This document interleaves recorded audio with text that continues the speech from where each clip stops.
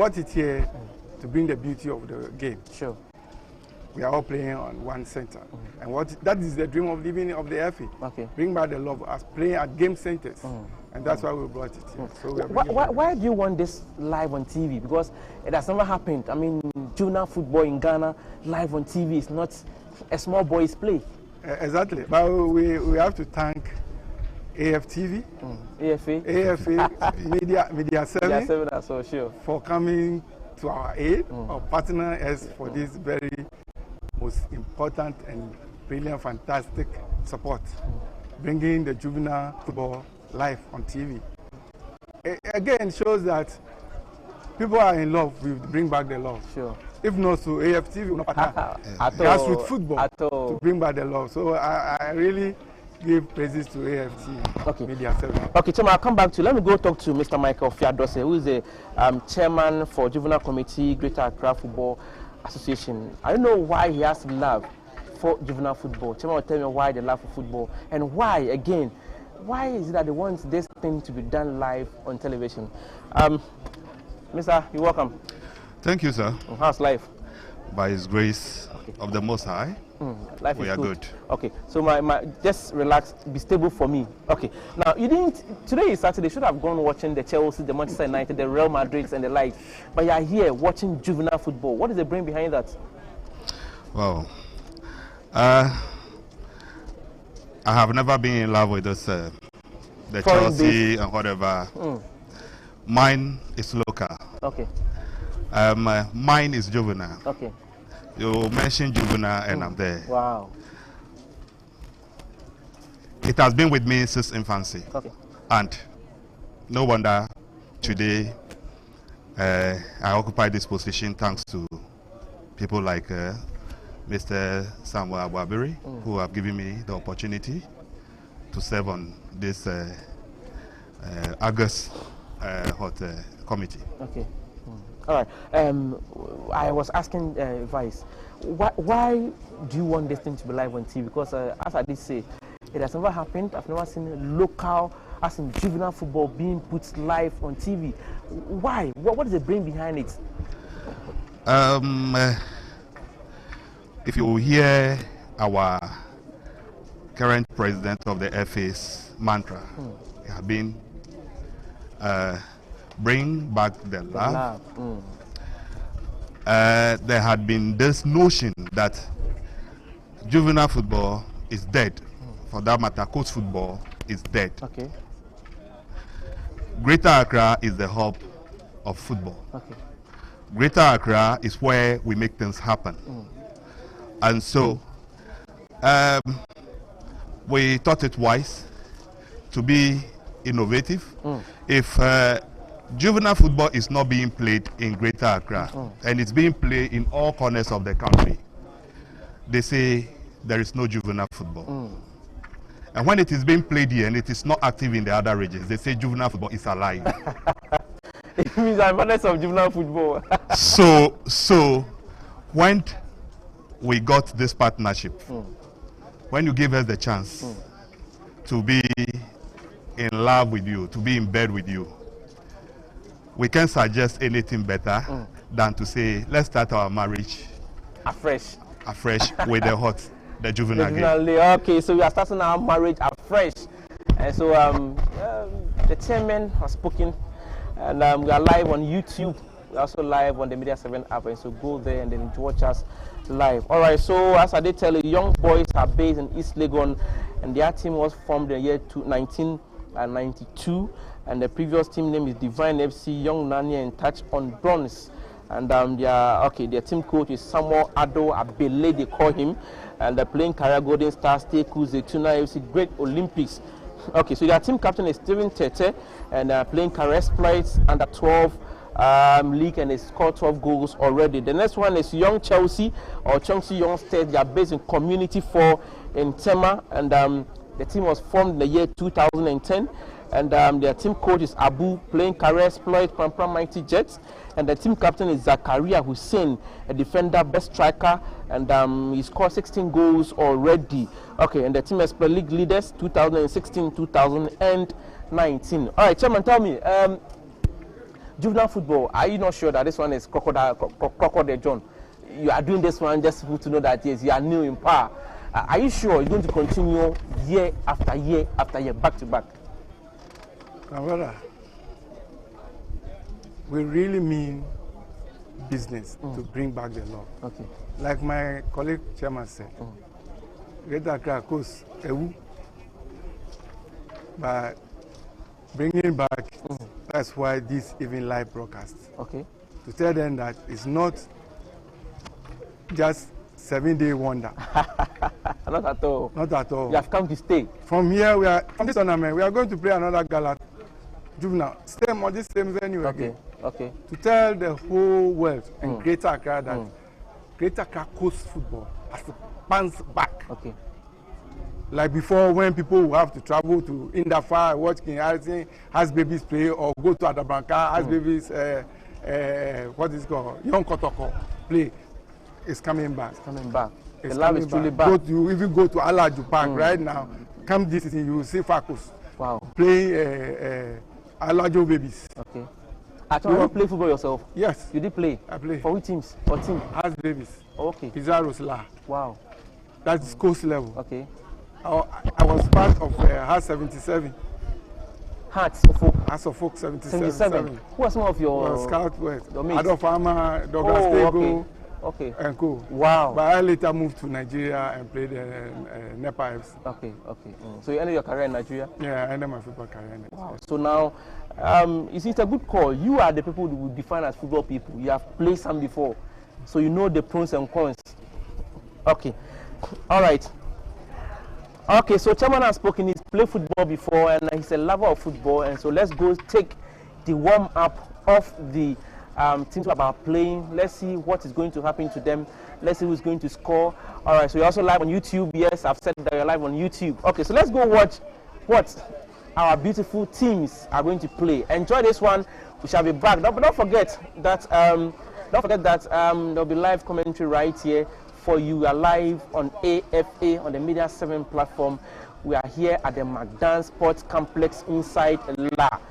Everybody from far and near, come and see the best of football. All right, so Mr. Kwao did play here in Ghana for Accra Hearts of Folk in the year 1977, and he went to Nigeria to continue his play there. So he's gotten a whole lot of experiences. Let me ask him that.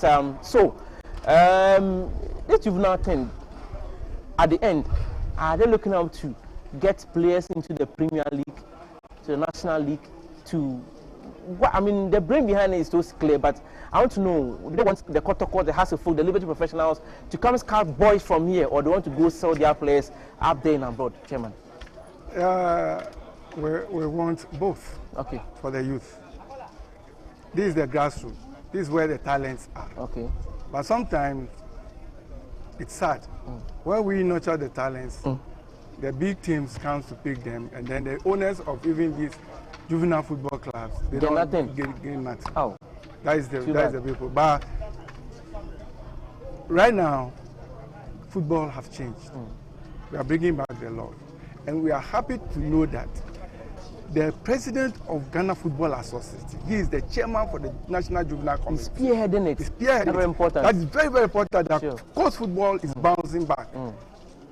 So when we nurture, we have to guide them also. So a class of Kotoko will not come just and take them away like that. Then they will say they will give you 200, they will give you 500. Wow, No, okay. this time we are going to put price tag on all the juvenile football players that we are going to get this time around. Okay. And again, we are looking. We have 6 regional Greater Accra Association. We have 6 developmental coaches who will be watching all these games and then scouting these players for our under 15, our national under 15s, and our national under 17s. So there are development coaches that are scouting all over the region, not even in the Greater Accra. Not only in Accra. Not only in Accra. Sure. Okay. Let me go talk to Vice here again. Tell me, Chairman, your other colleagues in the other regions. Yes, you did tell me that when they start in Accra, we say the junior football has come to stay. Are you pushing them to do a similar thing? Because obviously there are wonderful chaps inside other regions who also love to play football. Are you doing something to prompt them that, hey, we have begun ours, so do something for your respective regions? You are very, very right. Sometimes there are some leaders who lead by example. They don't talk. Yes, I have colleagues, committee chairmen in the other regions. Until the new dispensation, almost all of them, or some of them, serve on the National Juvenile Committee. Okay. And so these are things we have discussed. Okay. But you know, it is about people's investment. Exactly. And if you heard my vice chairman of the RFA talking, what do you do to boost the interest of the people at that level? It is when you give them the platform. Sure. And this is the platform. As soon as it's being done here, the question is, do we have similar talent in the other regions? Then the answer will be, yes, there are good ones there as well. So the next investor says, okay, if these people are getting some support, what do I do? Let me move to another area or another region to see what is going to happen. So in fact, it is happening in Greater Accra, but it is happening as a pace setter for the rest of the regions. Some of them are also doing wonderful, but the fact is that because there is that publicity. Okay. So nobody gets to know. Nobody gets to know. Like we say juvenile football is dead, and I say, look, we have been active 24/7 over the years, but because we didn't have partners who are read like AFA TV to come on board to market this product that we have. Today we are fortunate, it's our prayer that this marriage continues. It is our prayer that you will extend it to the other regions. So the other regions come on board. AFA has come for everybody. AFA is for anybody out there. It is Academy Football Association for AFA. So just come on board. Other regions, I mean, your partners or your colleagues here in Accra have begun, and so you can also do same. All right, so let me run by you what Great Cedars also has. The team was formed the year 1998, and they had a name, Mighty Victory, and they have a lot of they have a lot of good names already. Najib Yakubu, Isaac Anta, who also played for Ghana U17 during the Indian FIFA World Cup. All right, so that is what Great Cedars has. And Falcons FC are based here in Accra, Al-Ajo Presby Park. Their team was formed on the 2nd of May 1965. They've done 4 times Coast League finalists already, and the previous name was Accra City Coast, formed in 1931, and the team is based in Al-Ajo. Okay, so the team coach is Awi Azra, formerly of Accra-based Hearts of Folk, and Nuruddin, formerly of Liberty Professionals. I have here goalkeeper Emmanuel Loco. Team captain is Nelson Amono, who has already scored 28 goals since he played for the team. And then the team expert produced Abedi Ayupele, the maestro they call him, Razak Brahma, Kweku Ano, Stephen Tete, who also played for Accra-based Hearts of Folk.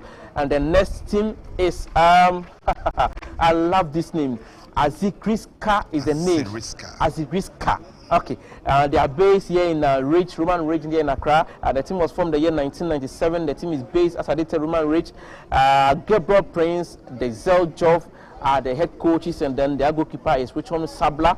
The team captain is Faridu Aminu, who has scored 10 already, and the exploit are top scorers Idrisu Musa and Muhammad Idrisu, produced player for the national under 15 league. Very soon we shall be joining the field to see what our young men are going to do on the field of play. But let me ask them finally, the two chairmen, what they expect at the first minutes or when the first game is played. Chairman, what do you expect in the first game? I'm expecting a very, very beautiful game. You know, some of these schools boys have never played on AstroTurf before. And you watch the game, you see the way the ball will flow. It's not like the sunny Sakura Park that the ball was. But once these boys get good turfs to play on, they will exhibit good football. And that is the match I'm expecting for the first match. Among the clubs, do you think any one of them stands out tall? You can't tell. You can't tell. You can't tell. Okay, and Mr. Gabriel. Okay, all of them are prepared. All right, so Mr. Gabriel Godwin Paul has said that all the teams are prepared. Let's see what Mr. Michael Fiadose, the chairman of the Juvenile Committee, Greater Accra Football Association, has to say. What does he expect from the very first game, Chairman? I expect a very grueling duel between the two of them, because they happen to come from the same district. Okay. And they have been competitors from day one. And these are one of the two or the best juvenile class we have around. And I only expect that they have a good time. The players have their good day and put up their performance for all of us, to the admiration of all of us. That is all I have to say. Okay, that is all he has to say. So move on straight onto the pitch. But before we do, Ken Dukes, they are based in Ashaiman. The team was formed the year 2000, and Osman is a former player of Kofodia Mighty Jets. Their goalkeeper is TT, and the team captain is Nicholas, who is the second goal king. And they have a couple of wonderful chaps already in their teams. And yes, we go straight to the pitch to see what we have for you. But don't forget that this is the McDonald Sports Complex here in Accra. And it is live on AFA channel. And so come on board if you want to do business with AFA. You can be welcome. Talk to us on 0244 160 100.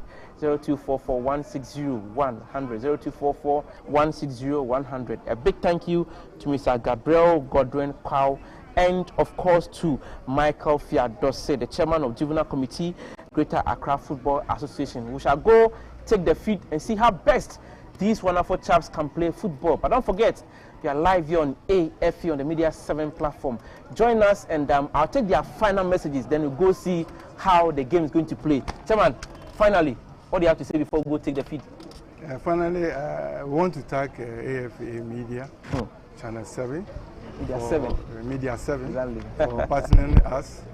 And we are very grateful for your chairman, Dr. Kubani, for coming on board to support us in this wonderful thing. And I want to assure Ghanaians that Greater Accra Juvenile Football is back. Okay. It's not dead. And if it is dead, it has resurrected. Like Jesus Christ did. Okay, finally we need to go off and enjoy the game. What do you have to say? I wish both clubs the best of luck. Okay. Good game, good sportsmanship, and let the best win. Okay. Something just cropped up before we wrap up finally. You have maybe seen Abedi Pele play and co. Who have been your favorite, or it can be players, co-host footballers who have grown up to be top-notch footballers here in Ghana? Yes, you mentioned Abedi, then you mentioned a player. You mentioned Odatelante, and you mentioned a player. You mentioned Danado, and you mentioned a player. Do you know where is he? It's been long. Dan, I think it's in Germany now. In Germany, okay. I don't know. I think the last time I heard the darling boy, they call him. Sure. Wow. So those were some exciting players who have,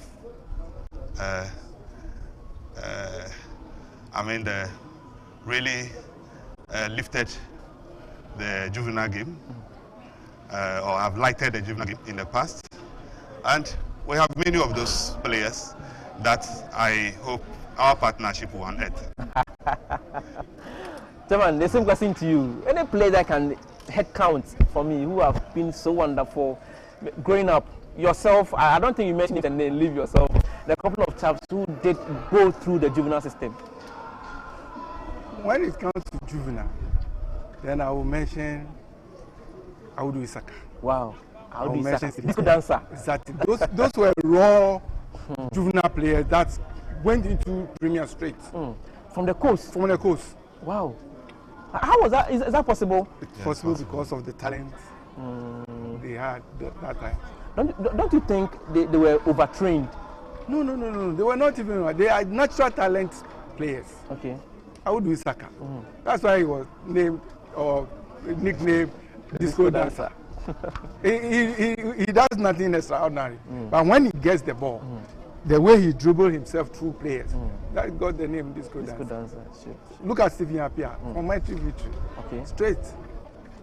Mighty Victory is now Cedars. Cedars. Oh, okay. No, No, Mighty no. Victory. Mighty- So, Yes, It's still exists. and Cedars came out of Mighty Mighty Victory. Victory. Cedars came out of Thanks for the correction. Okay, Yes. okay, wow, You wow, understand? wow. So those are the players who came directly from juvenile football, straight to the senior teams. Abedipere like this, Fakus, straight. So, Chair, do you think at this time of our 21st century, Yes. you can have such? Oh, we have one right now in Kotoko. It's a juvenile You know, Matthew came from AFA. There you are. Matthew came from AFA. Yes, at Wembley Park. Yes. Baby Jet. Baby Jet U16. He Yes. came from AFA. And he did, So those are, you see, these are natural talented players that comes from juvenile football straight to the senior teams. so it's possible. It's possible. It's possible. It's possible. You bet. Let's finish this regional league, and you see the number of coach players that will go into the Premier. or First Division. That's my cry. I just want them to, go, and then when they go, other young ones will follow. Because see, when these guys go like that, it means that you are taking poverty out of homes. Very true. Yes. Yes, Very true. you're taking poverty out of homes. That is very, very because that chap who is 17, 18, 20 years will go join Kotoko. Kotoko will give him an amount of money, has to forgive. At least the person has looked for a net for himself. It's a good one. I have to commend you. It's a good thing that you are doing. Oh, yes. And as he rightly stated, the marriage should continue. Right. That bond should be there, so that it will not be as if you are only doing it for Accra. I know you have love for local and cold football, juvenile football now, so it should be extended to every part of Ghana. Okay, so we're still live here, and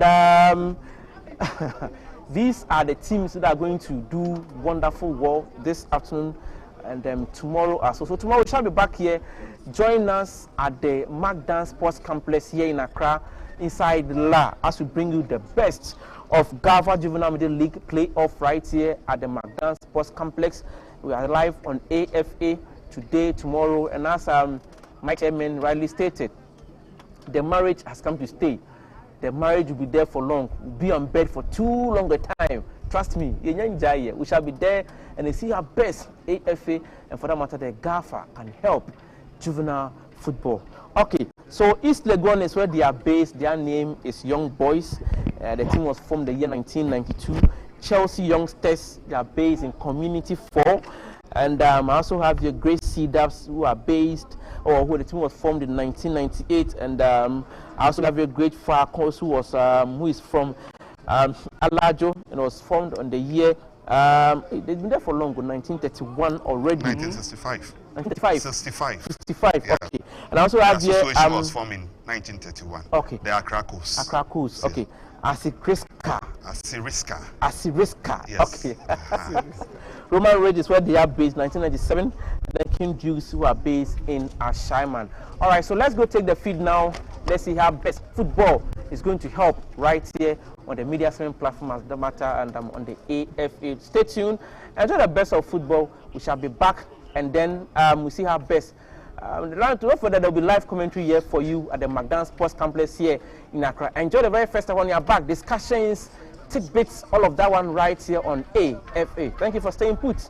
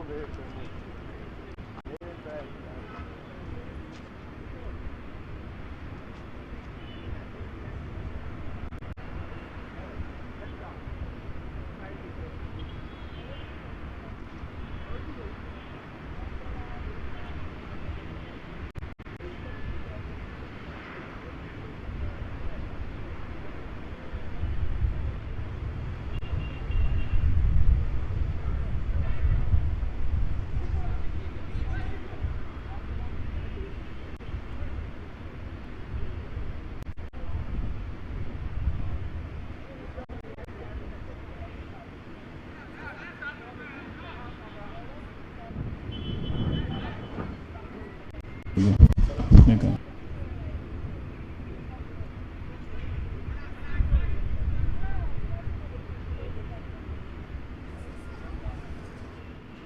This is the Greater Accra Regional Football, the Middle League, and this is the juvenile side.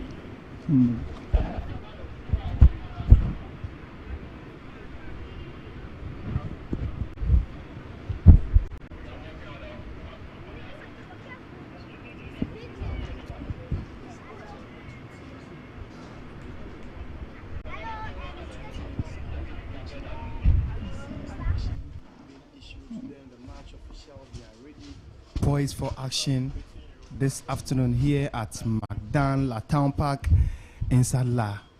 What a game this match will be. Beautiful outfit from the two sides, starting from Great Falcons in their white top, black shorts and white hose. The referees are also in the middle in their yellow outfit, black down and black hose.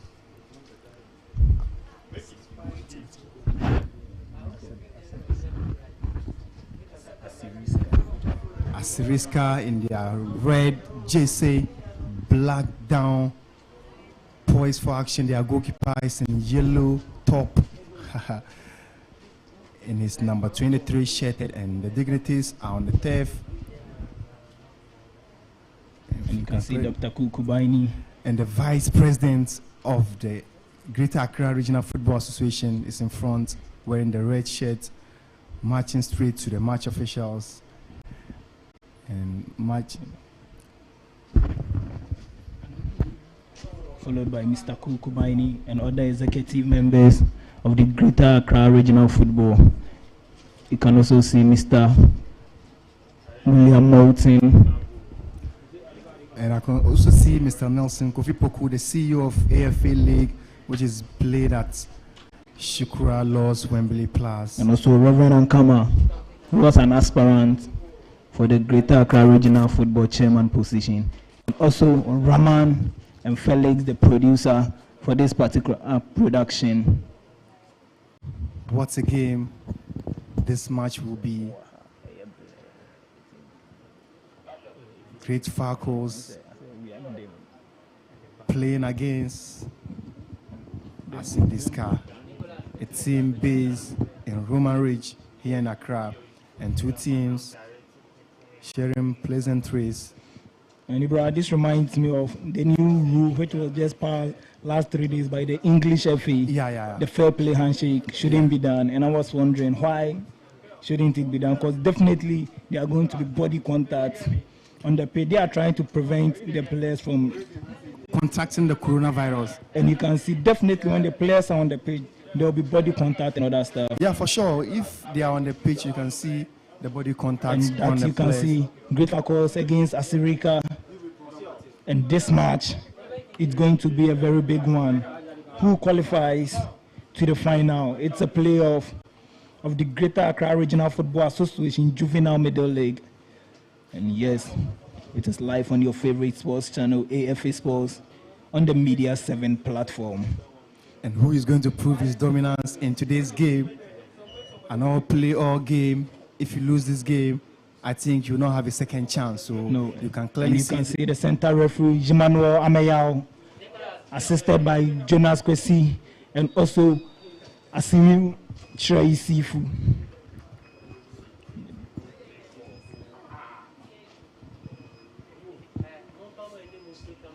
And the kick has been effected by the CEO of Media 7, Dr. Kuku Baine, assistant referee, and the referee having a bit of conversation. The captain of the two sides are also standing with the referees. Ibra, let me let our viewers out there know something. That talking of Great Falcons, I will say they are the oldest club in this particular playoff. The team was formed in May 2nd, 1965, and they have produced some fantastic players for the Blasters. That's, let me say, a national asset. Yeah, a national asset team, yeah. They produced Abedi Pele, one of the greatest of all time for the Blasters, and also Ghana football as well. And also they produced Razak Grima, who has been former national team goalkeeper. Yeah, he has been in the post for the Blasters on several tournaments and also several occasions. And don't forget Kweku Ano, Stephen Teto of Accra Hearts of Oak, all played in great Falcons, and they train at Alajo Presby Park. Their head coach is Azra, formerly of Accra Hearts of Oak, and they have one of the fantastic goalkeepers in this particular playoff, and that is Emmanuel Loko. He has kept a lot of clean sheets for his side, and also their team captain Nelson Amono. He managed to score 28 goals, Ibrahim, in the league, so I can definitely say he won the top scorer from that particular side. Yeah, for sure. The team lineup is on the screen now. Emmanuel Loko is the goalkeeper of Falcons. John Anani, Michael Hunchide, Hussein Mumuni, Edward Amwatin, Richard Yabua, West number 14, Ameyao Godwin, George Asumo, Isaac Edusei, Emmanuel Ayi, and Paul Naki. Their coach is Kwesi Ajazire. And you can see great Falcons. Their striker, the number 10, and now we can say the number 10 is gradually becoming an iconic number in football. And he is one of the fantastic players to watch out for. You can't watch a coast football, or you can't watch great Falcons playing without putting your eyes or scouting John Anani. He is a fantastic lad. Every single person would love to watch him play. I can't wait to see him prove his dominance in today's game, because in today's game, any team that has been defeated will not continue this particular competition again. So in this particular game, I think he wants to prove his dominance. He wants to guide his team to victory. So in today's game, we are going to have a very delightful game to watch here at La Community Town Park here in La. Wherever you are picking up the signal, you can make your way here and watch this beautiful game on this beautiful turf. And talking of the turf, you can clearly see that the turf is very, very green with the lines drawn with the white strips on it. The referee is calling the two teams to come and then start the action right here at La Magdan Town Park.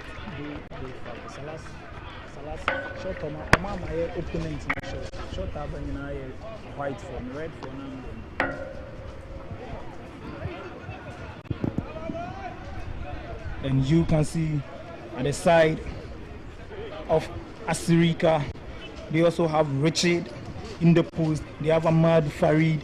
They have Zakaria Al Hassan.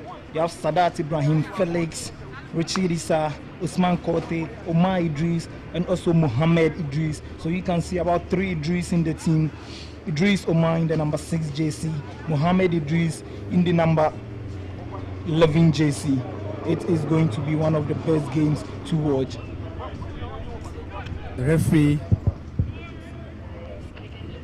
in no time will whistle for the start of the game here at Magdan La Town Park here in La Accra.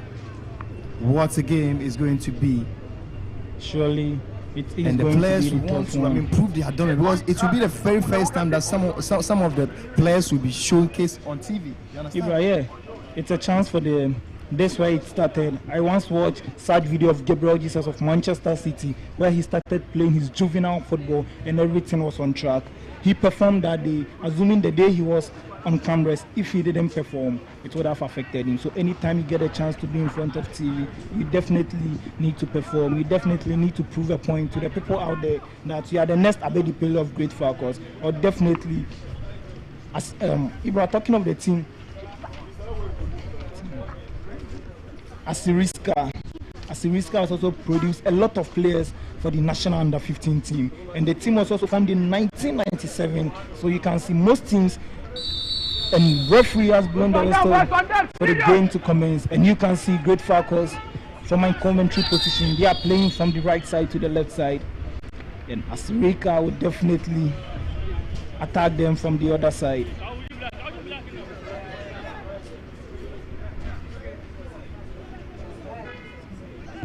First goal kick of the game being affected by the goalkeeper.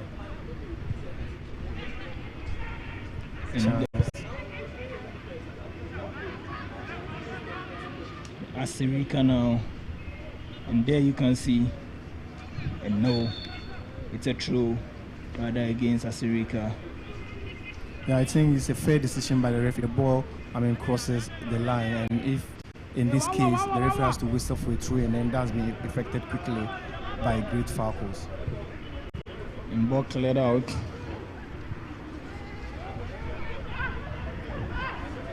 And Great Falcons still attacking. Look at that feeble pass, and possession has been won by Asiriska to the right hand side. Asiri. And this will look dangerous. Ball cleared away, center central battle.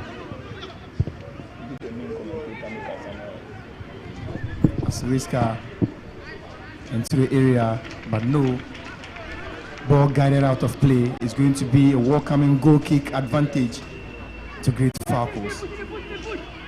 Down 1 minute and 32 seconds. No goal to either side.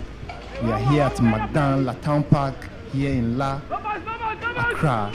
It's all about the Greater Accra Regional Football Association Juvenile Playoff.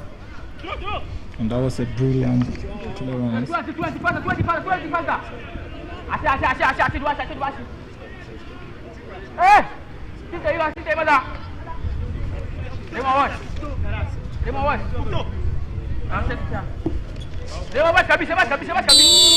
be a set piece advantage.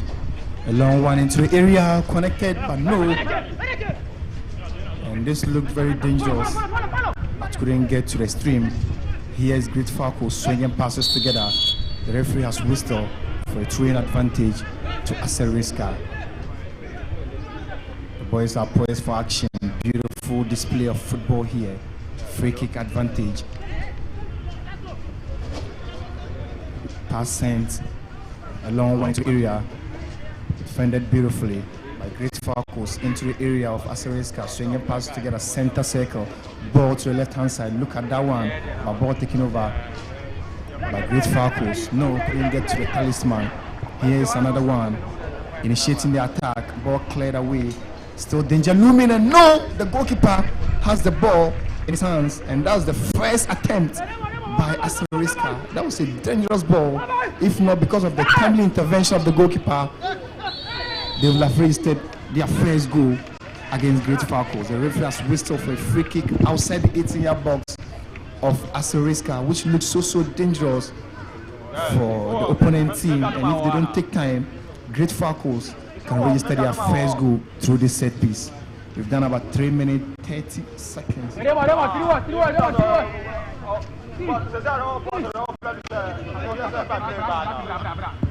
Free kick advantage, and this particular free kick, if care is not taken, can be registered at the first goal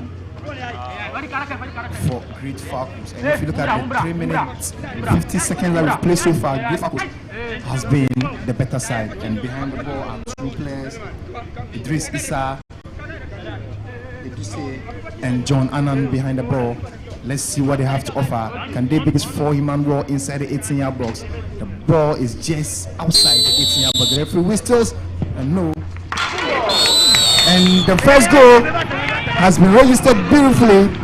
And I was saying, if care is not taken, the captain has scored for his team. What an individual brilliant effort by the captain, John Anani, living leadership by example. Dominic, look at that particular chance which he made count for Great Falcons here at Magdan La Town Park. Dominic, I told you earlier on that looking at the attackers of Great Falcons, if a single striker in a team can manage to score 28 goals in a league, that should tell you how sharp and tactical their attacks are. And looking at this particular free kick, he had his kick right, his technique right, and also the direction was perfect for a goal. So credit to the captain, John Anani. And do you think this early goal will have an effect to play on Asiriska? Looking at the kind of, minute that they've considered this goal, in the 4th minute that they've considered this goal, do you think it can play a role in this particular game? Ibra, this will surely open up for us to know the kind of coaches involved in this particular games.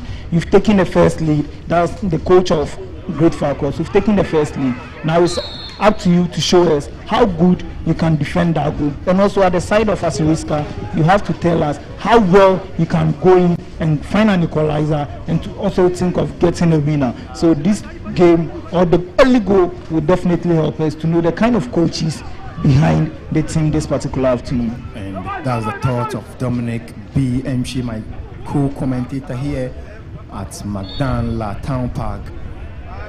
Foul.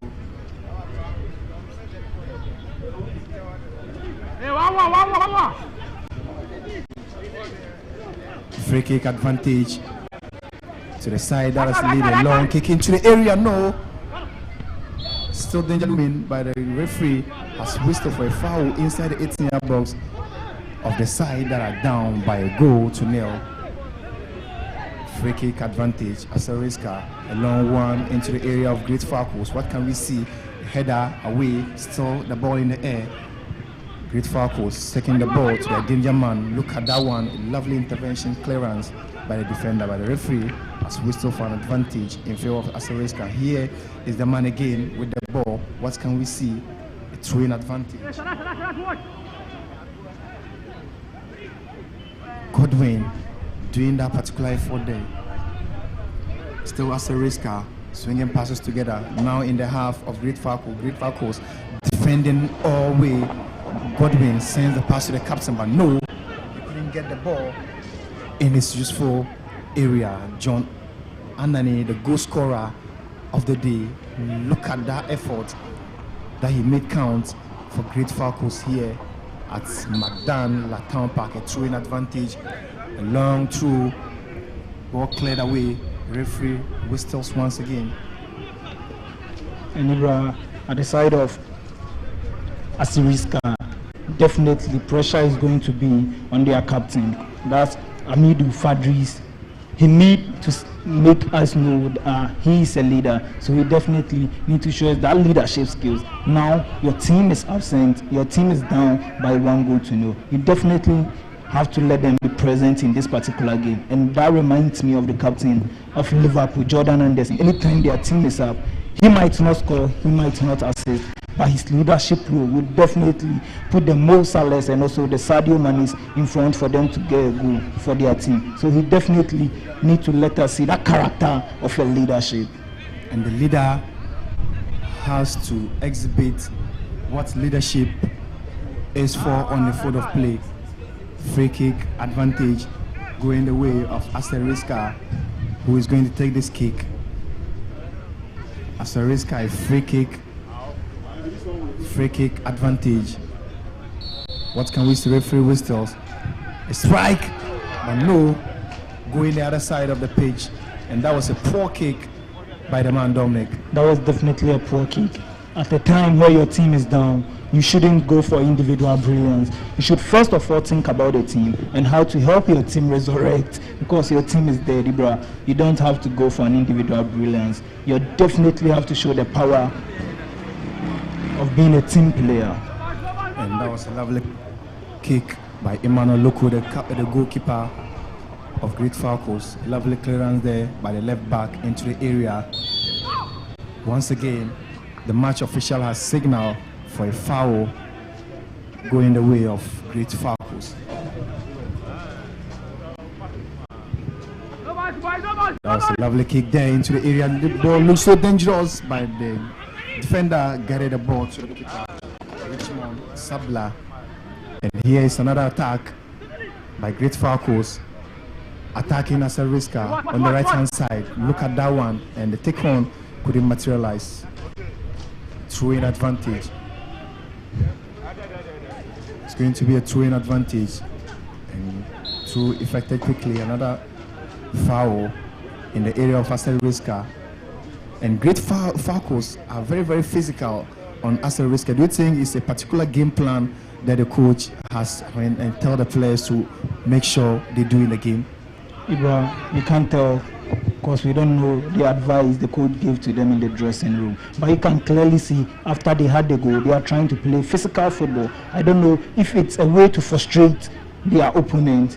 Maybe they know better than when we play physical football, Asiriska can't play with us, but when we allow them to play the flare type, they will overtake us. So we definitely have to frustrate them, and that is also part of the game. Matarazzi find all the way to frustrate Zinedine Zidane for him to go out of the 2006 FIFA World Cup, for his team to win. So frustration is also part. So frustration is also part of the game. Let's continue the action here. 11 minutes of action here at La Town Park inside La Accra. Great Falcons playing against Asiriska, and this particular time Great Falcons are leading by 1-0. Center circle challenge. Great Falcons swinging passes together. Look at that one, and look at the way he's moving. Can this be another chance? But no. And yes, the second goal has been registered once again, and what a game Great Falcons are having here. And the captain this time around has scored again. What a game we are witnessing here. John Anani getting the second goal for Great Falcons. Dominic, John is gradually building from the start. John is gradually becoming a hero. John is gradually winning the day, Ibra. 2 goals, all fantastic. One from a fine, sweet free kick, and this one shows the character of a striker, a balance and also a strike. And definitely he left the goalkeeper apart, and also the defenders of Asiriska. A tough one for them. 2, you need to pull back within a space of 25 minutes. You need to pull 2 goals back in the first half. It's going to be a very tough one. I said it earlier on that a team which has been able to produce a striker with 28 goals in the league, that should tell you how sharp their attackers is. Just see, putting the defenders of Asiriska apart, trying to find the back of the net with a fantastic strike. Ibra, credit to Anani for this particular goal. Leadership by example by the captain, John Anani. Free kick advantage to Asiriska just outside the 18-yard box. You can see the goalkeeper, Emmanuel Loku. And it's been like for some time now, Loco has been on holidays. Yeah, Loco has been on holidays, and the free kick effected quickly. What can we see? Clearance, and it's going to be a corner kick advantage to Asiriska. That was a dangerous one, but the goalkeeper couldn't get that one. A tall defender by our standard, taking the ball out of play. Corner kick advantage. A long cross into the area. Who has the ball now? A header, but goes the way of the defender. A lovely clearance there. Here is the captain, but pushed down by number 16 Sheti, Sadat Ibrahim. And the referee has awarded a free kick advantage once again to Great Falcons in the half of Asiri, in their own half. Ibra, we are talking of Great Falcons, and we're also talking of John Anani, but we shouldn't also forget the man Godwin. Godwin is doing all the damages. Godwin, the number 2 shattered man, always try. See this goalkeeper, a chance for Anani, but no, well defended by the defense of Asiriska. And from the way Asiriska playing, do you think they have a defensive deficit? Because anytime that Great Falcons are attacking them, it's a bit of pressure that is coming on them. It's a bit of pressure, Ibra, definitely. You don't know, for some time now, their defense haven't been stable. Their defense are lacking communication. And you should know, one of the key instruments for defense or even a team is communication and discipline. When you are not disciplined on a day, when communication is not key, your opponent will always find problems for you, because he knows that when I give you a problem, you don't have a way to find solution to it. So definitely, he's always going to give you a problem to solve. Corner kick going the way of Great Falcons. They are leading. They are in the comfortable lead. Should I say they are in the comfortable lead? We can't say they are in a comfortable lead, bro. Idris Issa for Isaac Eduse. Let's see with this free kick. Isaac Eduse with a cross into the area ball. No. And that was a lovely clearance by Asiriska to their farm man. That was a poor control there. Ball taken away. Clearance. Here is the number 11 Shetet, but guiding the ball out of play. It's going to be a throw-in, effected quickly. Look at that dribble, but no. Great Falcons taking all the balls, doing the damage. Look at that defense into the area, but the referee blows his whistle for an infringement, and we think that would have been the third goal that would have been registered by Great Falcons. Dominic. Ibra, before I come there, let me start from Ameyo Godwin. That number 2 shirted man is doing all the damages in the midfield. Should I say he's the new Bruno Fernandes? So they need to start singing Bruno, Bruno for him. He's doing all the damages, swinging passes, the Kelvin De Bruyne way, changing gameplay, setting up for John Anami. And you can see even before that offside pass, look at the assist or the pass he gave. Let me say that one. Look at the pass he gave, the control. It would have definitely been a goal because the man who has showed us what he can do, John Anami, was with the ball. Ball headed away. Great Falcons in their comfortable here with their 2-0 lead. As a risk attacking on the left hand side. What can we see? Can we see a cross? Still with the ball, and the man has taken the ball out of play. Corner kick. He gave the pass away. What can we see? The number 18 shirted man still with the ball. A cross into the area. A header, no, a miss, another opportunity, and that was a lovely clearance. And what was he waiting for? Dominic, did you see that? This was a chance for Asiriska to pull one back. The first header was missed. The second one was also there for the attacker to do a finishing. He decided to go for a second thought, give us a control before, and he should know he's not the only person playing the ball. A chance, but well defended there by the number 14 shirted man, Richard Yeboah. Richard Yeboah has been a rock at the back and also supporting the midfield anytime that they are initiating an attack, a throwing advantage. Referee whistles. If you are a defender and your team it's in front by 2-0, definitely you should know. Definitely you should know when you keep a clean sheet, you also get some credit for that particular clean sheet. Anytime Manchester United keeps clean sheet, the man you know, and there you can see, and that is going to be penalty has been given, and a penalty has been awarded by the match official Mutawakilu IK. He is saying it was a handball and no argument, no room for argument. Spot on. It was directly spot on. Can Asiriska pull one back? Asiriska have the advantage now to pull one back through a set piece penalty. And let's see what he has to offer. Can he score this one to pull one back for Asiriska? Behind the ball is the number 16 shirted man, Sadat Ibrahim. The destiny of this team is in his hands now. Can he pull one back through the spot kick? And we are yet to see if Emmanuel Loko could also still keep a clean sheet, and he has given him a balanced position, giving him a direction. If only he can kick the ball there. And let's see. Ibrahim Sadat, the referee whistle 1, 2, 3. Ibrahim Sadat, and no! And see this. And yes! The ball hitting the woodwork, manages its way into the back of the net, and Asiriska have pulled one back through the man, Sadat Ibrahim, number 16 shirted man, and that was a lovely kick. We all thought he missed that kick, but little did we know he was going to score on this particular Saturday. Ibrahim had his power right. His direction was spot on by the goalkeeper, but the power and the technique helped him to get a goal, and goalkeeper Loko couldn't stop this particular one, and straight to the arms of goalkeeper Sablat and Umar once again. And look at the mistake that he put his team into. A long ball cleared away, and look at that one. There's the penalty.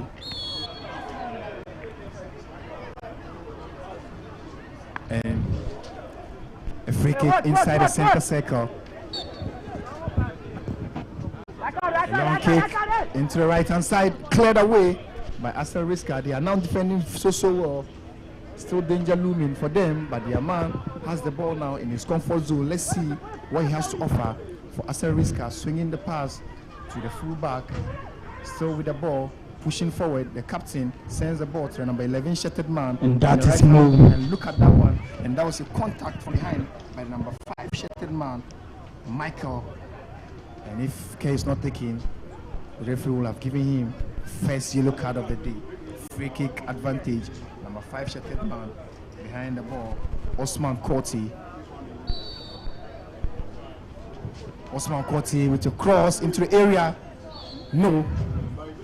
Goal kick advantage once again to Great Falcons, who are currently leading by 2-1. We are live on the Academy Football Association Sports on the Media 7 platform. This is the live coverage of Greater Accra Regional Football Association Juvenile Middle League right here at Magdan La Town Park, the new AstroTurf in town. Free kick advantage awarded by the referee once again.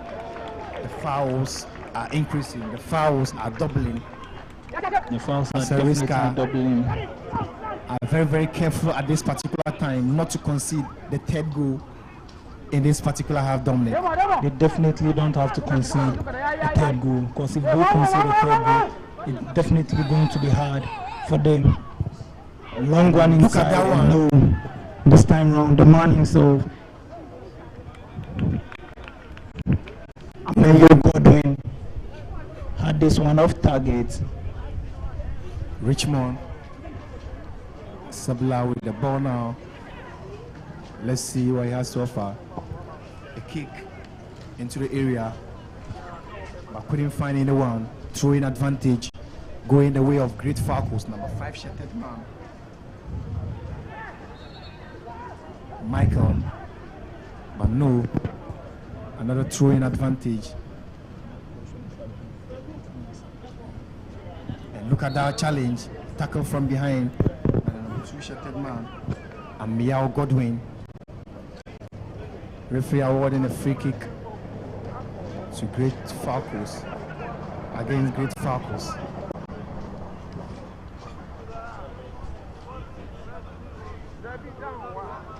Idris behind this one, together with the number 18 shirted. Let's see. Idris 1-2. Idris into the 18-yard box. The goalkeeper grabbing that one in his comfort zone. And this particular kick is not a problem for goalkeeper Imaloku. A long kick by the goalkeeper. Still danger looming. Sends the ball out of danger. Here is the man on the wing play. And Dominic Entry is like, as a risker, have learned from their mistakes after conceding those particular 2 goals in the space of 13 minutes. You have to learn from your mistake, because you are playing against one of the best teams in this particular league. A chance for Asiriska, but no ball cleared out by the number 5 shirted man, Michael. He did it right for Great Falcons. And we are not leaving the people in the house. You can also watch this particular one on YouTube. That's the Rfa Playoff. Just go on YouTube and search for Rfa Playoff, and we are live over there. You can watch us. We're also on Facebook. It's the AFA Sports Ghana, and we're on your digital and also satellite platforms.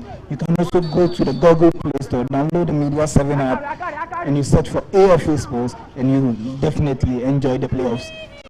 So if you are not watching this game on TV, you can also go on social media, Facebook, Twitter, wherever you are on the Media 7 platform. You can as well watch this game. We are covered all over Africa and some parts of South America. Play continues here at Magdan La Town Park here in La Accra. A throwing advantage along through into the left-hand side. No, another attack as a risker trying to do something dangerous there. By a free kick has been awarded by the referee. And as a risker getting all the set pieces but making it count is their problem, Dominic. Sure, Asiriska need to wake up from this sleep. They need to resurrect themselves from the dead, because you can't lose a game like this, a playoff game. You definitely don't have to lose. You need to show a character, and they are definitely trying all they can to do something. And goalkeeper Emmanuel Luku in your shots now, commanding his team to defend well, because he doesn't want to concede the second goal in this particular game. Can he beat this 3-man war? Great Falcons under pressure now, under danger. Referee whistles across into the area. What can we see? No, couldn't get a ball to another chance, and no, going way off target. And that was a dangerous ball if care was not taken.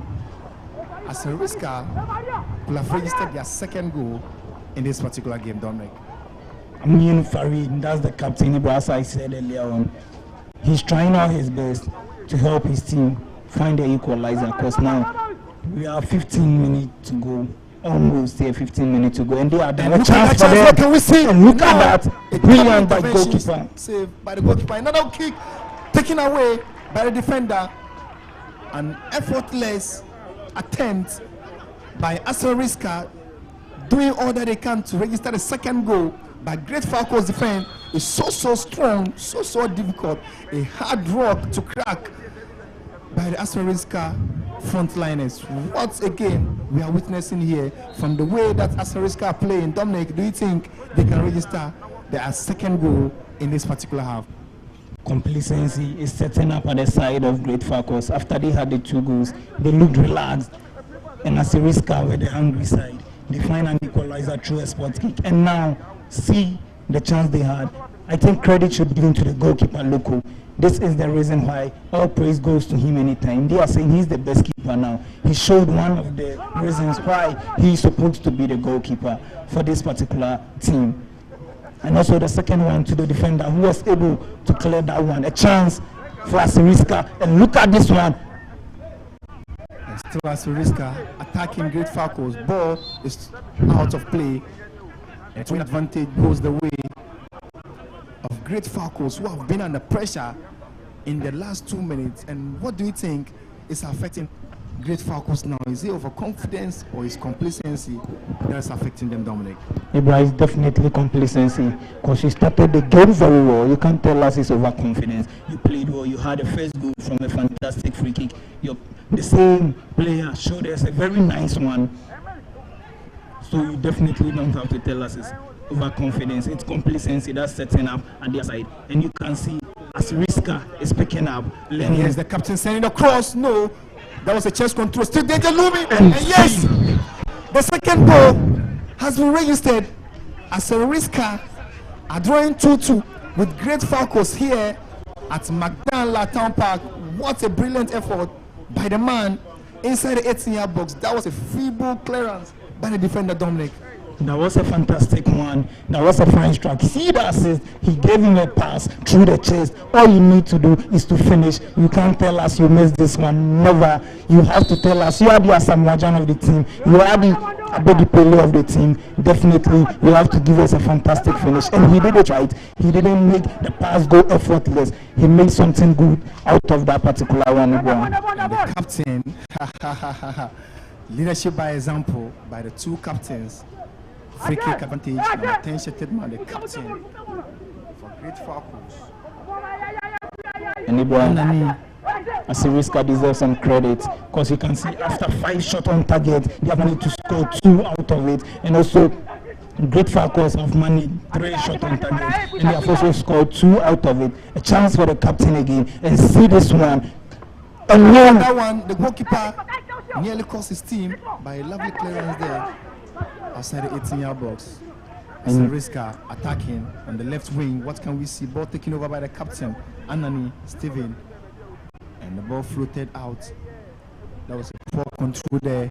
Here's Asariska defending well their lines. They don't want to concede their 3rd goal of the game. And here is another attack. What can we see? The goalkeeper is coming for the ball. The goalkeeper, look at what he has done. Asariska under pressure, throwing advantage to Great Falcons. A long throw sends the ball back to his man, but no, Asariska with the ball, swinging passes together in the area of Great Falcons. And here's Great Falcons with the ball once again, and no, a contact on the man. Another foul recorded by Asariska. And we're still waiting for the first yellow card to be issued in the game. Free kick advantage. Long ball cleared away. Asariska, what a control, sends the ball to the left-hand side. Couldn't get ball to his target man. Great Falcons here. Look at that one. Another attempt What can we see? Still swinging passes together, but clearance, that was a feeble one. And look at that one to the left-hand side. Number 7 shirted man clearing the ball out of danger, center circle. A free kick again. And fouls recorded in this particular game. In the center circle, great fouls. After scoring 2 quick goals in the 13 minutes of the game, they are now drawing 2-2 with Asariska. What a game we are witnessing here at Magdanla Town Park inside La Accra. Wherever you are picking up the signal, we are live on the Academy Football Association Sports, AFA Sports, on the Media 7 platform, and you can watch the game on Facebook and on Twitter as well. Go to Play Store or even App Store, download the Media 7 app, look for the AFA icon, click on it, and this game you can watch it live. Play continues. Live on social media, on Facebook it's AFA GH, that's Ghana, and also on YouTube is the Rfa Playoffs. And Ibra, I think the team Asiriska has showed a class, have showed a master, a spirit of comeback, a disciplinary spirit. When they were down by 2 goals, they didn't lack, and you can see a substitution. And a substitution is going the way of Great Falcons. Great Falcons, the number 15 shirted man. Now seeing Mumuni, the left back, will make way. He will make way this afternoon. And he has make way for the number 11 man, Emmanuel Amwa, to continue the game. We've done about 32 minutes of play. And Great Falcons 2, Asariska 2. Another free kick and another substitution going to happen here. Another change. The match official has signaled for a substitution.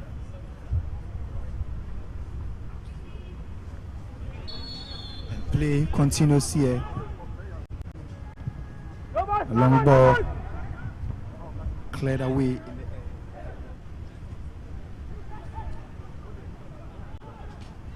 And here is the man, foul down, the talisman, Godwin, the tormentor. And clear the ball to his man, controls the ball. Here is another one. What can we see? Asariska attacking on the right hand side. Asariska swinging passes together. 1-2 pass into the area. What can we see? Can he send the pass? And that was a lovely intervention by the defender, taking the ball out of play for a corner kick advantage. Pressure upon pressure on Great Falcons. Pressure upon pressure on Great Falcons. This reminds me of a team in the AFA League that's supreme.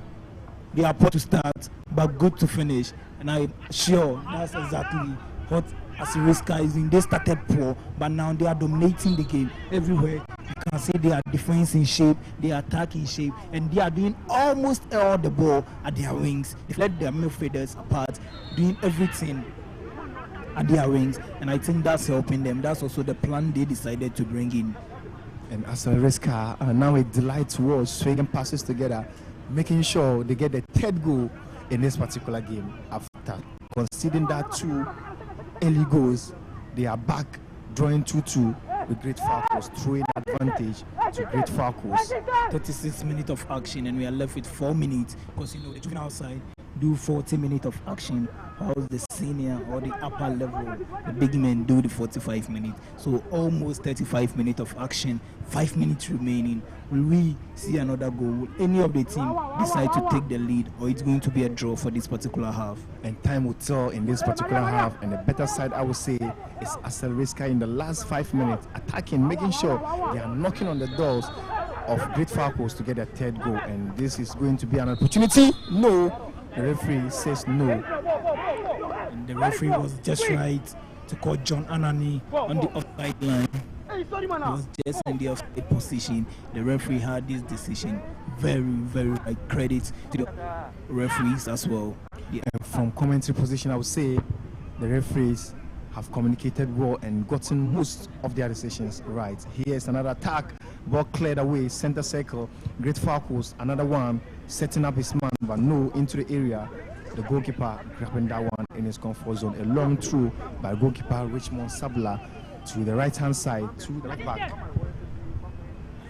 Here is Asteriska cutting on the ball, but no, that was a lovely clearance there. Another infringement signal by the match official.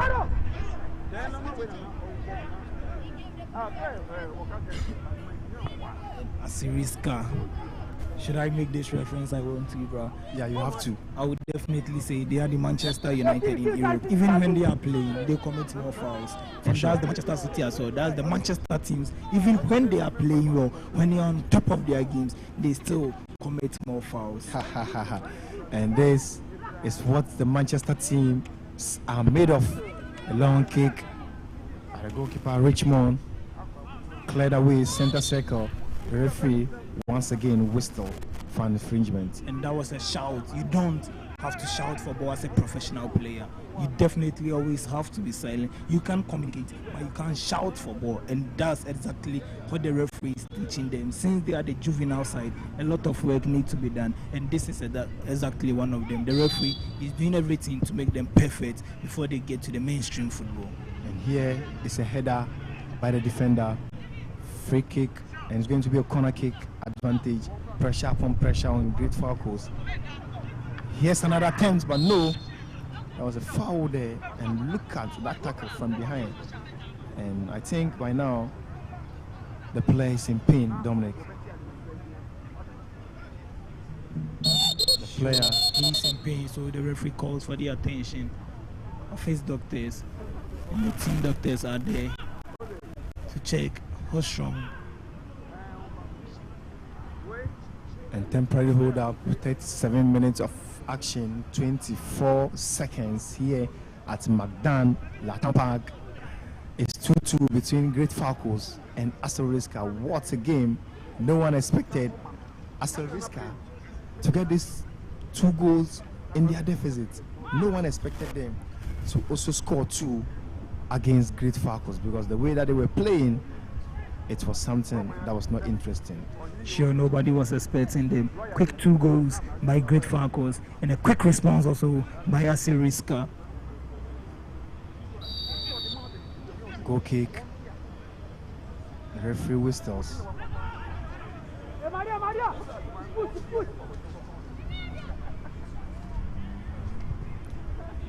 a kick by the goalkeeper, Emmanuel, center circle. Look at that one, sends the ball to the area, but no, cleared away. Still danger looming. Great Falcons on the right-hand side, but no, the captain is there to rescue. Swinging passes together, back to the captain. The captain sends the ball to his man, a long one into the area. What can we see? That was a lovely defense by number 14 shirted man, Richmond Yabo at the center.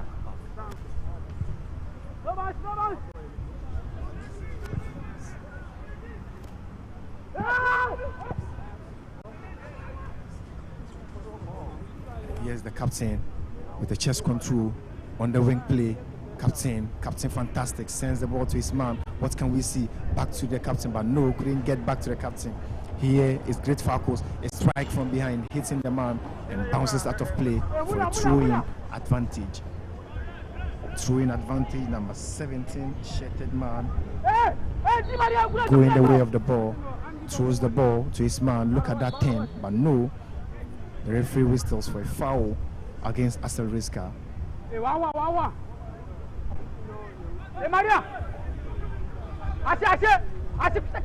Free kick advantage. Isaac Eduse behind this one. Isaac, can he beat this 2-man wall of Asteriska? 39 minutes and Isaac into the area. No, well defended. Still danger looming. Number 8 shirted man with the ball again, but no, cleared out of play for a corner kick advantage.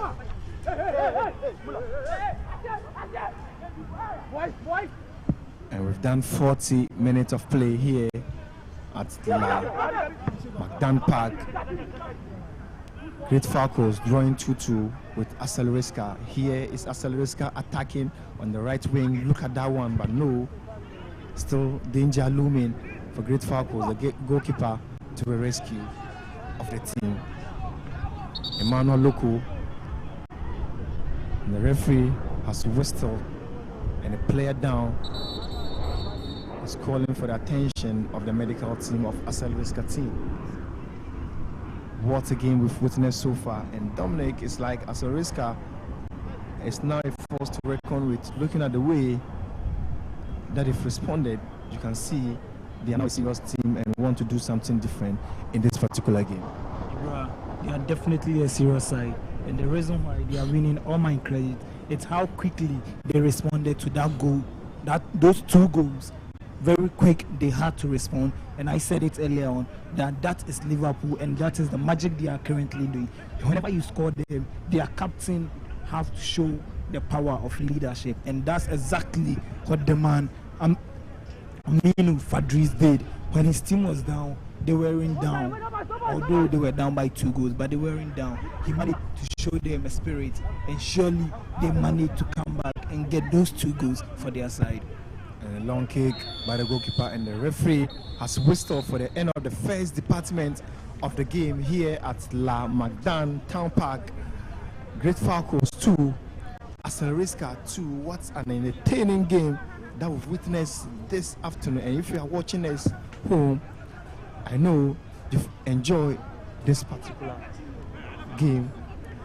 And the 2 teams on the turf, the referee with his ball marching to his room to rest for the second department of the game. And at the end of 45 minutes of play here at Magdan Latam Park, Great Falcons 2, Aceleriska 2. Dominic, your thoughts of this game? Both teams have been good. Great Falcons, the home team, starting very well, should I say. And don't forget, credit to also Aceleriska as well. Most teams, when they concede the first 2 goals, their spirit goes down. They decide to go down. But no, Aceleriska wasn't part of those teams or isn't a member of those teams. He showed the spirit, and that is what we know. They were very good on the day.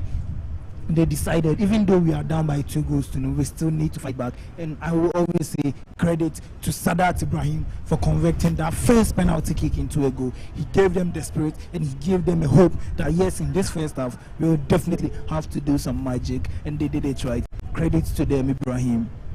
And stay put for the match analysis after this particular break. Please stay and don't go away.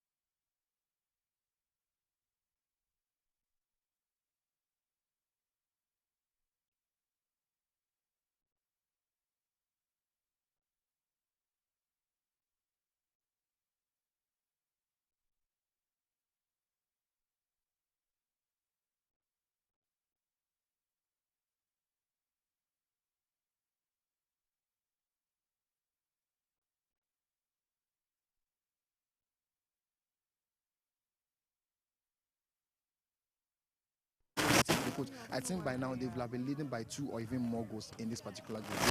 Okay, so those are the words of Ibrahim Yak. We are still live at the McDonald Sports Complex here at Sla. Mr. Morton loves juvenile football, and from where he sat, let me ask him, how come Great Falcons, I mean, they were leading by 2-0, and then some few minutes penalty, and the second goal came just as well. Mr. Morton, tell me, from where you sat, your total of the first half will be what? I would say it's a balanced game. Great Falcons did well to go ahead with 2 goals. But after they had the 2 goals, they went to sleep. And the opponents also took advantage of their bedtime and they got their 2 goals. Sure. So all right. I'll put it as a balanced game, but Great Falcons started well. Let's look at the officials. You think they've performed above average? Have they performed very well to your standard? I'll give them 80% from the first half. Okay. University of Ghana, 80% is superb, so at least 80% is a pass mark. Okay, moving on to the second half. What do we expect from the officials, as well as those young chaps who are on the field of play? Yeah. I think second half, Great Falcons, what I will expect from their dressing room will be, they will be urged that, look, you got 2 quick goals against them, you can do it again. And on the other side, they will also have it that, look, since we'll be able to come from behind, we can score them. So it will put up the challenge better than the first half. I'll get back to you. Tell me, after as regards to carry the day, or you expect Great Falcons to be the... Said it's a balanced game. Any team that will go the extra mile will win the game. And any team and any player that play above average will help his team to win the game. And from what I saw in the first department of the game, it's a clear indication that if as a risker, play above average a bit, I think they can, win the game. But Great Falcons, we don't know what the coach is going to tell his players. If they also come and then they are able to, play also above average and utilize their chances that come their way, they can also score. We saw a lot of set pieces which they didn't make it count. If they're able to make most of these set pieces count, trust me, Great Falcons will also, be dangerous in the second department of the game. Okay, so moving from where you start for the commentary. Okay, let's do the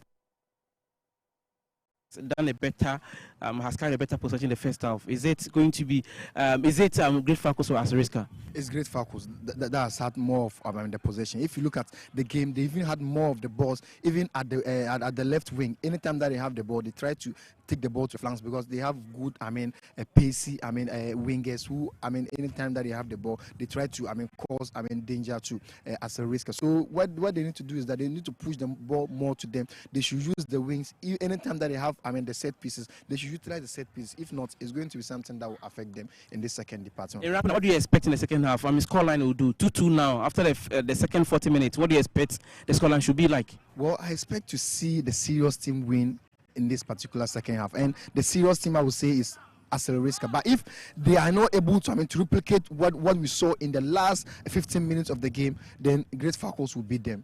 So what's the scoreline for the second half? I think Great Falcons saw most of the ball in their vital area, so I give them the edge. But if they sleep like they did in the we had a good starter and a good finisher. Okay. All right, so we had a good start and a good finish. Let's go enjoy the second half of the ongoing match between Asteriska and that of Great Falcons right here at the McDonald Sports. Second half, we shall be back. Bye bye for now.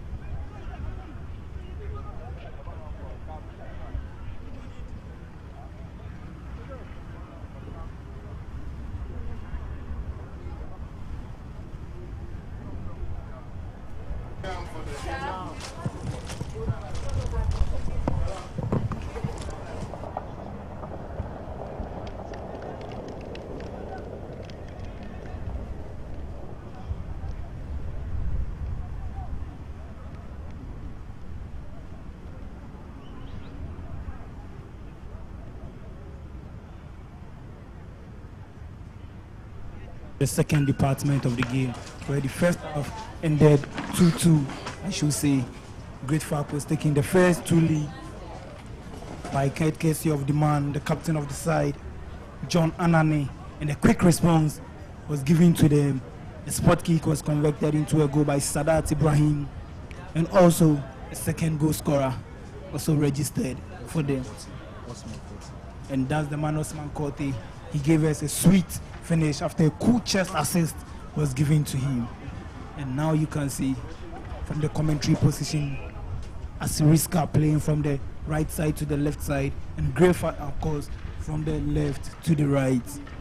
So welcome back to the second department of the game here at McDonald Town Park. The referee in a second's time will whistle for the commencement of the second department of the game. Great Falcons will got us underway in the first department of the game, and Asiriska will get us underway in this second department of the game. Who is going to win this game? Is it going to be Great Falcons or Asiriska? At the end of 80 minutes of play, we will have a winner. And here we go. Asiriska getting us underway. It's going to be a throw-in to Great Falcons. And a long throw there. Who is going to get the ball? And that was a push by the man. The referee whistles in the area of Great Falcons.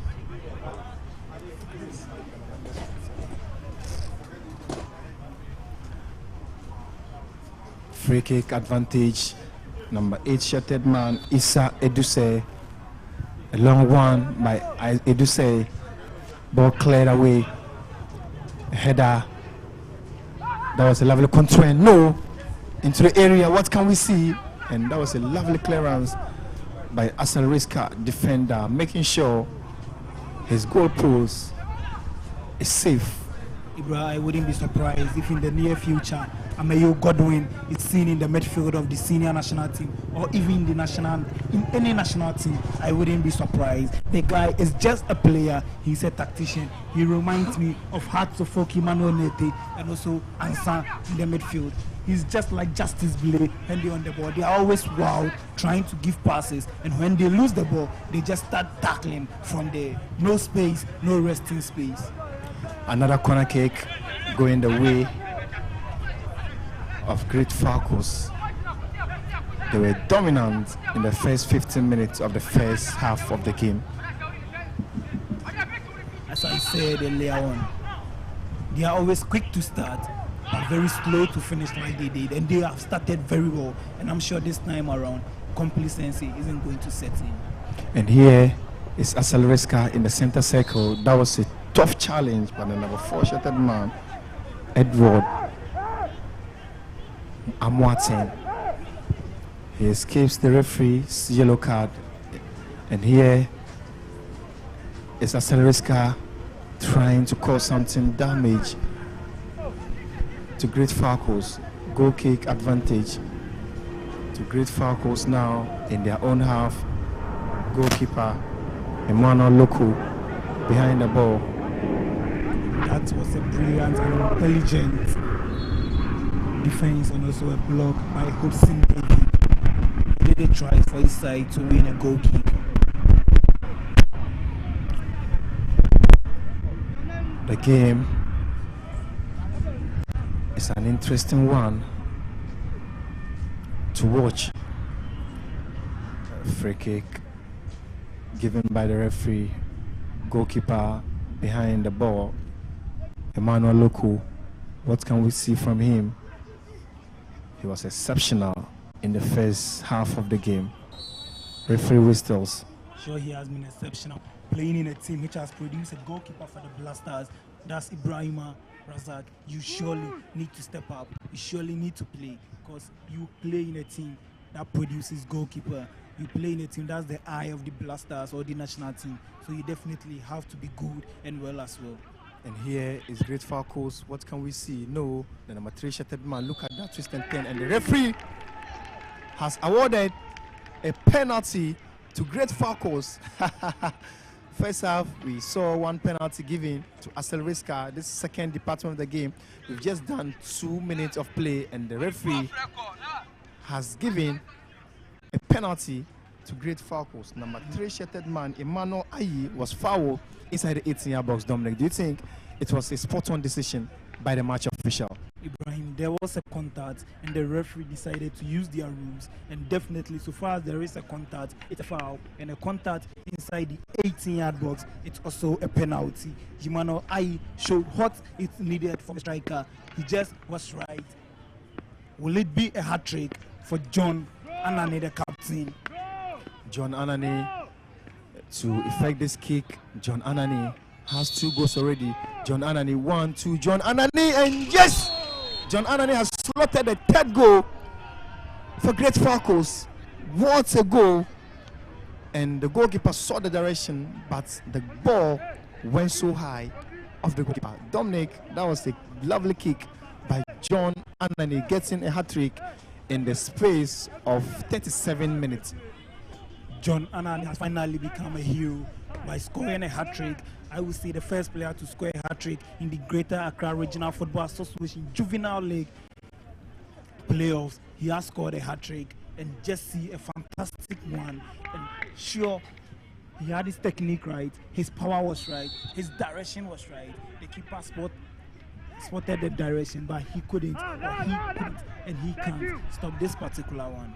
And John Anani, the number 10 shirted man, the captain of the side. Here is danger looming again, but the defender making sure he defends his line so well. Aseleriska attacking Great Falcons here in their own half.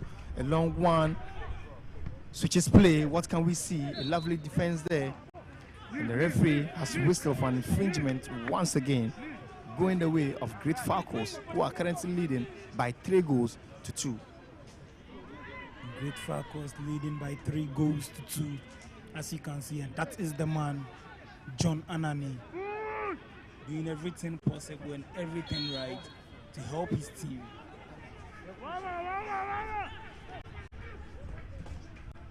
Quick one by Asiriska. Would they respond to this one as well? Because the first 2 slaps, I would say, they gave a quick response, and another question has been given, and they need to find answers to this particular one. Lovely control in the midfield, passing, but no, throwing now for Great Falcons. Wow, Great Falcons.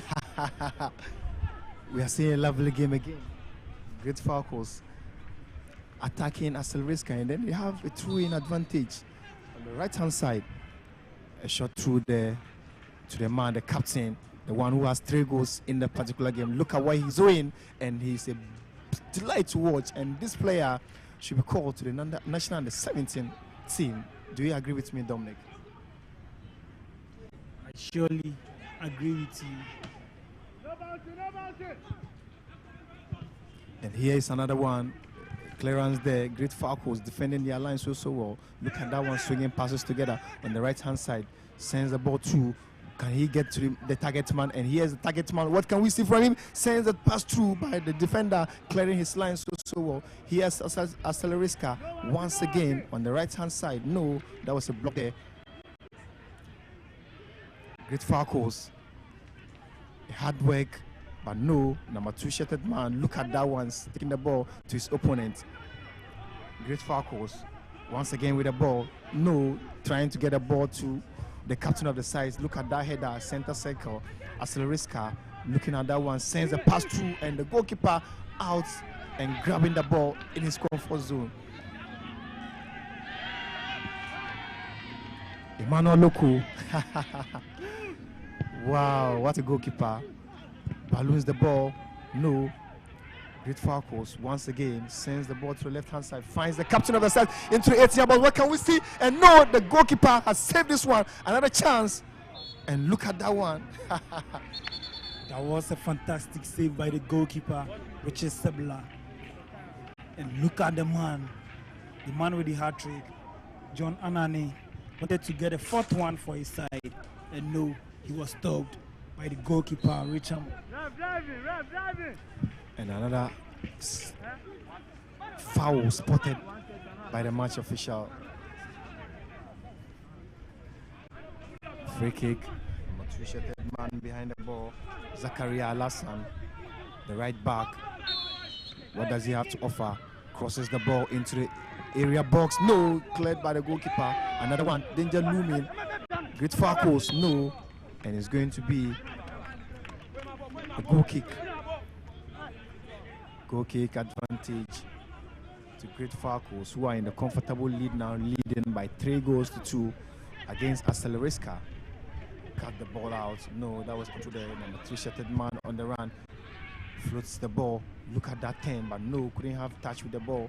Sends the ball through to the defender, who has the ball now on his feet. Sends the ball through number 10 shirted man. 1-2 pass on track. And no, look at that one still. Great Falcos with the ball. And ball out of play for a throw-in advantage. And you can see the coach in the shot. Coach issuing out instructions to the boys. Great Falcos, their coach, issuing out instruction, and the match, the 4th official, calming situation at the bench of Great Falcos, who are currently leading by 3-2. Free kick once again to Great Falcos, number 11 shirted man Mohamed Idrisu, to effect this particular kick.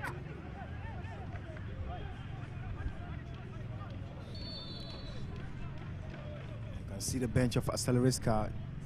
Kick effected in the area of Acelerisca. No.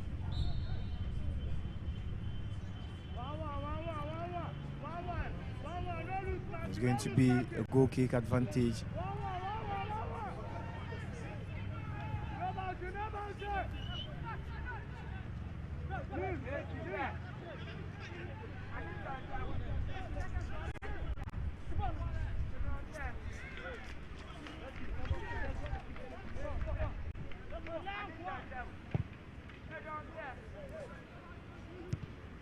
Here is danger looming. Great Falcos sends the ball back. The fullback situation is difficult for them. Accelerate.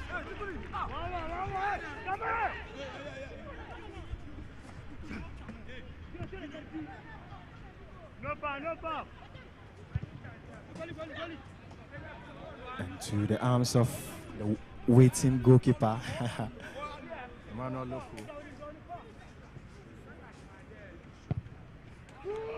Long one, headed the ball away, center circle, on the halfway, take the ball to the right hand side, but no, couldn't control the ball. Raymond Adu, the number 10 shirted man. We've done about 10 minutes of play in the second department of the game. 55 minutes of play in total.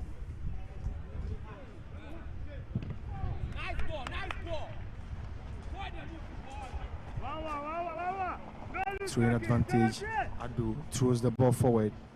That was header to the man. Intercepted. Still danger looming. Acelerisca. What can we see from them? Laying the pass, but that was a feeble one. What can we see? Still danger looming. Acelerisca. No, and that was cleared away.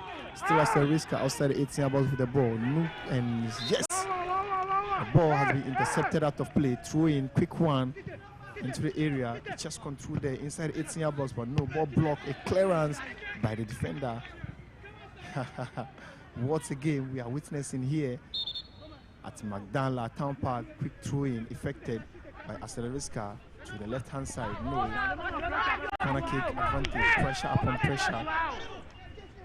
Great Falcos, Acelerisca looking forward to get their 10 to draw through 3-3.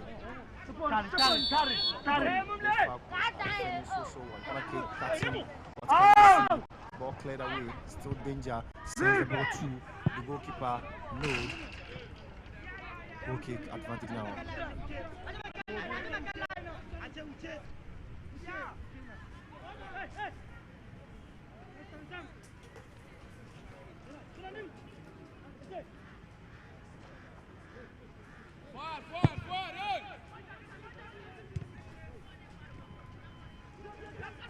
Here is Acelerisca, cuts the ball into the 18 but well defended. What can we see? And no, the goalkeeper saving the situation for Great Falcos. What a brilliant chap. Emmanuel Loco is And one player is currently down on the turf, holding on to his oxapool and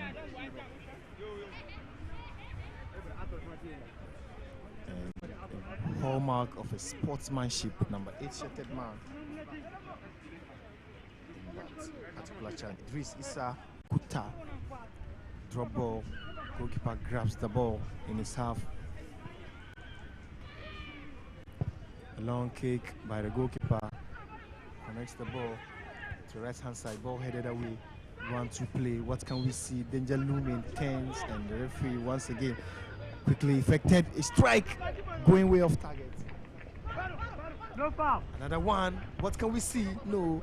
The hallmark of a tall defender is always to head all balls in the air. And look at that one. Another one cleared away. Still danger looming. Asaliska trying to get a third goal. Great Falcons with the ball now in their own half. Great Falcons clears the ball to the right hand side by finds no one. Throwing advantage.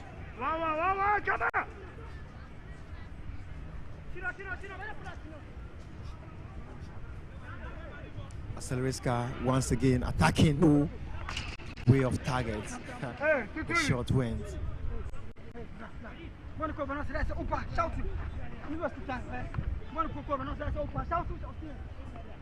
Goal kick advantage. And gradually, Great Falcons are doing what they did in the first department again. When they had the goal, they were relaxed, and Asiriska gave them a quick response. And you can see now, Asiriska has built up again, and they are dominating for the past 5 minutes. They have dominated every single part of the game, from the midfield to the attacking role, everywhere. They've had a couple shots on target, but all has been blocked. So Great Falcons seriously need to take care, because at this time, if you let them find an equalizer again, that means you are putting your own self into trouble.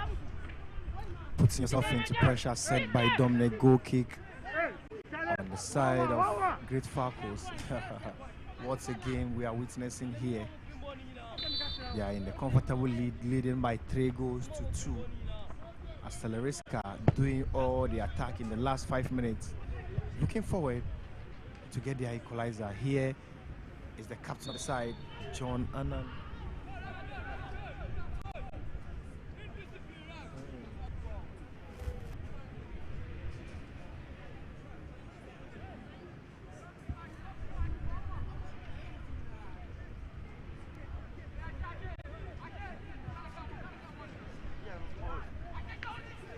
Free kick. Isaac Eduse with the ball. Long one. Cleared away. Center circle. Ball headed away. Danger looming. Asteleriska, no. Defender doing what he has to do. And clears the ball out. Still Great Falcons center circle, controlling the ball. The midfield general swinging the passes together, and that was a control. The referee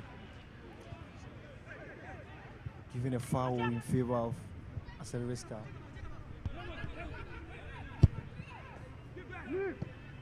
And here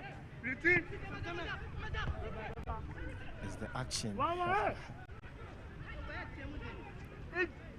Corner kick advantage to Asteriska, who are pushing so well in the last 10 minutes of the game.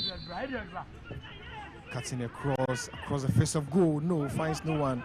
And here is the number 2 shirted man. Foul outside the 18-yard box. Free kick advantage going the way of Asteriska. Can they make this set piece count?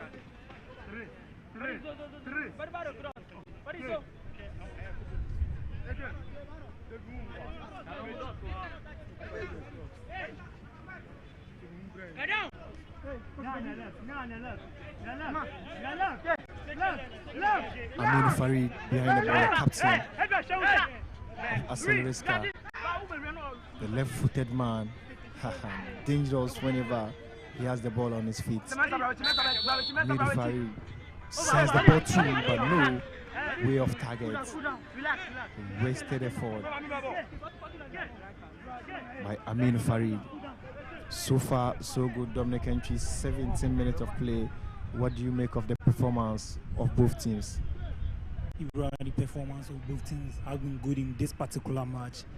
And once again in the second half, Great Falcons have the lead and they are relaxed like they did in the first half for their 2-goal lead to be equalized by Asiriska. And as you can see, after the spot kick was converted by their captain, did you see the 10 in the midfield? Did you see the man I've been talking about, the Ameyo Godwin?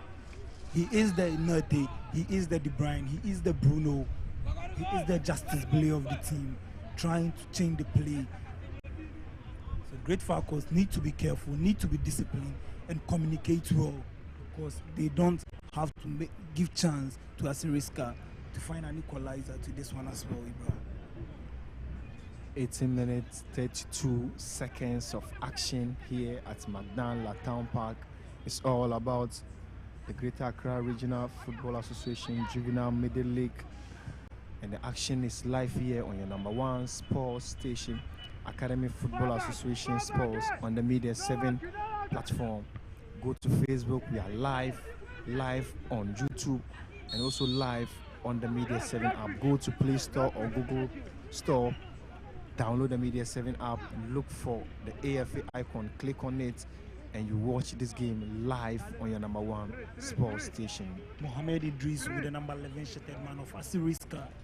This guy was good in the second half, in the first half, and in the second half too, he's showing some character and spirit. He's trying to help his team convert, because I'm not sure everybody out there would love to lose this particular one. So all the guys on the pitch are showing character.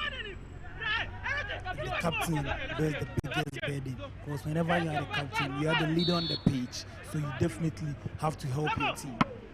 Look at that save by the goalkeeper, paddling the ball out of play. Corner kick advantage going the way of Asiriska, doing all that they can to get the equalizer. But Great Falcons are not giving chance, defending their life. Ball controls, sends the ball to #2 shirted man, cross, another one, cleared away. The captain heads the ball into the 18-yard box. No, well defended. The referee whistling for an infringement.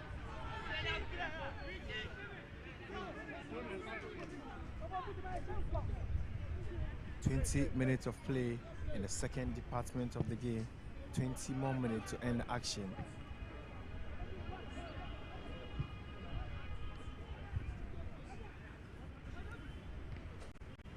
Center circle battle. Asiriska in a comfortable position now. What can we see from them? Look at that one, lovely 10, and no, cleared away, and another chance, no, saved by the goalkeeper. What a save by Emmanuel Loko, the goalkeeper of Great Falcons, denying Asiriska, and you can see the talisman, the number 5 shirted man, Osman Koti. Bruh, it's never easy. Whenever you see a goalkeeper who is the best player in a particular team, it's never easy. Talking of Emmanuel Loko, he is the best player in the team. So before a goalkeeper will be crowned as the best player in a particular team, you should know the character of that goalkeeper. You should know what he possesses. Because whenever you see David De Gea winning the best player for Manchester United, you could see he win more points for Manchester United than every single player on the pitch. And that's exactly what goalkeeper Emmanuel Loko is doing.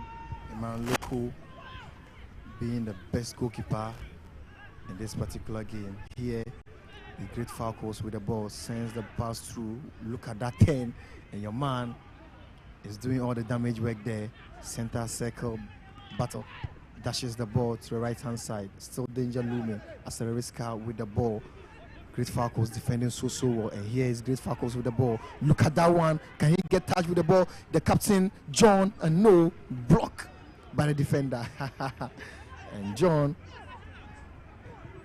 could have gotten his 4th goal if he had the start right.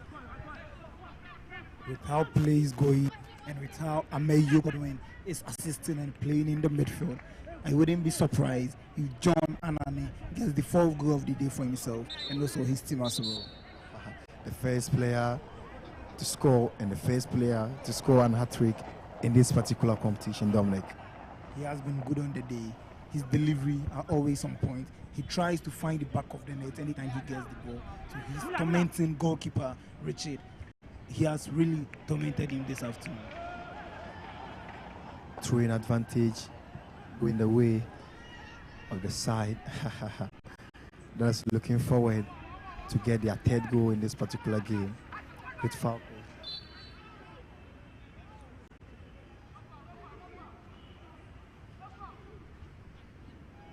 Great Falco still with the ball. What can we see? The captain of the side. And no. And no, the goalkeeper showing sense of agency here. Asalereska with the ball, swinging passes to get a center circle. Ball raised, cleared away. And that was a poor control. Ball taking over again. Asalereska to the left-hand side. Can he take the ball? Yes, he takes the ball. Sends the pass, no. 10 away. What can we see? And no.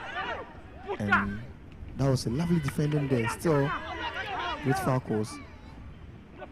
Asalereska with the ball once again. Cross, sent, clearance. Still danger in the 18-yard box. Another one. Still with the ball. Great Falcos defending their lines so well. And the clearance couldn't go out of the 18-yard box. You can see 2 players with Great Falcos are on the turf. And the team doctors will seriously need to pay attention to them. It's a way to cool down pressure because for the past 5 minutes, pressure has been on their side. Whenever they clear the ball, it comes back to their side. And this is a way for them to cool that pressure, for their defenders to also rest and settle down. 24 minutes of play in the second department of the game. Temporary hold up. Great Falcos in the comfortable lead with 3 goals to 2 against Asalereska, the visiting side. 3-shirted man back on his feet. Emmanuel Ayi, dangerous player.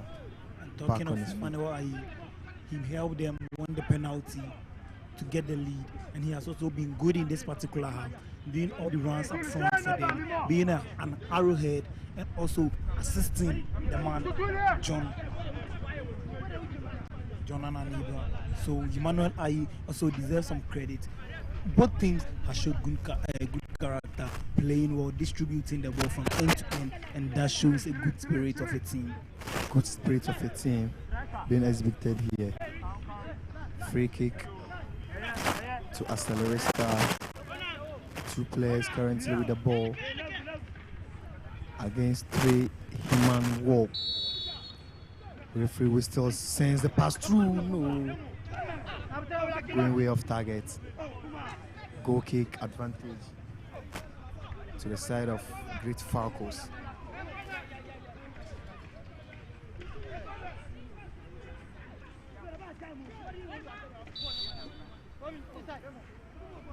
"26 minutes of play.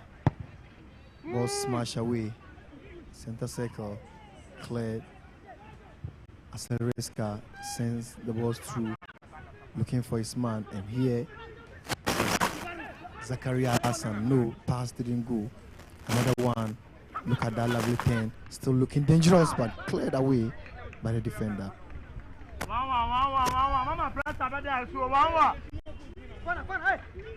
Corner kick advantage. Cross. Look at that touch. Here is the ball with Great Falcos. Cross in the area of Great Falcos. And Asalereska have their player down the turf, back on his feet now. This time, no playoff. Asalereska can delay because you are down by 3 goals to 2. You have 1 goal to pull back, so you can't delay. You can't play smart to win a penalty. Issa in your shots now. That was what Idris Issa was trying to do. If he can win the referee for him to give him a penalty kick, and no, it doesn't work that way. So you definitely have to play and score your own goal. No helping hand over here. No helping hand over here. Ball intercepted. Go Asteleriska cutting across. Finds his man, headed the ball, and no! Well defended, cleared away outside the 18-yard box. What a game we are watching. Great Falcons organizing so well. The long ball to the side of their man. Has the ball now, 2 against 2. What can we see? Dribble is marking into 18-yard box, shoots the ball by the goalkeeper, saving the situation for Asteleriska. That was a fine strike. The goalkeeper is always there to help his team, and he did it exactly how he's supposed to. And the ball bounces back to the opponent goalkeeper, Emmanuel Loko, who has the ball in his arms, smashes the ball out of his area, center circle, ball headed away to the direction of Asteleriska, cleared away by the defender. And here is Great Falcons, and the referee whistles for an infringement.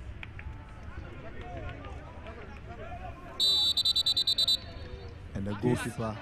I would say the North African way, how the North African teams use in winning tournaments, in winning matches, whenever the game becomes tough, somebody have to go on the turf, somebody have to cool down the pressure. So in Africa, this is called the North African tactics. Nobody knows what exactly or what's special about this particular tactics, right? But it really wins matches. Yeah, it wins matches. It does a lot. It does a lot.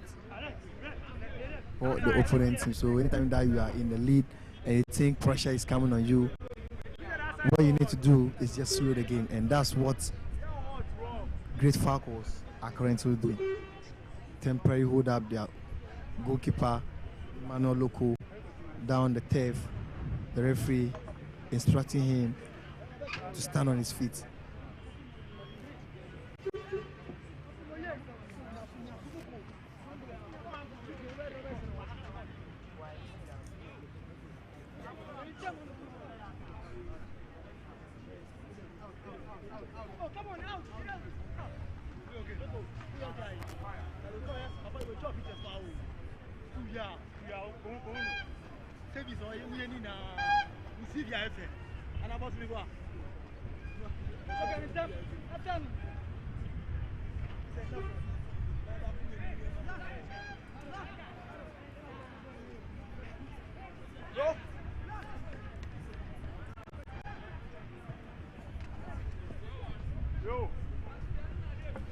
Goalkeeper Emmanuel Loko backing on his feet. Play continues. Asteleriska attacking, dashes the ball, but cleared it by the rival defense.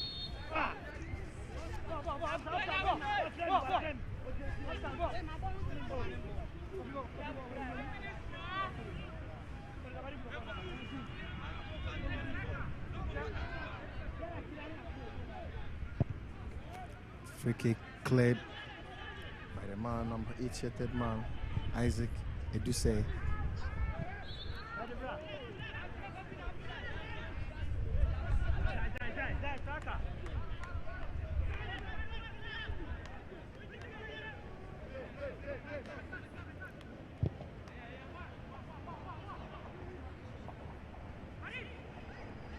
Asteleriska once again with the ball to the left-hand side, finds his man, but no throwing advantage.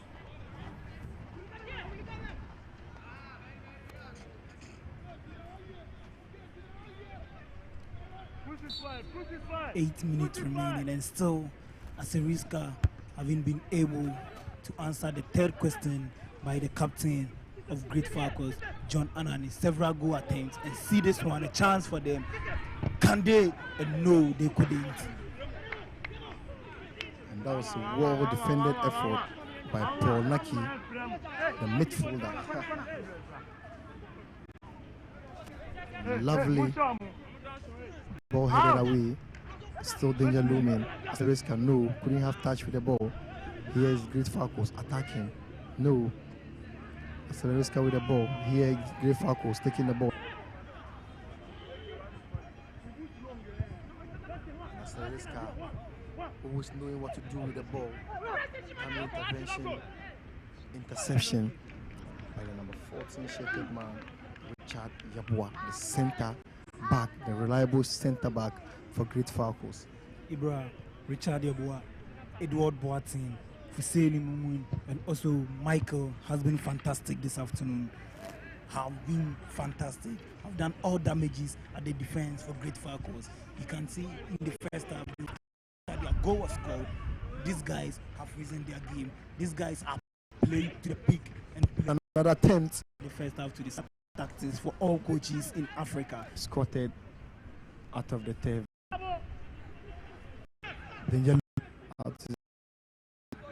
Great Falcons has done more clearance than every single player. You could combine.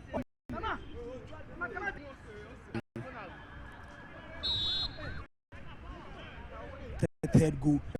I don't know. Gunman. It's a game over. For the ball, goes sends the ball out of 80 minutes of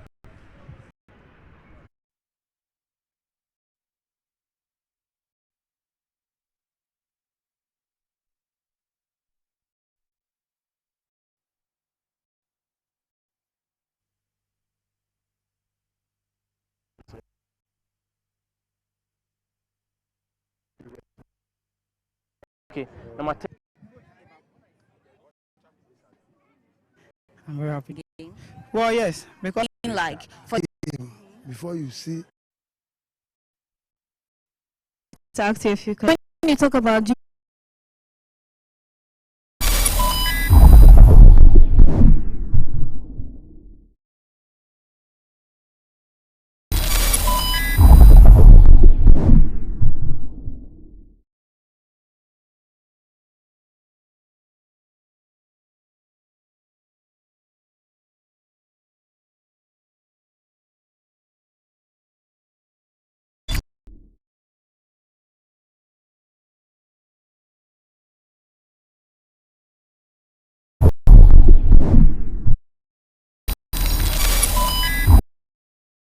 Brace, okay. Brace, yes. That guy, penalty and fantastic. Sure. You see, I thought he won man of the match for the first game. Sure. So going into the second game, see, that's not think that maybe they played just recently, so they are going to be tired. No, football is not played like that. You may think that, you see, for the first match, Falcons were being underrated. I'm telling you. The other team, underrated. They underrated them. They were thinking that definitely they are going to beat the Falcons boys. They were seeing them to be young and that child, small boys big. But it didn't happen that way. See, they showed them that this football we are playing. So for me, I'm still tipping Falcons to win this game. Moving on, what do you think will be the score lines after the 88 minutes? After the second match, I can go in like 1-0 or 2-1 for Falcons. Okay.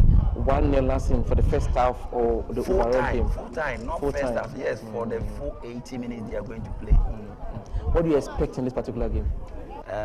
I'm going to expect something like free flow of ball, because for the first match you saw that Falcons, when they get the ball, they really possess the ball very well. But when the tiredness sets in, that's when they sit back to relax a bit.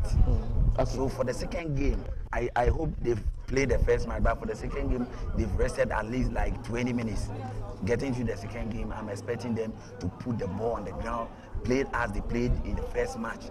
And I hope if they do so, they are going to carry the day. Okay, so we are at the La Macdan Town Park, and it is an ongoing juvenile football, the playoff right here. It is live on AFA. We are also live on our variety of apps. And so join us wherever you are. We are all over the world. And so watching us, it means that you are all over the world as well. All right, so tomorrow, Sunday, we shall be back here, and then we'll give you the best of sports. And so we'll go straight on to the first play to watch what the second game has. But don't forget that Doxa Open University, Lima's Catering Services, and Ghana Only Choose are proud sponsors. Okay, so some of the things that the second game is going to be a one, of course. But the second game is trying to swerve me. I don't want to predict too, but what will be the best of the match after the second game? Best man of the match. You see, I already told you, I've seen from the side of the Falcons guys. Okay. But for Cedar, I've not seen them yet. They are also going to have their hitman. Okay. Definitely, they are also going to have their hitman. But from what I've seen, I'm expecting more from that Anani guy. Okay. The captain. Yes. That guy is a great player. Let's rate him, or let's pair him to any of the players. Any of the players that who would that be? Like Ghanaian players, or you see, when Ibrahim was doing the commentary, he was saying Bruno Fernandes. Also, you see, the guy is great. Okay. He should keep playing like that, and I know that he will get somewhere when he's really focused and determined to do what he's trying to do. Okay. All right. So Ibrahim and Dominic are standing by to give us the best of commentary. Okay. So let's go straight to Ibrahim and Dominic for us to know what they have to tell us. But don't forget, it is Great Fractals versus Great Cedars who are coming to play for the second game, and everything here tells that yes, Great Fractals are doing very well and they are likely to win, and Great Cedars are also doing very well. Who is going to carry the day? Don't forget, the first half is going to be 40 minutes, second half is going to be 40 minutes, and so full 80 minutes sort of football here for you. But before we go, I want to ask Asonaba if he thinks that the game has been to expectations, and again, if you think AFA is doing something good, Asonaba. You know, from the day of AFA being in existence, they've been doing well. Looking at the AFA League, they organize, partnering the RFA to organize such, you see, they are doing fantastic work. And no doubt about that. Within the next 2-3 years, people should watch out for AFA. Telling Media 7 as a brand. Okay. People should. You shouldn't be surprised that very soon Media 7 can even get the TV right for the ongoing Premier League. From what I'm seeing, look at the kind of gadgets, equipment they're using. Just quotes. These people under 17. Yes, even they are not even under 17 boys. You see, and bringing all this kind of stuff, gadgets to stream this match live on TV. Live on TV. It's not easy. Not even recorded. You see, most of the second division, third division are playing. They are not getting this opportunity. And of course, a juvenile, we call them. Juvenile. And if AFA is bringing this opportunity to Ghana football, those in authority should hold them, embrace them, to know that yes, we are having something good in this country. Okay, so those in authority, you should know that AFA has come to stay, and so you have to watch out from your comfort of your homes. All you need to do is to come to the McDonald Town Park right here in line. Come and see how best we are doing here. AFA is live on the Media 7 platform. We are inside the Heart Show. So look at us somewhere there, and let's see how best your product to be sold for you. So as Asonaba Rally stated, if even the juvenile is like this, then what do we expect when we start with the Division 2 league and that of the Division 1, and if the opportunity comes and get a chance to show to you what the Premier League will be like. Okay, so AFA is doing something very good at Asonaba things, and so let me go ask Asonaba again. Has he seen the type of goals that he loves to see? Let's talk about the referees. Let's talk about the officiating officials. I mean, the coaches, the individual players. Has he seen that he wants, the thing that he was willing to see, Asonaba? Yeah, Fee. You see, from the blast of the whistle, the referee performed well, marvelously, because I was really monitoring proceedings. Yes, because you see, being small boys up and coming, we have to monitor them, know that this guy is good. Maybe through this advice and go, he can get to this level. So I was vigilant from 1 minute to the 88 minutes.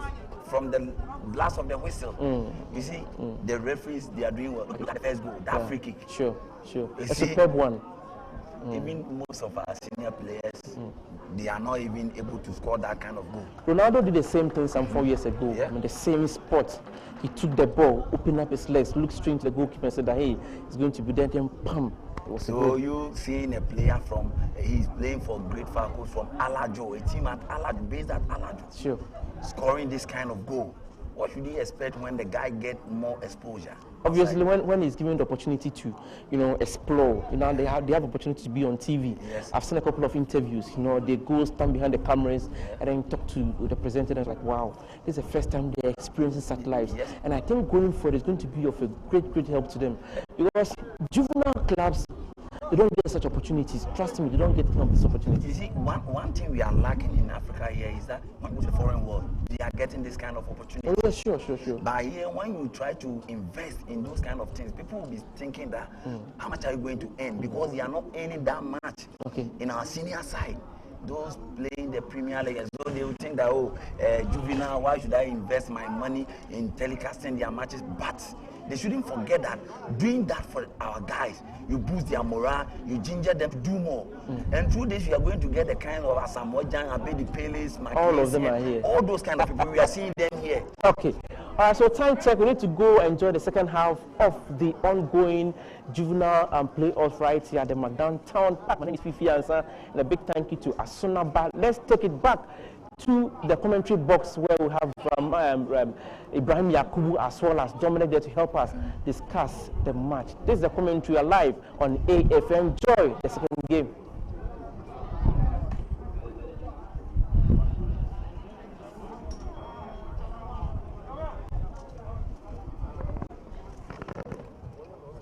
Are we off?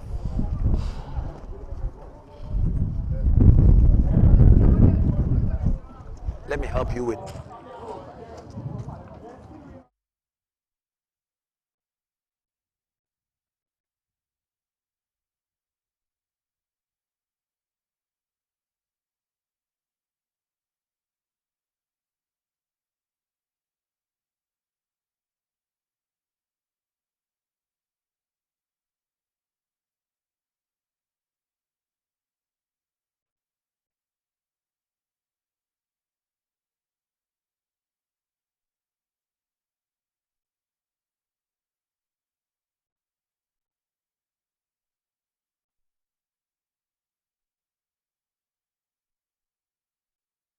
We'll go finish you guys.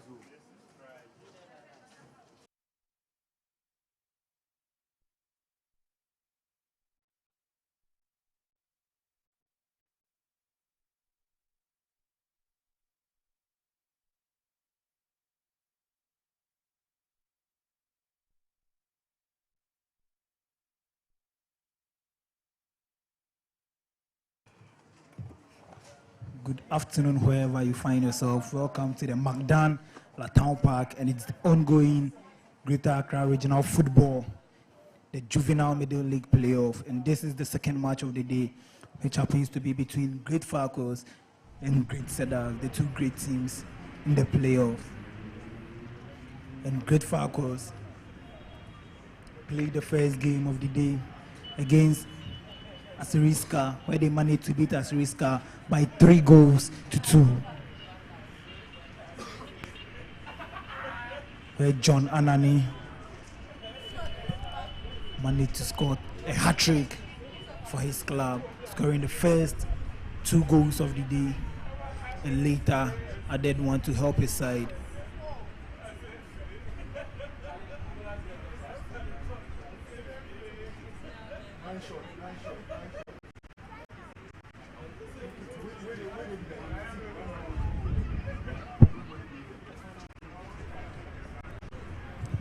And Great Falcons in their traditional colors, black and white, and Great Cedars colors, red and white, and you can see the referees in lemon green and black as well. You are live on your favorite sports channel, AFA Sports, on your satellite and digital channel. We're also live on YouTube. It's the Rfa Playoffs. We're on Facebook, AFA Ghana. And also you can download the Media 7 app and watch it live on AFA. And that Great Falcons versus Great Cedars at the McDown Town Park.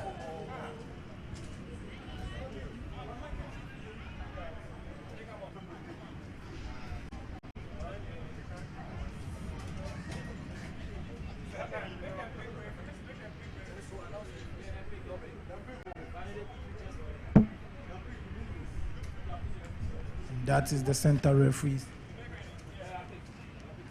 Referee Emmanuel Ayu, Abraham Lincoln, and Ike Muntaka Wakiku. They are the officials to officiate this particular match. Will it be a second win on a row for Great Falcons?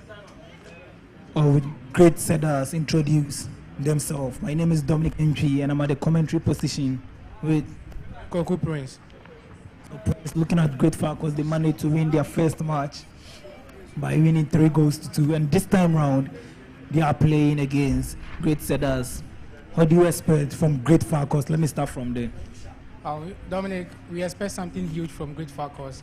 Judging from their first game, you could see Great Falcons were playing an attacking game, and everything was sentenced about John Anane. And you could see what John Anane was doing in their first game. He was the hero of the day, and I won't be surprised John Anane getting a goal in the second game. But looking at points here, you could see John Anane and the Great Falcons, they're all tired because of the first 90 minutes that they've been engaging. So I won't be surprised Great Cedars winning the day.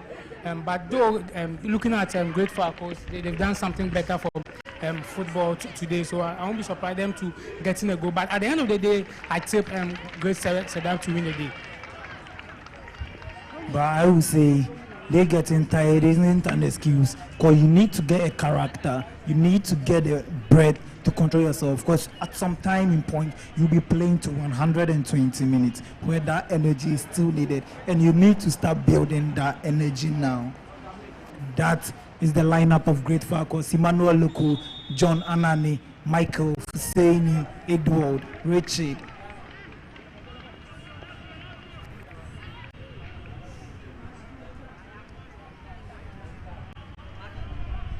That is a welcome goal kick for Great Cedars. And talking of Great Cedars,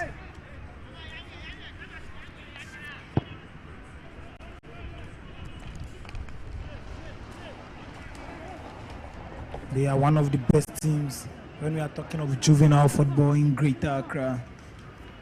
They managed to produce Asamoah Gyan, who is currently the general captain for the Black Stars of Ghana, but unfortunately he's not in the current call-up to play the African Cup of Nation qualifiers against Sudan.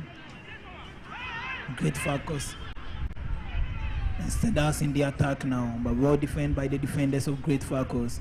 A throw-in against Falcons.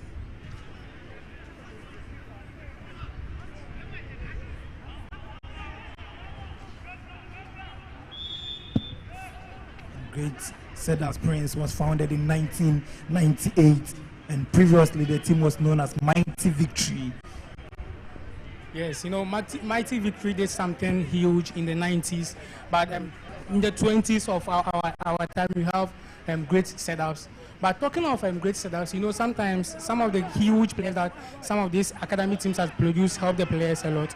Talking of Great Cedars, they have Asamoah Gyan, who is currently the leading top scorer of Ghana Black Stars. And don't forget, Falcons also has had Abedi Pele as a biggest player in Ghana now. So if you have such of these huge players in your team, it always gives the players some motivation, ginger them to give some unexpected performance on the pitch. So this game will be a very tough game if only they are going to put it in your mind that this team has been able to produce some of the biggest players Ghana has ever had so far. And that was a lovely turn by Emmanuel Ayi, but no, Emmanuel Ayi couldn't give us the final touch. A throw-in for Great Falcons, quickly thrown, and in their center circle, a lovely turn, but possession lost once again. Great Cedars on the run, a pull, and the number 9 man, but ball cleared out by the number 17 shirted man, Hobson David, for Great Falcons.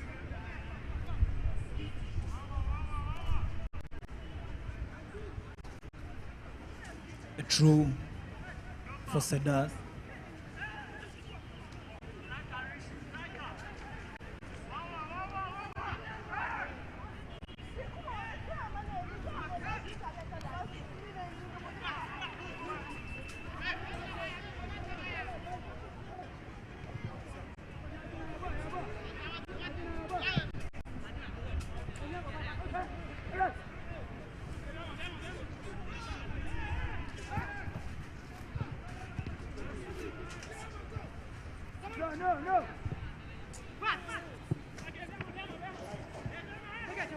into the arms of the goalkeeper.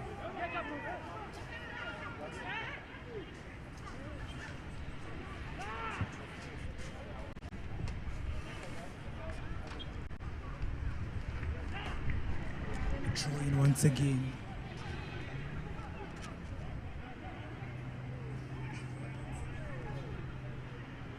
In 2 minutes and 30 seconds, and still no goal, and no serious attempt or on target.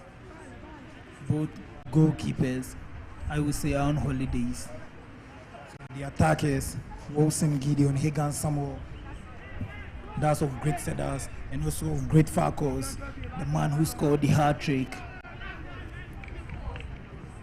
John Anani, all need to test their keepers.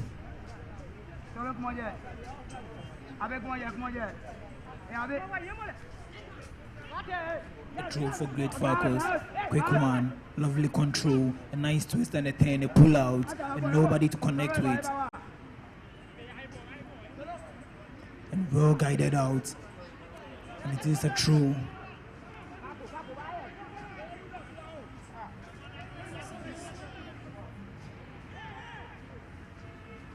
Throw for Great Cedars, a lovely control. And there you can see, behind every player of Great Cedars, they have the name of their legend, the name of their hero, Samoa Jan, at their back. Should I say, is their mentor, Prince. Almost 4 minutes of action, and both goalkeepers are on holidays. Yes, you know, both players are on pressing. At least they want to test their goalkeepers, but you could see their shots are not going through. But one thing that won't go well for Great Falcons, and one thing that doesn't go well for any other team, is when you are playing and your next opponent is in the stands watching your style of play, watching how you move, watching your star player, it always go bad for the team. So I won't be surprised today, Great Cedars being able to mark John Anani out of the game, because he is a center player. He is the pillar of Great Falcons. So if we're able to mark him out of the game, I think Great Cedars will get a win here. And marking John Anani, I would say you should frustrate him. You shouldn't allow him enjoy the game, because if you allow him enjoy the game, he will surely and definitely punish you.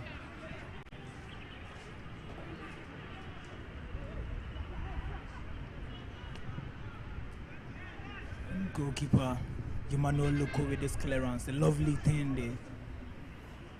And look at this, a chance, and John Anani, but he has been flagged offside. John Anani has been flagged offside. This is what I said. The little chance, the little advantage John Anani gets is going to punish you. So what do? You mark that guy out of the game. Give him a player, let him be on him always from first minute to the 90th minute. Let him be on him so that John Anani will be frustrated. Like you said, he won't know what to do with the ball. He won't even get a move. That's when your team can penetrate and the defenders can also relax. That is when your defenders can relax. As Prince said, Great Falcons, but ball cleared out for through.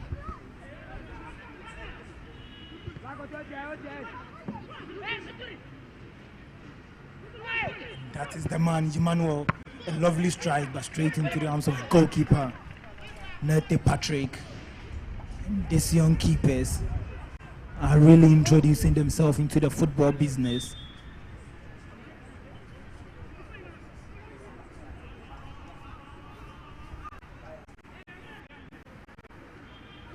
Foul in favor of Great Cedars, a lovely thing.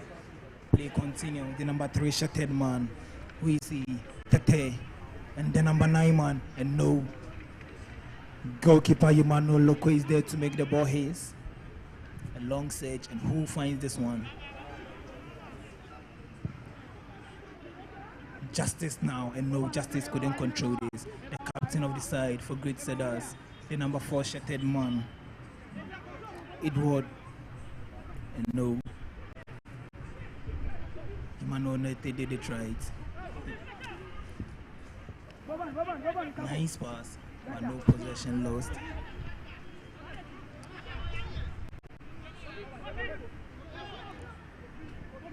Once again, Great Cedars on the run.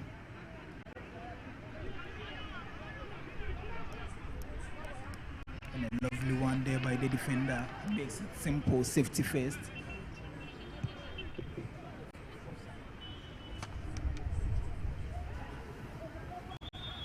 That is a foul against Otu Ebenezer. But the referee says no, it's in favor of O2 rather. It's a first foul, which goes in favor of O2. And Okainja Solomon, and no, he makes way for O2 to take this one. Can this be the first goal for Great Cedars in the playoffs? Otu Ebenezer behind this particular one. And nobody knows what's going through his mind. Otu, can he be the baby jet indeed? And no one to connect, but rather goalkeeper Emmanuel Luku.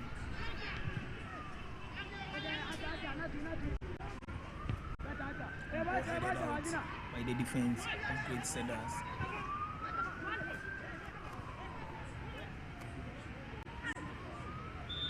And referee says no, that was an airball challenge, which is foul. Prince, looking at that challenge. It was a very hard challenge on. It was a very hard challenge on a player of Great Falcons. Yeah, it was a hard one. So I would advise the players. This not any tournament though. This is what we are doing to test our players if they can fix it. And don't forget, these are our future Black Stars players. So if you go in very hard to injure any of them so that his career will come down, I don't think the referee will go it well with you. Not spare you if you try to go in with any hard challenge. Great Cedars on the run, 5-man counter attack. Can this be a chance? And look at that, a brilliant one by Richard Yabua. Clears this one out. Cedars now.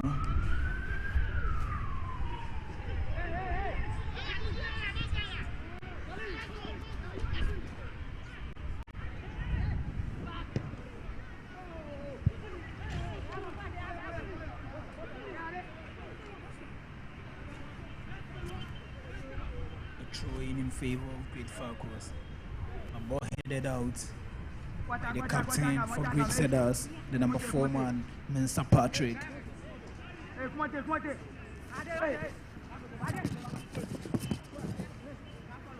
And Hassan David to take this one. A long throw by Hassan. Headed out once again.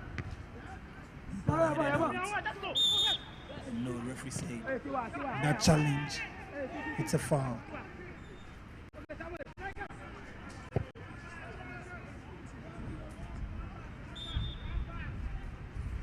Wherever you are watching the Greater Accra Regional Football, the Middle League Playoffs, and it's happening live at the Magdala Town Park, and you can enjoy this game on YouTube, and that is the Rfa Playoffs, and you search it on YouTube. You have this match live over there, and also on Facebook is AFA Sports. And don't forget, you can also get it on Media 7 online app. You can go to Play Store, go to your search engine, and then you type M7. You get our app there, and you can get the game live there. And the man, the captain, the hero, the most talked about man so far, John Anani, goes on the turf, and the doctors will do all they can to bring him back onto his feet, because they can't afford to miss him in this particular game.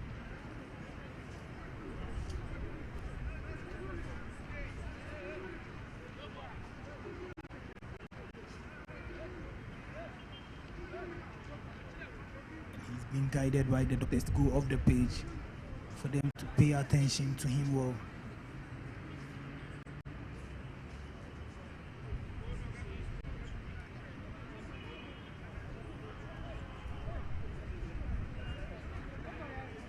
AFA will always come your way with sports, will always let you enjoy what we call football, will always let you enjoy soccer at its peak. And don't forget, the Division 2 Greater Accra region will be live on AFA Sports, as well as the women football, all will be live on your favorite sports channel.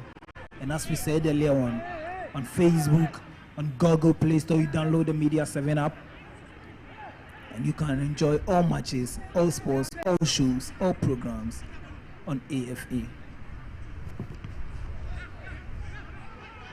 He says play should continue. Said us now. A lovely team play, but no ball cleared out. Prince, comparing this game to the first game, in this particular game, I'm not seeing the attackers of Great Falcons. Looking at Amenyo Godwin in the first game, he was very fantastic in the midfield, making sure he distributes his passes all over the pitch. And look at this, and look at that, and look at that. Great Setters, but the referee has blown his whistle. It's an offside. The last one indicates that no, it's an offside. Great Setters almost had the goal. Prince.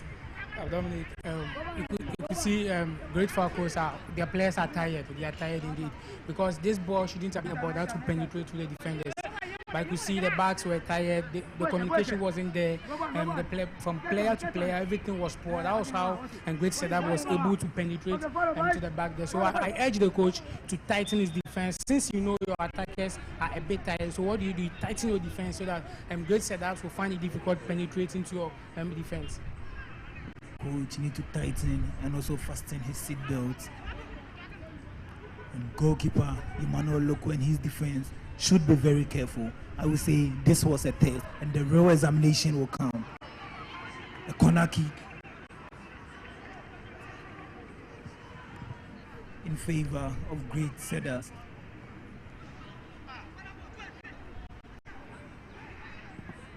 And that is the first corner kick to be taken by Great Setters. Long one inside, and who to connect? Cleared out by the defense, and that rocket goes way out.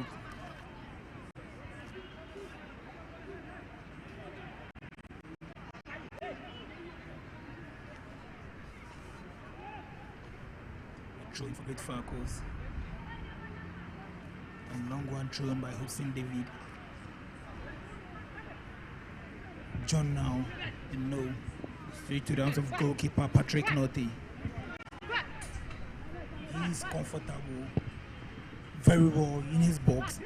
The escape by him is just poor.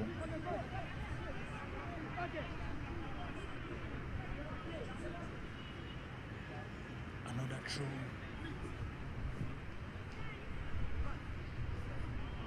And the throw. And the man behind the ball now is Tete Justice.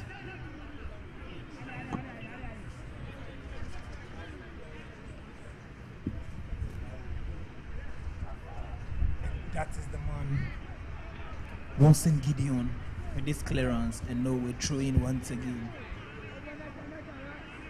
And Hansen David has done more throwing than touches, I would say.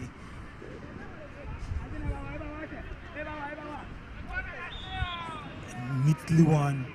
A foul has been won by the captain, Mensa Patrick of Great Setters. He don't want to leave the man, John Anani, on any holidays. He always wants to give him an assignment. He always wants to make him busy because he knows very well that when chance is being given, that particular guy will punish him. Gideon, but he couldn't win this. Godwin now, and it's still Godwin. Possession lost.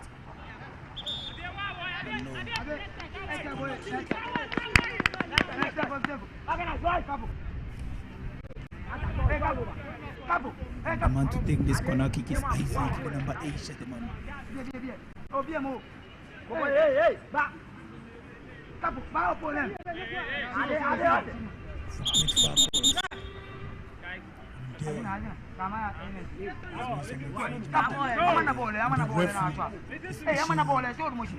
This is oral command to John Anani and also Anta Samuel, Anta Ishmael. We have Anta Ishmael here, the number 18 shotted man, Anta Ishmael. The first match against Asiriska, they find their goal from a spot kick. Would they repeat it? A long one inside, and look at that.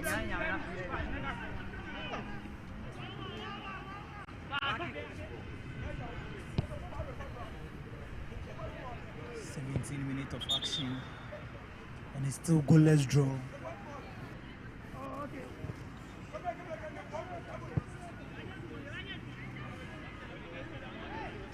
Referee said the goal kick should be retaken. It have to be inside the 16-yard box and shouldn't exceed. And Patrick Norte, with this fine kick, he locates Gideon. You know, neatly done. Nice team play. Gideon now for great setters. A long one, but ball headed out. Still great setters. A throw in their favor. And this game keeps becoming hotter and hotter. A long one. My referee says no. It's a goal kick. He gone somewhere. Kick the ball outside the line. Emmanuel Loko, who helped great Falcons in securing all 3 points in their first match against Asiriska.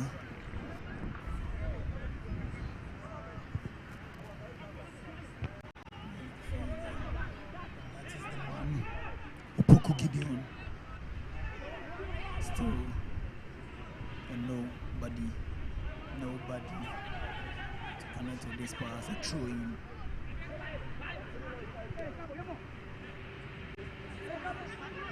Once again. A long one. Emmanuel.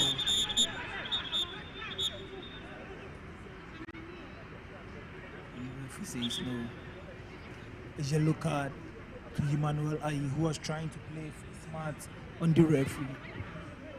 He was trying to do the Maradona way, but no, the referee showed him that no, he's more.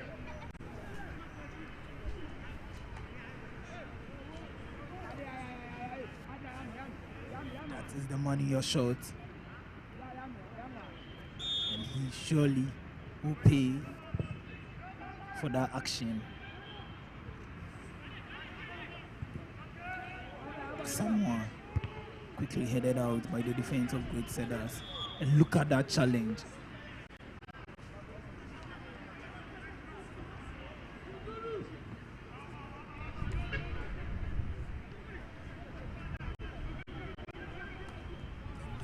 Referee says no, play to the whistle. Play to the whistle. And the yellow card will definitely be shown to him. Number 6, shattered man, Otu Ebenezer, also goes into the books of the referee.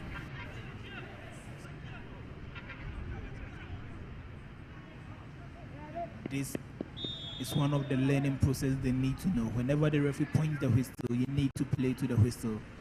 A ball cleared out by Richard Yabua. The throw in against Great Falcons. Talisman in their team. It's not playing to perfection this afternoon. He did well in the first game, and now he's lacking.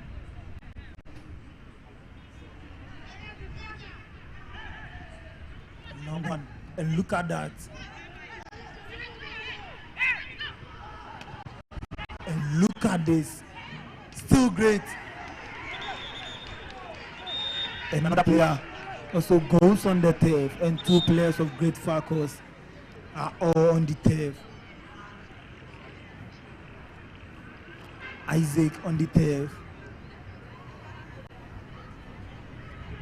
Dominic, that was a good strategy. You know, we saw one player on the turf, and the player that fell lately, it was a handball. That was something that was clear, but it's a strategy. It's a nice strategy as a player. If you are at the backside of your post and you think something will go very wrong for you, you just have to be fast, quick, decide something that will help your team, and that was the right thing the guy did. The referee didn't see the ball hitting the sign, but some of us saw that the ball was a handball. But the player was intelligent enough to lean on the turf so that the referee will overlook that foul ball. So I think that was a good ball for that player. But something is missing in this game. You see the left back and the right back of both teams are very slow this afternoon. The players, John Anani is using the right wings of his opponents, and the others two are using the right wing and the left wing. So I think if you want to watch a very beautiful game this afternoon, then the left back and the right back of both two teams have to be up to a task. There you can see the number 6 man, Otu Ebenezer, receiving some instructions from the 4th official. And you can see the bench of great setters.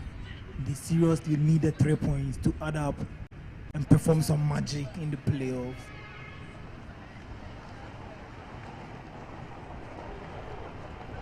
And the fair play has been given to great Falcons.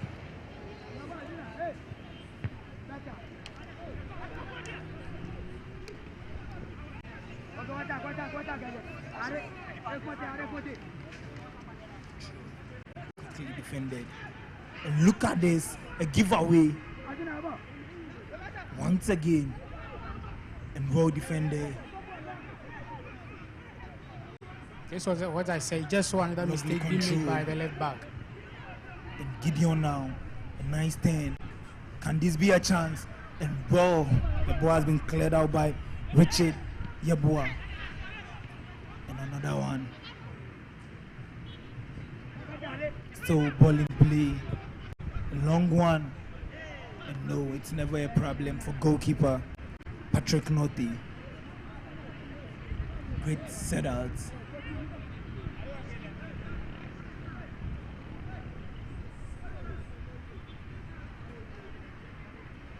A goal kick. And the goalkeeper will be doing this kick himself. Good as he find with his kick, a long one and well connected. Possession loss, good setters once again. Poku Gideon, nice team play, great setters, and look at that, still great setters, and nobody there. A chance, still in the 18-yard box. A nice one, and goalkeeper Emmanuel Loko makes Okanja Solomon strike, an easy one.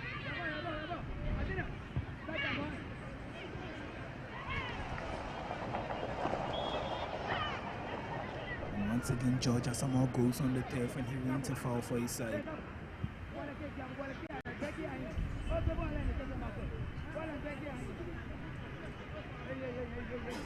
Isaac behind this one.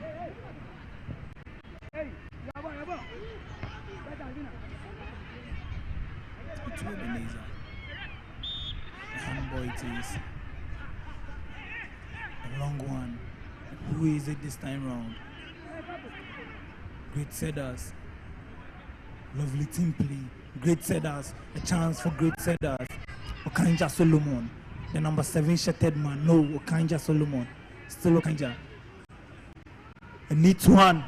And a chance by a weak strike by Opoku Gideon.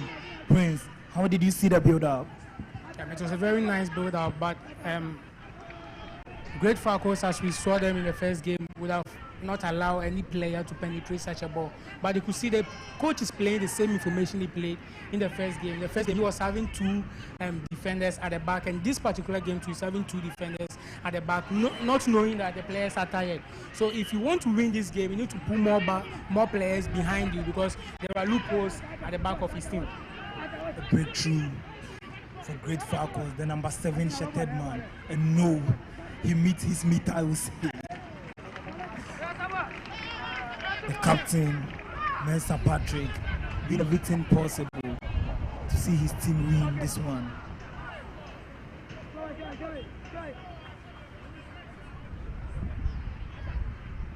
And a chance to see this one. Patrick Norte once again. And they are trying to use the Olegan social tactics. You stand behind and lock the ball for your attacker, but it's not working. The only way it's not working. For tactics again is going to work. Is it the Pep tactics or the club tactics or the coach Odun tactics?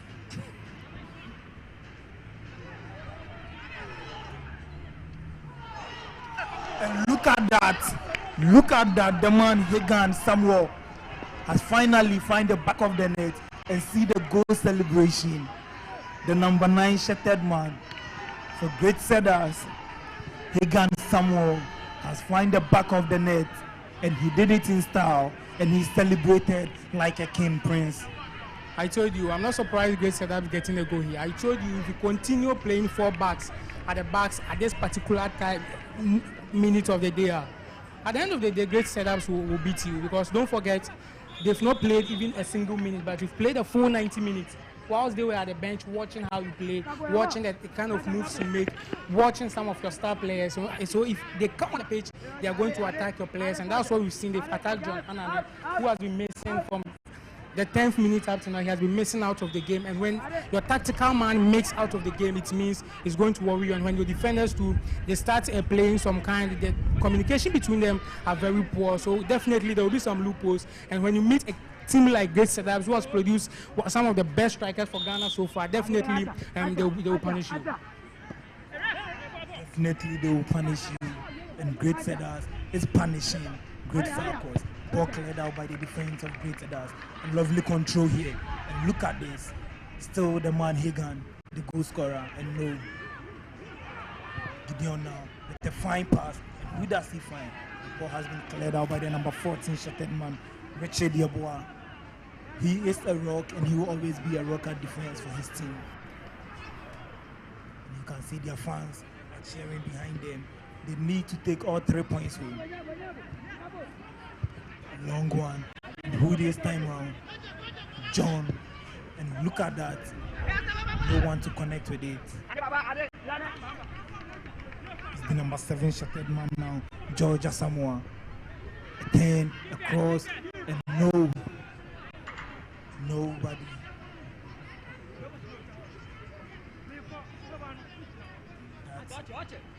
It's the lineup of Great Setups. You can see Patrick Notti, Daniel Esiedu, Justice Tete.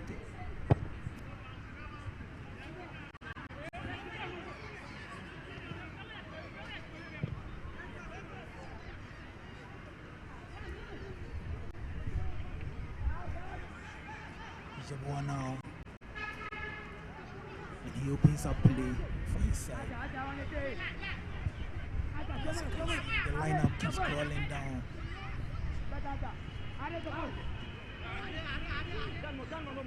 Emmanuel with this long one. Who does he find? No. John is nowhere to be found. Ball cleared out.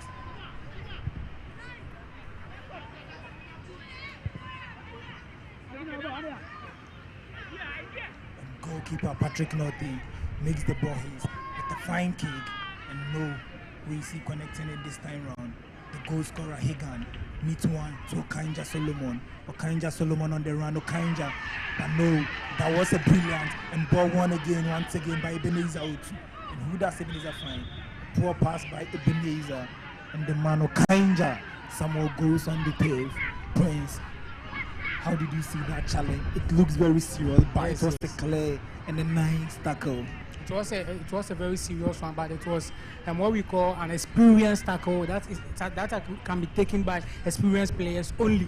But the player went in. He's a young guy, but he went in. You could see that some of these young guys we have in Ghana here, they are small guys, but they have big brains. They can think like a big man, like a matured man. And the tackle he went in is supposed to be taken by a matured player, but that player was intelligent enough to go in for it. And but the referee couldn't whistle for a foul because it was a massive tackle there.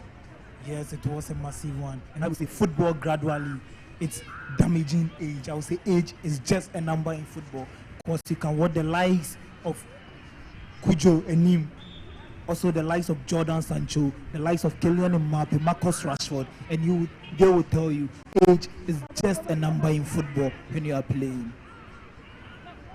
Great Falcons on the run now, a run by Great Falcons, who finds him. And look at that challenge, brilliant and a fantastic one by Esiedu Daniel. There is no way a 90 minutes. Someone who has played 90 minutes will run faster than someone who has not played a single minute. It doesn't happen. So that player was running, but you could see he wasn't fast enough. But looking at something, Dominic, the goalkeeper of Great Setup, we could see that he's a tried and tested for a Great Setup, but not tried and tested for this particular tournament, because today you could see he's offside. Chance for Kanja, and look at that. No, the referee says that challenge was fair, so it is a corner kick. And Okanja, I would say, was becoming selfish. He should have been a team player rather than going for individual brilliance. Someone, that's what makes you a great player. One of the best coaches we have in Ghana told me that sometimes if you're a striker or an attacker, you need to learn how to be selfish if only you want to be regarded as the best player for your team. So I think that was the right thing the guy did. But the defender went in for the ball before going in for the player.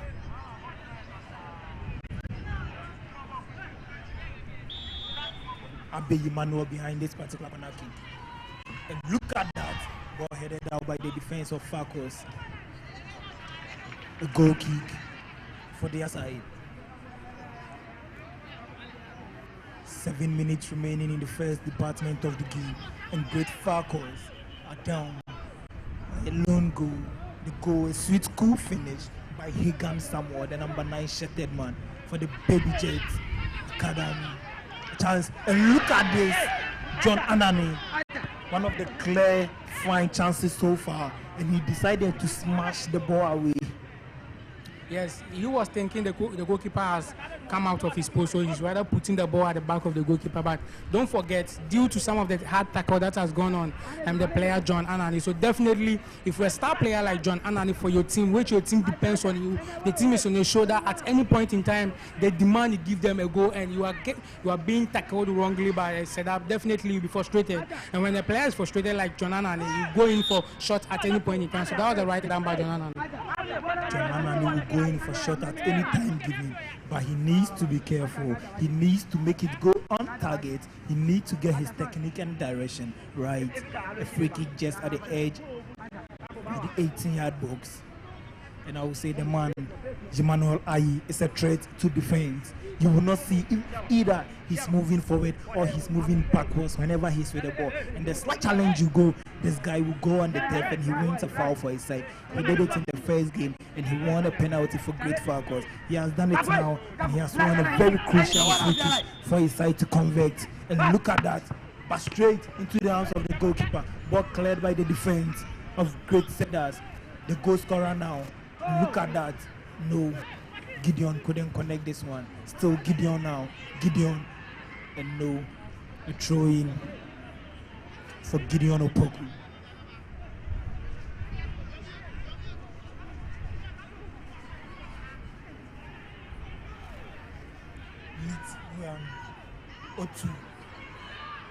O2 now. And a chance. And look at that. Ball cleared out by the defense of Great Falcons. And a lovely turn, and the man on the run. Can he mark? Can he find an equalizer for his club? Ayi now, Ayi, and look at that sweet cool finish. Prince, I told you, Emmanuel Ayi is a threat to defense, and he has done it. He did it right.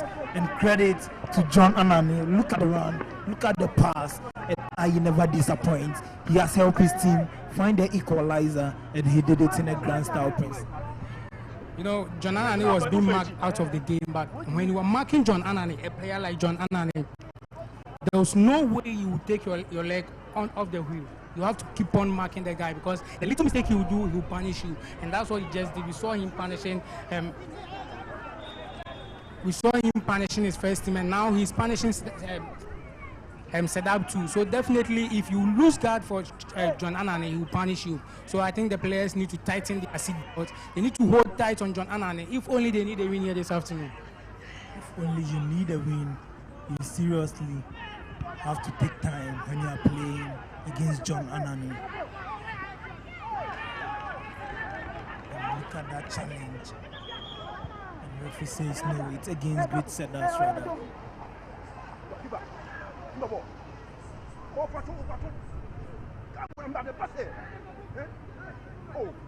throw for Great Falcons and the number 11 shirted man, Emmanuel Amoa. Another person will be going into the books of the ref. You know, it's a substitution.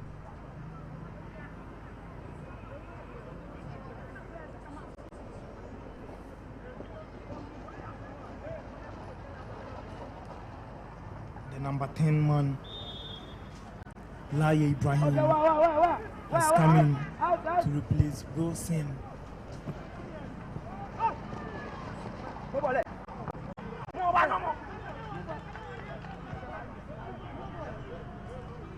That was trying to change the information this particular moment. But if you were a team and during the first 45 minutes, you were changing the player whilst you were leading by 1 goal to nothing, that means he's trying to fill all his loopholes so that at the end of the day, he won't be conceding more goals. At the end of the day, great setters want to score more and don't want to concede more. And look at the man once again, the goal scorer. You wouldn't know if he's moving forward or he's moving backwards. No, possession one, neat one, nice hard challenge, and referee says play on. And possession one once again, a chance, and no, the defense of Great Falcons are always ready, are always on duty.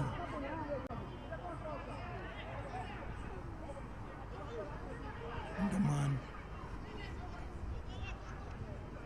the ball cleared out by the number 17 man, Hansen David, and he goes on the turf and he seeks for the attention of his team doctor's friends. That was a nice challenge, but he has finally gone on the turf. Yes, it was a nice challenge, but like they say, nothing good comes from me easily. So you have to sacrifice, you have to go in hard so that the ball won't get to the end of your net. And that was the right thing the guy did. But definitely, a player knows this tackle I'm going in for, I'll be in. And he has gotten the result for it. That is when Nemanja Vidic, formerly of Manchester United, will tell you, pain is temporary, but glory is forever. When you allow him to score, he takes the glory forever. But when you sacrifice yourself and clear, the pain is temporary. And that is the man, Hansen David, receiving some treatment from the team doctor.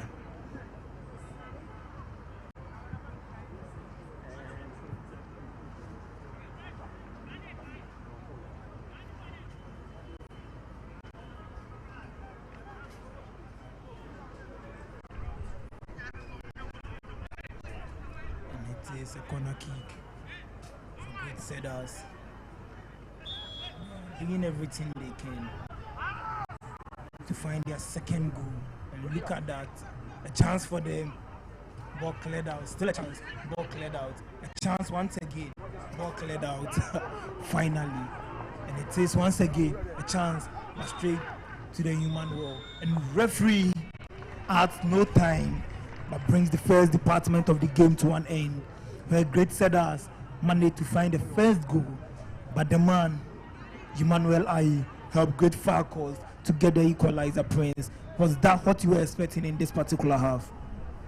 Yes, in football, everything can happen. Even though aside Great Falcons playing 90 minutes in the first game, nothing is surprising that Great Setup has been able to score 1 goal. But Falcons always shows that yes, they are the Falcons. But I won't give the credit to the goal scorer. I will give the credit to John Anane, because you could see what John Anane did. He got the ball from almost closer to the center line at the right wing side of his opponent, and you ran to, he got to the 18-yard box before he gave the pass, and that tells you what that player John Anane is. So I'll give the credit to John Anane. By coming into the second half, we are in to watch a very good game.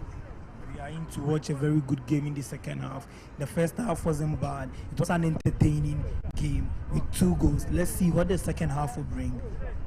And you are live from the McDonald Town Park, and it's the ongoing Greater Accra Regional Juvenile Football, and this is the playoffs, where today we are dealing with 3 teams: Great Setters, Great Falcons, and also Asiriska. Still glue and enjoy the second half. The first half analysis, the second half will come underway.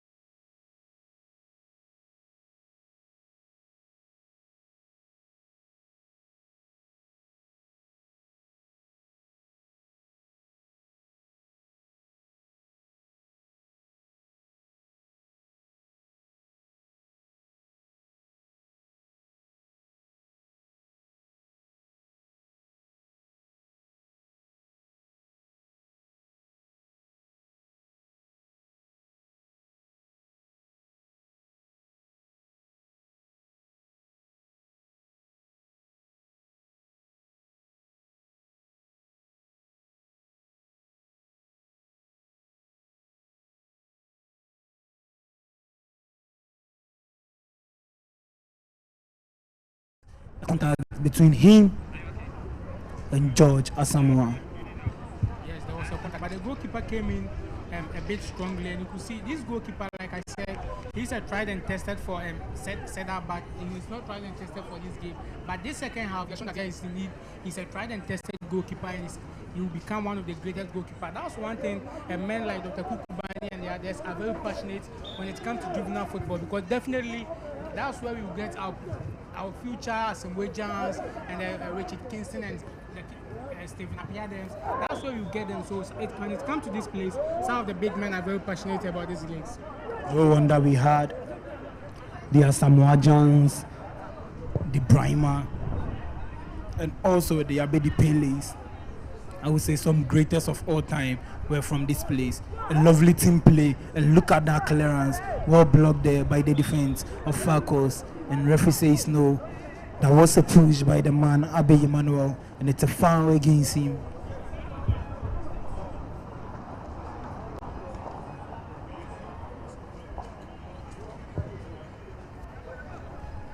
Go head out, and look at, is it a Christmas giveaway?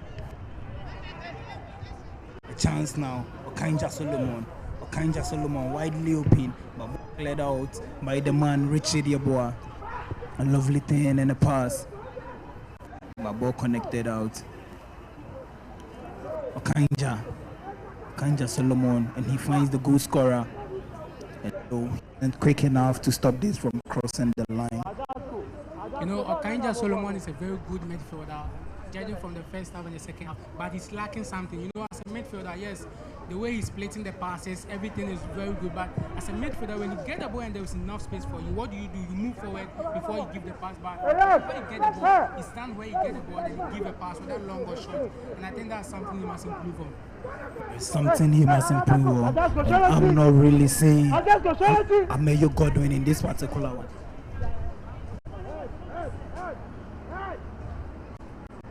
Out.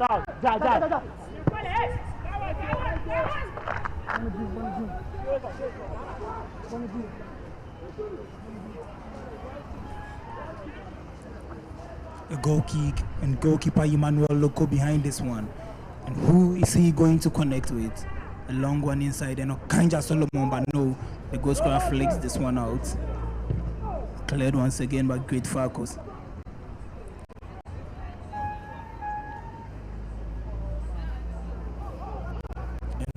It is a throw-in in favor of Great Falcos. And the Naki will be in the, and that is the goalkeeper, not Patrick.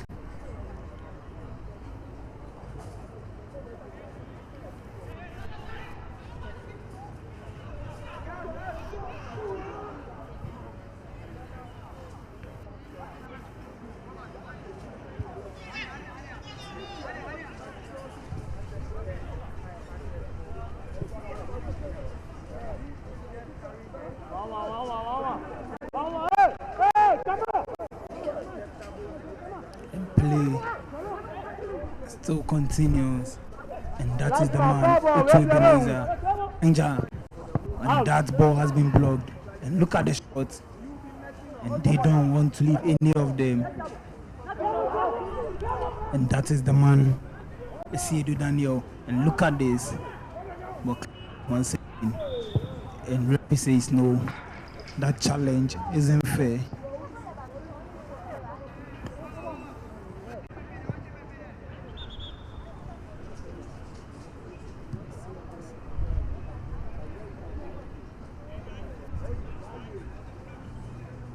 A foul in favor of Great Falcos.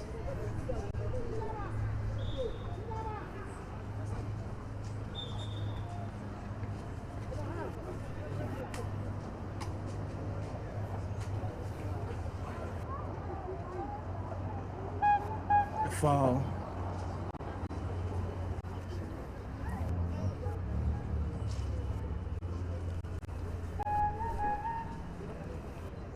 Falcos. The number 19 man, it has also been introduced for him to enjoy and help his team get the necessary points they need. And a foul against the man Ayi Jimano. He did the first one and the referee gave him a yellow card, and he has repeated again. If care is not taken, he might walk off the pitch, and when he goes off the pitch, it's going to be a problem. A chance for great setups, and look at that balloon. The rocket goes way off.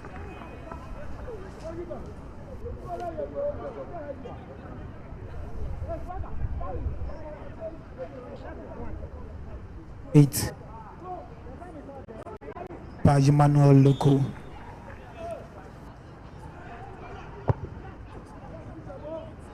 In this particular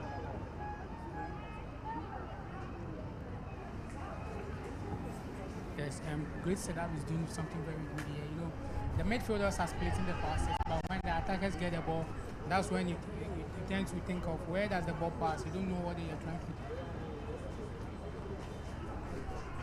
But Dominic, let's not forget that great setups, aside being the mother house of Asambojan, they are also currently the leading champions of this particular league. They won the trophy in the 2016-2017, so they are the champions when it's come to this particular league. So coming into this game, the second half, Dominic, I don't think it is going to be very easy for Falcons. That's the Alajo base. I don't think it's going to be easy for them at all.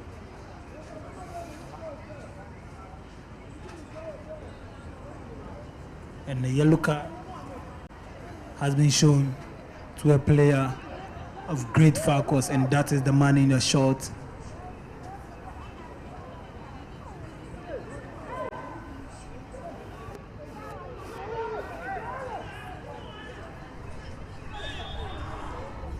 And the foul once again. This great setters. A long one inside. Babo headed out by the captain of the side. A chance for and no Kanja Solomon with nowhere to connect. A chance, and look at the technique. But goalkeeper, not the Patrick, is there to rescue his side. Great setters on the run now. A long ball in search, but no goalkeeper. Emmanuel Loku. It's always there to save his side. Neat control. Lovely first pass. A nice one. And look at that. Can this be a chance? Look at that. Look at the goal. And seriously, this goal needs to go to the books of the FA. A fantastic goal. The technique, the pass, the finish shows a class of a team prince. Dominic, I think the players are a bit disorganized here when it comes to the back, because how can you get this ball as a goal? I didn't know how they were able to get this goal, because I saw the player going for the ball, but he missed mistakenly, and the player will be there to punish you, so definitely he was there to punish them. And like I said, if Great Falcons want to win here, Dominic, they have a great mountain to climb. If they want to win this particular game, they have a ladder to climb this afternoon. That pass by Okanja Solomon shows the Kelvin De Bruyne in him, shows the Bruno Fernandes in him, shows the Loftus-Cheeks, the Matthew Kovacic, shows the Mete, shows the Justice Blue in him, and he did it right. 11 minutes of action into the second half, and great setters have taken their lead once again. And the technique, see this one, a chance for them. Okanja Solomon, can this be a chance? Great setters, no. Good tackle and good defense by the defenders of Great Falcons. And goalkeeper Emmanuel Loku wins this particular one. 9th, 10. Can this be a chance for Great Falcons? John Anani, and ball cleared out. Still John Anani. A nice twist, and he left the defender apart. And no, referee says it's a foul against Anta Ishmael. John Anani is trying to lead as a leader. He's trying to let us see the leadership, the role model of it. And that is the goal scorer, the number 10 shattered man, Laye Ibrahim. He did it right. A cool, sweet finish for his club.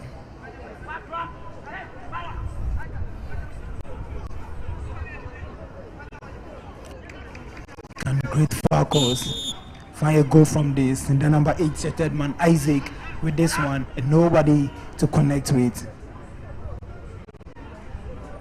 And the man is short. John Anani doing all he can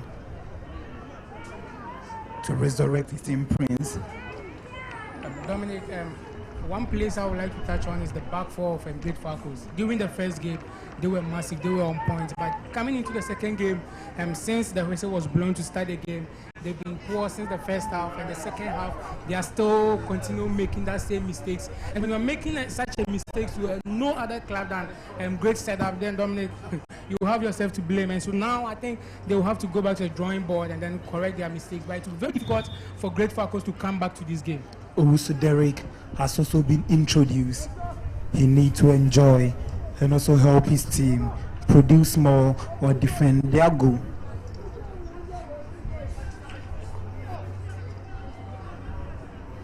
And the player of Great Cedars goes on the turf. Shattered man is Siedu Daniel and his coach.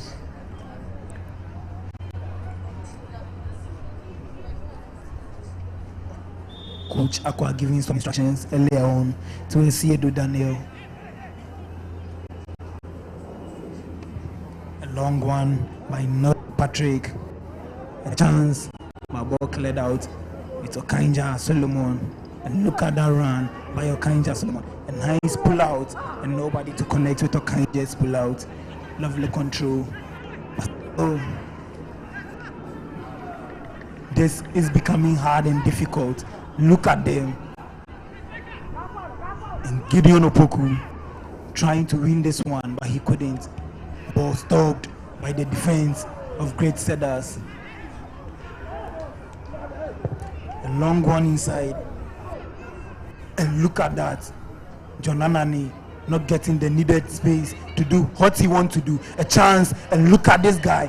Whenever he hits the ball, nobody knows whether he's going forward or he's going backwards. Only for you to realize he ends up in your 18-yard box. Goalkeeper, trick not. Marcos, Emmanuel Ayi, all on the turf after that crash, Prince. Yes, the ball was a very tough one, but I was thinking the guy would have been a team player instead of being a single player. He was selfish though, but I was thinking he was going in for his player so that at least if you can get winning here, at least getting an equalizer will be bad. And let's not forget, there's a derby, so in a derby you look out for at least getting a win or a draw, but he went in for his personal glory, and that's what went wrong for the side of his team. And my co-commentator, Perko Prince, is saying next time Emmanuel should go for team play like what John Anani did for him in the first half. He shouldn't go for individual glory.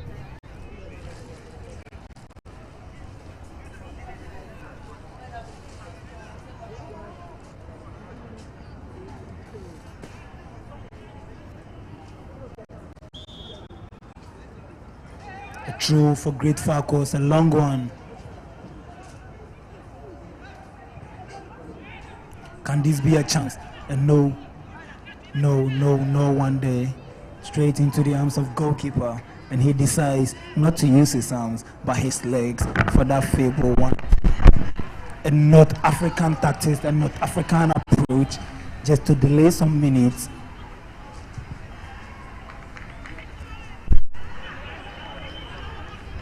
Okanja Solomon.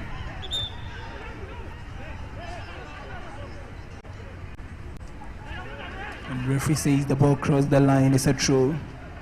Next time Okanja should be quick enough. Siedu. And ball cleared out by the defense of Falcons. And no, that challenge by Ebenezer Otu isn't fair. It's a foul against the side. And the man, Isaac Edusei, comes behind this one. Will he help his club convert this into a goal? A long one, and who does he connect? Nobody. And it's still the man, but no, Okanja Solomon.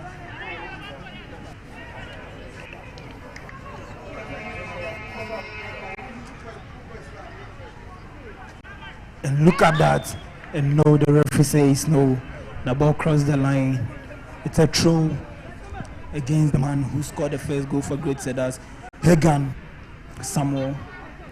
Yes, you could see Hagan Samuel is trying to get a more goal. He wants to seal the win for his side, but it's very difficult playing a derby like this, and you want to seal the win for your side. It won't be very easy for you. So I think the guy needs to be a team player instead of what he was doing was right for his side, but it brought nothing good for his team. So you need to go in for a team player instead of a individual player. And John Anani will be here to punish them definitely. John Anani will definitely punish them if they give him that chance. A neat one by the captain, Mensah Patrick. And look at that, Okanja, a lovely one. Can this be a chance? But the man, Richard Yabua, always at the back and the rock for Great Falcons. Still Great Falcons, and they wins the foul.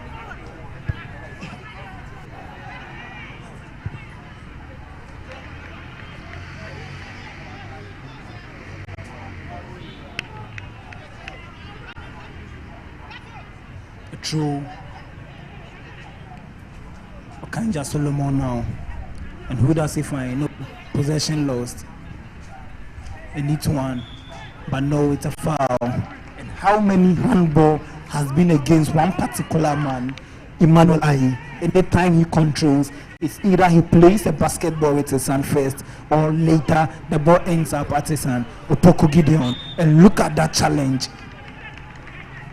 A foul by the man George Asamoah.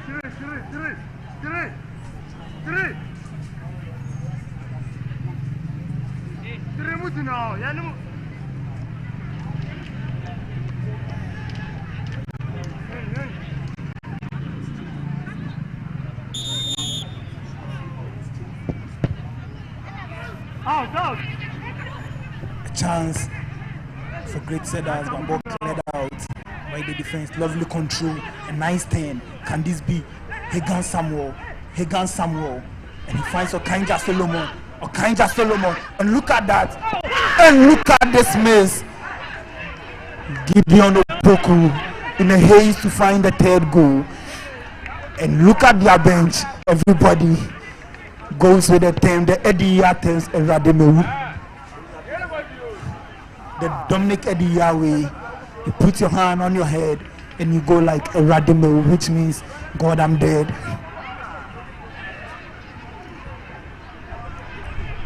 And the goalkeeper, Norte Patrick. 21 minutes of action.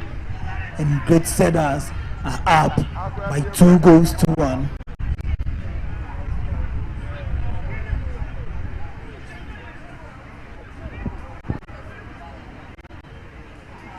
A throw by a Siedu, and nobody there to connect this one with. A long one. The ball cleared out by the defense of Cedars. Great Cedars on the run now. Neatly done by Ibrahim Lai. Ibrahim Lai. Oh no, possession lost by Ibrahim Lai. Ball cleared out.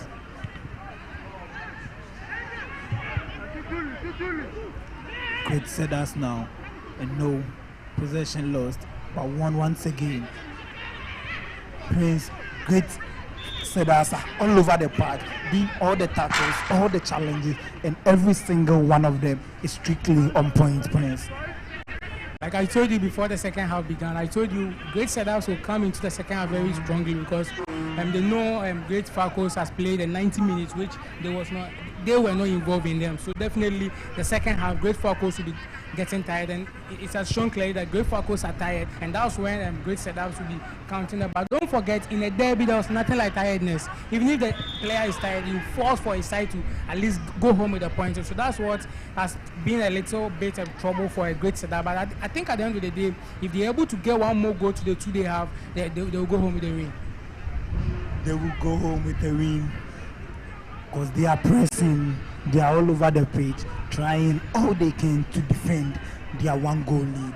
They almost had the third goal, but Opoku Gideon couldn't find his targets. Isaac Edusei behind this one. Bullet, and no, too easy for goalkeeper Patrick Norte. This is too easy.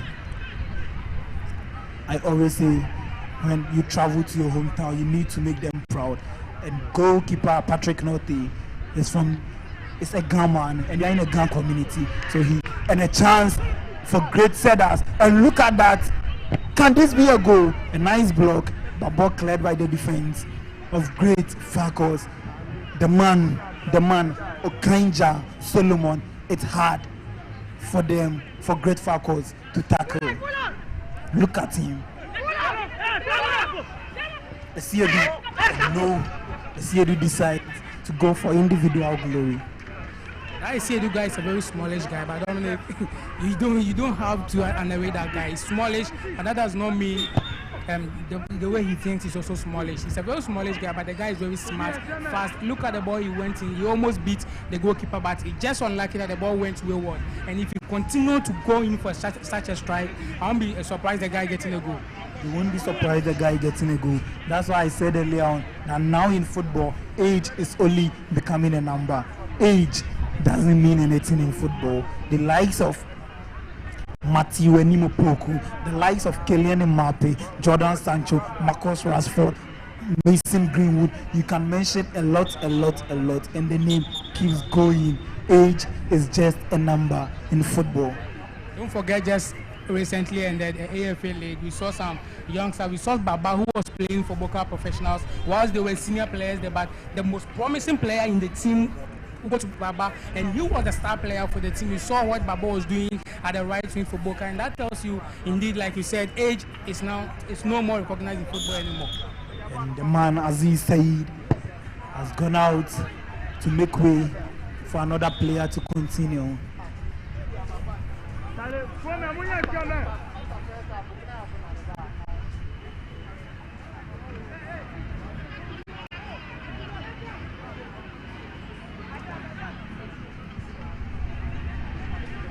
Play still continues.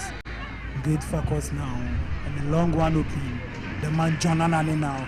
And no, John is not getting his day. Hot as Iriska refused to do to John Anane. Great Sedas is doing it to John Anane. And look at the man Okanja.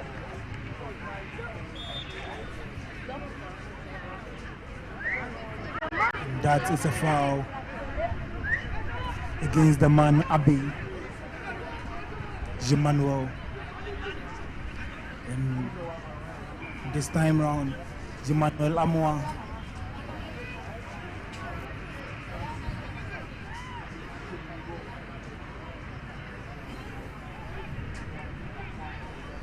Isaac Eduse behind this particular one, and he's telling them some tactical, some football sign language over there. And who is he connecting?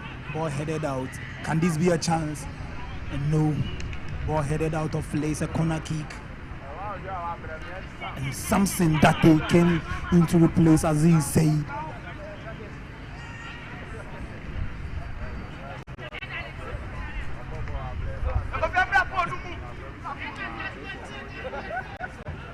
Corner kick for Great Falcons.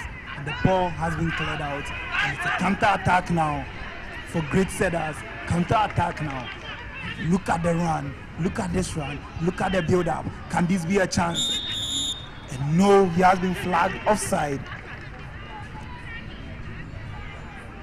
The man Hagan Samuel has been flagged offside.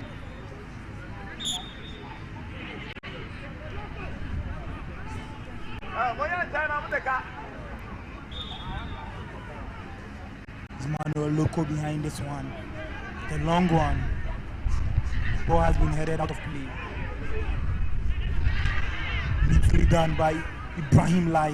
And look at that control. Ibrahim Lai. And no, he couldn't connect with Gideon Opoku. And ball cleared out by the man Edward Amwati. Straight into the stands. And it's a throw-in for Great Setters.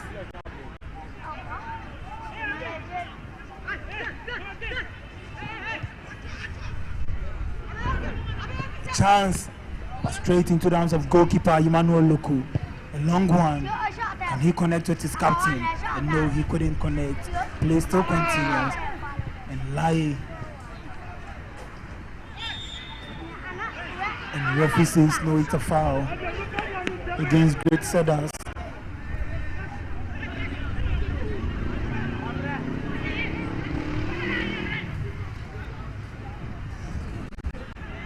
And the ceremonial match for the AFA League will be coming live your way on Tuesday from Shukura, where the winners of the league, Golden Cakes, will be playing against Shukura Sports Academy.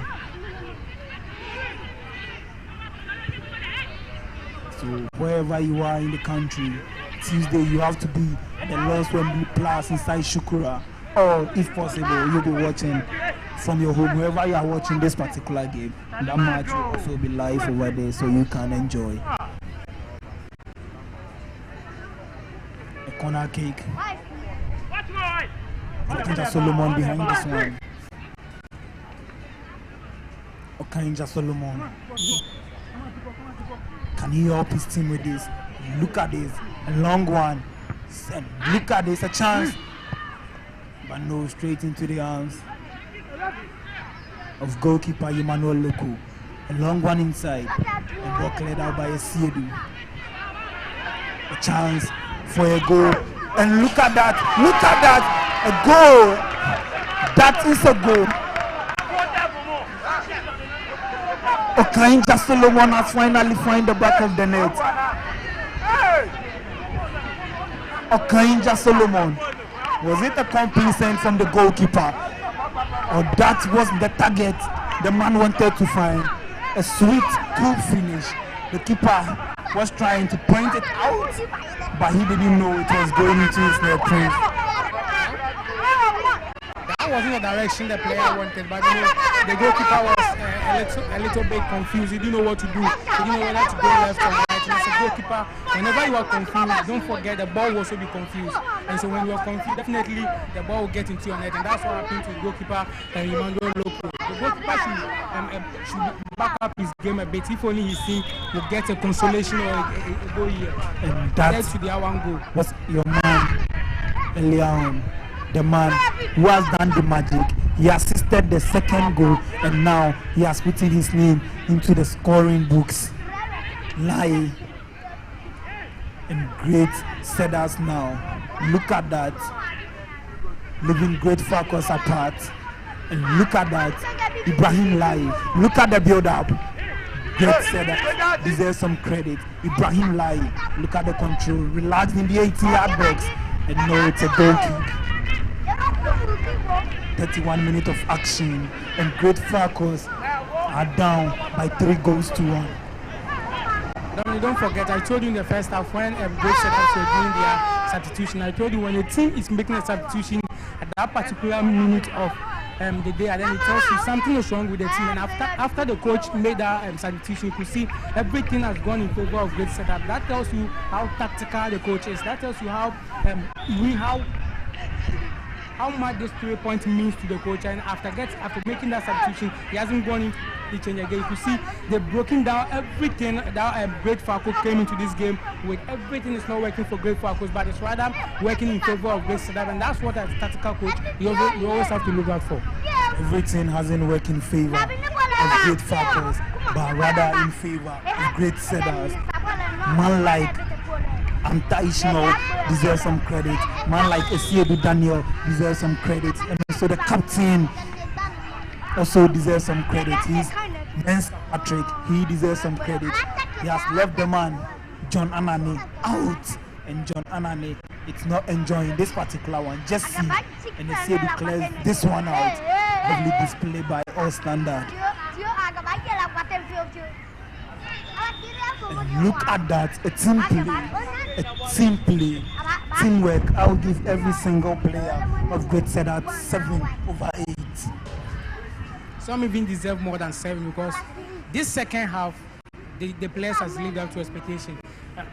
It's better than comparing the second half to the first half, and I think one of the officials has been sacked on the pitch, but definitely, you know, as a human being, you have to pardon your colleagues somehow, so that he has pardoned him a bit. And that was some verbal warning to the coach of Great Cedars.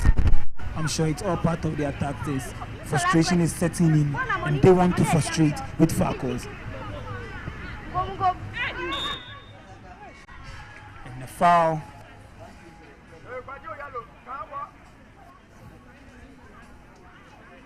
has been given just at the edge of the 18-yard box, and a yellow card.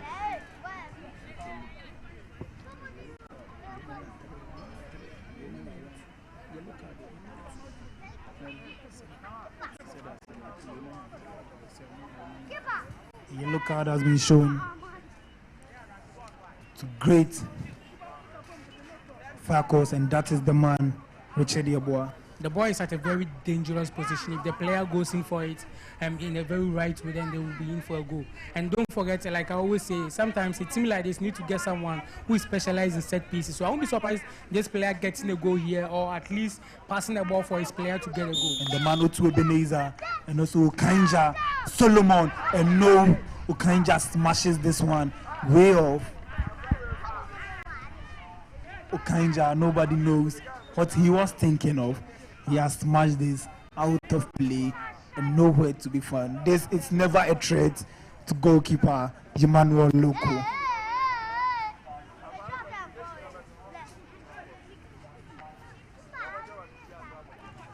And play still in action. And that is the man Usu Derek. And no, Otu Ebenezer says, let me throw this, let me do this. And no, it's a foul against them. Almost 35 minutes of action, and great Falcons have 2 unanswered questions. Will they be able to answer this question?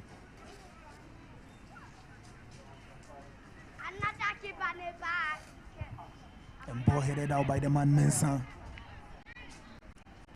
And this guy has really put in John Anani in his pocket, I would say, like what Ashley Young have been doing to Mo Salah. Anytime he meets him, he tries to put Mo Salah inside his pocket and brings him out when the game is over. Like Wan Bissaka would do to Raheem Sterling. He always tries to pocket Raheem Sterling whenever Manchester United is playing against Manchester City. And he will surely do it tomorrow for them to know this is what I'm good at doing. Mensah has put in John Anani, the man who scored hat-trick in the first game, in his pocket. A chance, and look at that! But he has been flagged offside. He had his delivery right, but rude offside. And look at the 2 captains.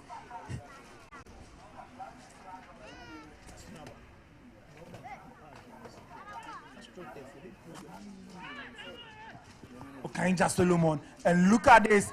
Would it be the 4th goal? And it is the man Abe Emmanuel has found the 4th goal for great Cedars, and you can see the coach, some onlooking celebration, some smiles all over his face, and great Falcons are in pain. They are bleeding indeed. 4 goals to 1, and the 4th goal has been scored by the number 8 shirted man, Abe Emmanuel. He has been fantastic in the midfield. This guy reminds me of Kobla of Best 11, Kobla Emmanuel of Best 11. They do their damages and they also attack. And great Falcons have 3 unanswered questions, and I will say it's a game over for great Cedars. It's a done deal for great Falcons. It's a done deal. There was no way great Falcons will come in and then equalize 3 goals. Ask yourself, it was first 1 goal down, they came in to equalize 2 goals to 1, and they couldn't come back the way they couldn't, and now it's 4. So there was no way I see great Falcons coming into this game. But don't forget, they are midfield. Nothing is working for great Falcons, and so definitely, if your midfield is not pushing up, you won't be getting enough goals. Excellent challenge, an excellent and a brilliant tackle by the man Mensah. And look at this, and this scoreline will remind everyone of the game between Legon Cities and West African Football Association.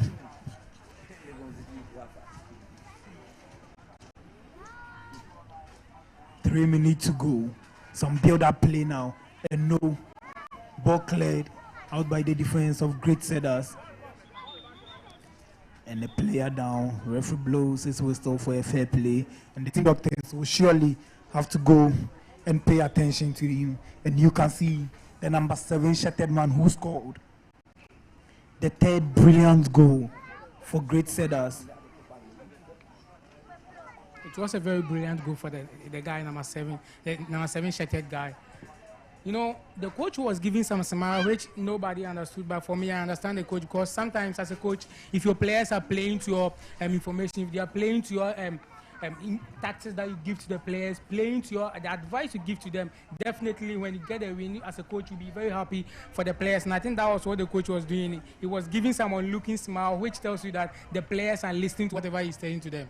Yeah, but you know, Pep Guardiola, Jose Mourinho, Joan Klopp will always go inside and jubilate wild for you to see that, yeah, we are jubilating. It's a done day when I'm smashing you out of the ring. Yes, but don't forget, you have some coaches who doesn't jubilate at the bench at all. Some, when you score, they will just be there giving someone looking up. Ole Gunnar Solskjaer is one of them. Yes, he doesn't jubilate, but unlike someone like Jurgen Klopp, for this season, I think if you are giving the most jubilated coach, definitely to go for Jurgen Klopp, because the way he jubilates at the bench always tells you how emotional he follows the games. And play still continues. 40 seconds to go. And look at that. And no, goalkeeper Emmanuel Loco is there to stop his side from conceding the fifth goal. Aye now. And the referee has brought the whole game to an end. The second department has also come to an end. And a quick response of 3 goals within a space of 40 minutes from Great Cedars. They deserve some credit, Prince. Within a space of 40 minutes, scoring 3 fantastic goals. One from the man Okanja Solomon, one also from the man Laye Ibrahim, and also another from the man Abeji Mano. That tells you how fantastic they are. Yes, Dominic, I would say kudos to Great Cedar, but you know, the first half, after the first half, some of us were doubting that if Great Cedar were going to get a win. But now I understand that the coach was using the first half to analyze his players, to analyze the strength of Great Falcons, and you could see that the coach came in strongly into the second half to give some instructions. He came in, he threw all his guys on the pitch, he threw all his ideas, all his plans that he gets on the pitch, and you could see the midfield of Great Falcons was not functioning any longer. And the moment you were able to break the midfield of your opponent, definitely as a team you go in for a win. So I'm not surprised Great Cedars beating Great Falcons here today, but we are yet to watch our last game of the day, which will go on, and after that game, that's when we'll be able to know whether Great Cedars is indeed a champ to play, or he was just lucky on the day. And that was it, and that is it for Great Cedars beating Great Falcons by 4 goals to 1. So the last game of the day will be between Great Cedars and Iriska. I just love that Turkish name. If we judge this game by the first game, Iriska then against Great Falcons, you would say that definitely Great Cedars will get a walkover. But don't forget, football, there was a lot of surprises. You know, Celta Vigo at the bottom of La Liga will come to Bernabeu and then drew with Real Madrid. That tells you football, nothing is permanent. There is a lot of surprises in football. So definitely, Great Cedars doesn't. They don't have to be overconfidence. That definitely, since Great Falcons was able to beat this team, we are going to beat them, but need to look focused and then look on what their coach will tell them and then get a win here this evening. My name is Dominic Entry and I did this with Prince Kweku. We are live from the Magdan Town Park, and this is the ongoing Greater Accra Regional Football, the juvenile football. This is the Middle League Playoffs happening live at the La Town Park.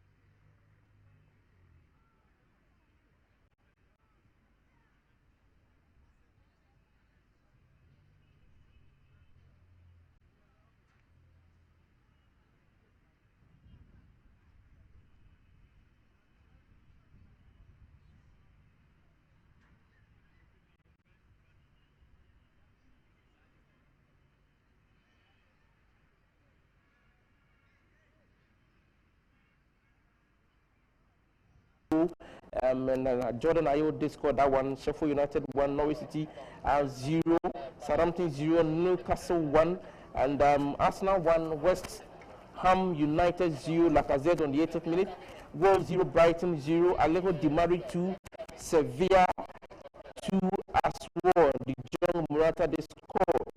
Bayer Leverkusen 4, Eintracht Frankfurt 0, and Schalke and Hoffenheim ended at a stalemate. Okay, so we're still live here. This is AFA, our live telecast of the ongoing playoffs of the. Okay, so I'm move on straight to the see what those wonderful chaps are going to do. But before I go, let me ask my pundits what they think the score lines will be like, and they'll join the feed. Okay, so Asuna, tell me, at the end of the start, what do you expect to see? You see, the second match, I gave you score line, but it went against. This one, I'm not going to give any score line, but I'm expecting good football. Okay, Dominic. A 3-1 win for Great Cedars. Okay, so let's go straight onto the field and see what these wonderful chaps are going to do this very evening. Enjoy the first half. We'll be back in the discussions, live commentary right here on AFA. Fifi and Science, my name. Enjoy it.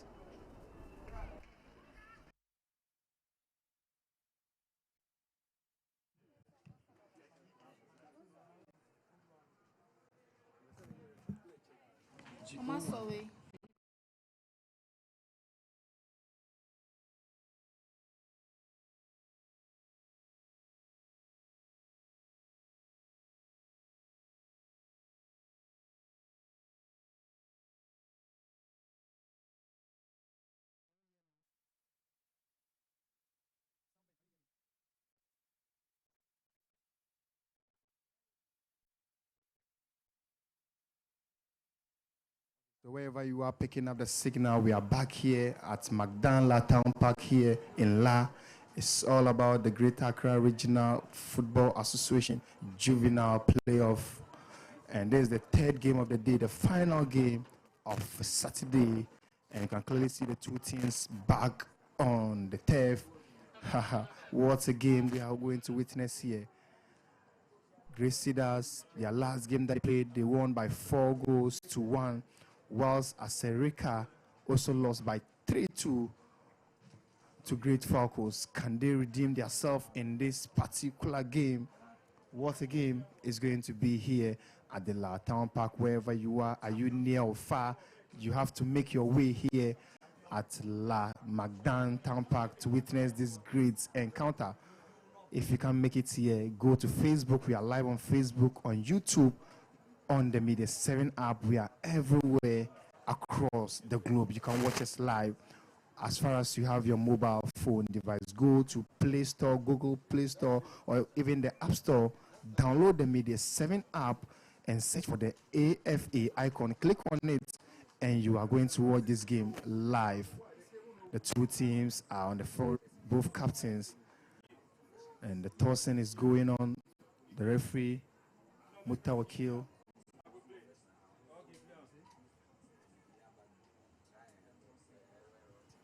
Starting lineup for Aserika, they have Richmond Sabla, the goalkeeper, Amin Farid, Felix, Sadat Ibrahim, Zakaria Alasan, Osman Korti, Idris Umar, Rashid, and then the likes. You can see their formation. They are playing a 4-3-3 formation with Raymond Ano as the arrowhead, the number 10 shirted man. He's going to be the arrowhead. Richmond Sabla is going to be the goalkeeper, Felix, and Sadat center backs, Aminu left back, Zakaria right back, Idris Umar is going to be the holding midfielder.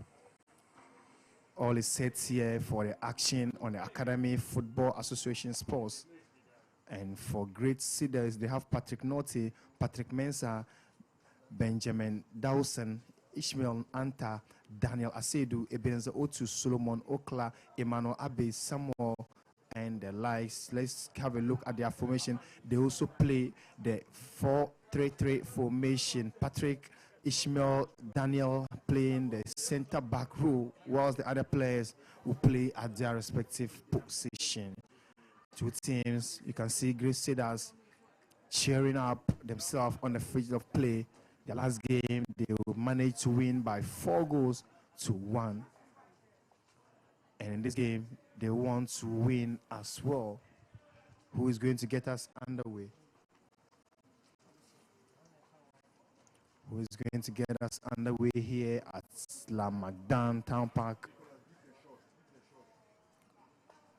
Here we are. What a great game. And you can clearly see all the two teams are poised for action. Referee Mutawakil IK will get us underway once again.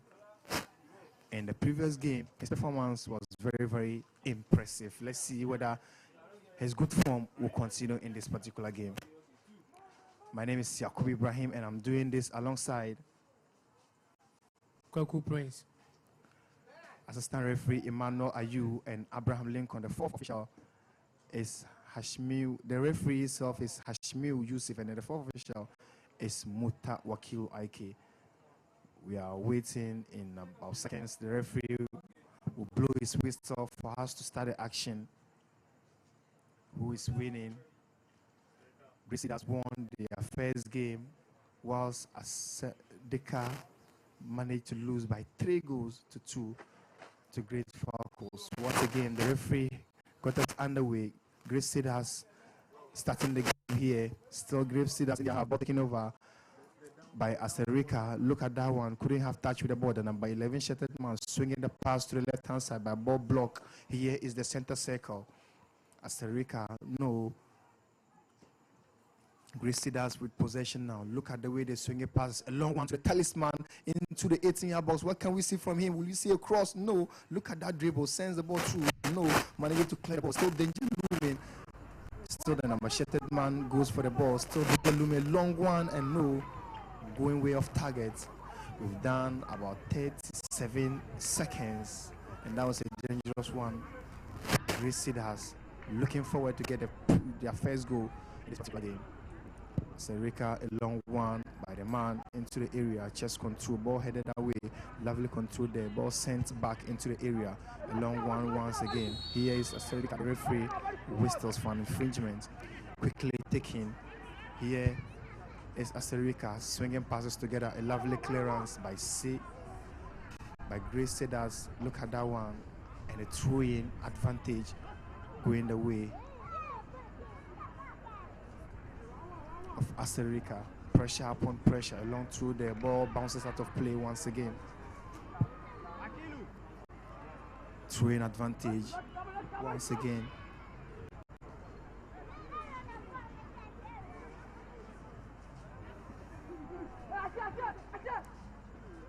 A long throw into the area. Ball cleared away by the defender Abe Emmanuel.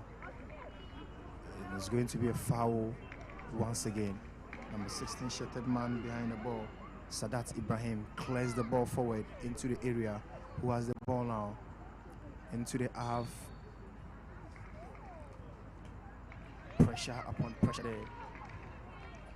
Pressure upon pressure. One player down the turf and is from the side of Grace Cedars back on his feet now. Number 6 shirted man back on his feet. There's Otu Ibrahim, Otu Emmanuel, the midfield general. Free kick advantage. You can see a number of players in the 18-yard box. And the referee whistles. A long one into the area, finds no one. Goal kick advantage to Aserika. Goalkeeper Richmond Sabla balloons the ball, heads the ball away, just controls, sends the ball to the right-hand side. 2 pass, and the ball crosses the circumference of the line for a throw-in advantage. A short throw to his man, a chest control, ball won again by Asterika. Look at that dribble, still with the ball, and no, 2 men against 2. Ball taking over, center circle battle. This will look so dangerous for Asterika. Let's see what the defender can do. And look at that one, he manages to take the ball out of play. A throw-in advantage. It's going to be an attacking throw-in for Asterika. Grace Cedars. Short through, ball hit, another throw-in. 3 minutes of action. Prince, what is your assessment of the game so far? It's been a long day, and this happens to be our last game of the day. But let's not forget, this game here happens to be a decider game. because Great Falcons will be at the corner praying very hard for Asereska to be able to beat Great Setters more than 3 goals so that they will get the advantage to qualify over Asereska. So that will be the prayers of Great Falcons here tonight. But let's not forget they're doing some change of formation here. Asereska was playing 4-4-2 in their first game, and now I think the coach has valued the status, has changed maybe some 2 or 3 changes, and now they are playing 4-3-3. That tells you the tactical mindset of the Asereska coach. And also Great Setups were playing 4-3-3, but yesterday also on the 4-3-3. That tells you both coaches are in for with the same information, and at the end of the day I won't be surprised this game ending in a draw. Prince will not be surprised if this game ends in a draw. Let's see. Time will tell. We've just done about 4 minutes 33 seconds. A long one into the area. Great Steelers with a chance, but ball cleared over by defender Felix Blackman. Corner kick advantage. Corner kick advantage. Idris sends the ball through, ball headed away. Aserika with the ball. No. Ball taken over. Here is Aserika once again, sends the ball through to the number 11 shattered man. What can we see from him? Mohamed Idris into the area. Look at that one, still danger looming. What can we see? And no, that nearly find its way into the back of the net. But look at that brilliant effort. They nearly had the first goal for Aserika, who lost their first game to Great Falcons, Prince. If you are playing against Great Setups at this point in the evening, and you get such chances and you waste them, Ibrahim, then I get to think about what is this team here for tonight. If you want a win here, then the little chance you get, you need to bury the ball into the post of Great Setups, because if they get the little they get, they will never spare you. And so you have to make sure that you always give 1 point, to always make sure that the least mistake they make, you punish them. So the least mistake that they do, you have to capitalize on that to punish them. A quickly throw in. Here is Aserika attacking, sends the pass through. Who is chasing the ball now? Look at that one. Ball cleared out of play by the captain. Number 4, shattered man, Mensa Patrick. It's going to be a goal kick advantage going the way of Great Falcons. Great Setters, sorry. A long kick. Ball cleared away. Here is danger for Aserika. Sends the ball through. What can we see? And no. And an off-target shot by the man. He should have done better by registering the first goal for Aserika. Looking at this first department of the game, they have been a better side, creating the chances, doing all the runs, but the conversion rate is lacking. Corner kick advantage. Aserika sends the ball through. What can we see? Ball cleared away. Still Aserika with the ball, sends the ball to the left-hand side. The man crosses the ball into the area, but no, couldn't find its way into the back of the net, Prince. Yes, he couldn't find the ball into the net of the goalpost of Great Setup. But like I said, Asereska is making some points here this evening. They are trying to get a point here. At least going home with 1 point wouldn't be a bad thing, or going home with the win wouldn't be a bad thing. If the win 1 goes to nothing, even though they will win, but still Great Setups will qualify. So going home with a point won't be bad for Asereska at all, because today they've lived up to expectation. Even though in their first game they lost by Ibra, not forget with the help of Osman and the others, they were able to get 2 goals out of the 3 they conceded. That tells you what the mindset of Asereska. So when you get them, you don't make any mistakes at the back 4. If you do, they will punish you. If you do, they'll definitely have to punish you. Throwing advantage. Aserika going for the ball. Zakaria Alassan throws the ball, trying to get it to his man, but no, couldn't control the ball. That's Idris Umar with a poor control there. Asedu Daniel throws this one for Great Setters, but no. Another throw in. Idris throws the ball forward. Look at that one. A tackle from behind by the number 2 shattered man, Asedu Daniel. Free kick advantage. behind the ball. Zakaria Alassane, the danger man, we call him. Zakaria behind the ball. Zakaria Alassane sends the cross through. What can we see? No header back and still an opportunity. And Great Cedars clearing the ball out of their danger zone. Yes, Great Cedars, no ball block. And that was a tackle from behind by Hagan Samuel, the forward for Great Cedars. Free kick advantage.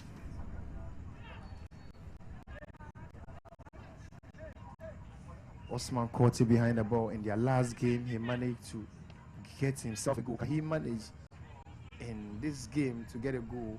Time will tell. A long kick by the goalkeeper, cleared away, center circle. Here is the man once again, Korti, and ball smashes to the left-hand side. A long through. Still danger for Great Cedars. A shot through. That was a lovely chest control there. Still Acelerica with the ball. What can we see from their man? Says dribbling his marker, and no. It's going to be a throw-in advantage. A corner kick either. The referee says it's a throw-in. A long throw, but ball headed away.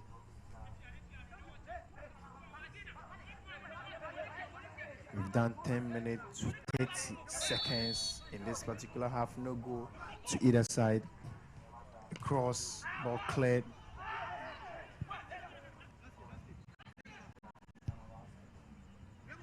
Idris Korti with the ball, but no. And here's Idris once again, throws the ball to his talisman. Look at that control into the 8th ball, sends the ball through, but no. That was a lovely defending by the number 11 shirted man, Opoku Gideon. Forward doing the defensive work for Great Cedars, making sure his side not concede. Sending the ball through, ball cleared away once again. Acelerica, number 8 man with the ball, sending the ball to his talisman, but no, couldn't have touch with the ball. Great Cedars still with the ball, swinging passes together, one-on-one. Let's see, ball taking over. Great Cedars. Idris sends the ball to his man to the left-hand side, but no. And Mohamed Idris couldn't control this one, Prince. Yes, Mohamed Idris couldn't get in touch with the ball, but let's not forget, Mohamed Idris was the hero for them in their first game. They lost, but he got a goal for them. And let's remind ourselves, Great Cedars is missing something here tonight.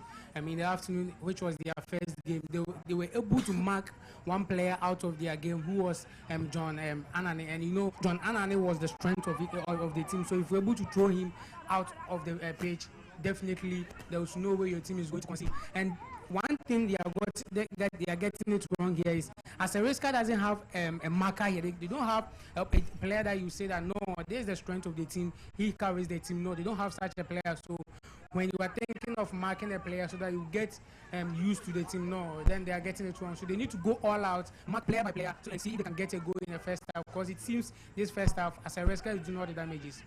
Acelerica doing all the damage in the first department of the game. Here is a chance, sends the ball through. Can we see the first goal? Another opportunity, no, ball hit. Still, Great Cedars, and no, the goalkeeper going the way to rescue his team.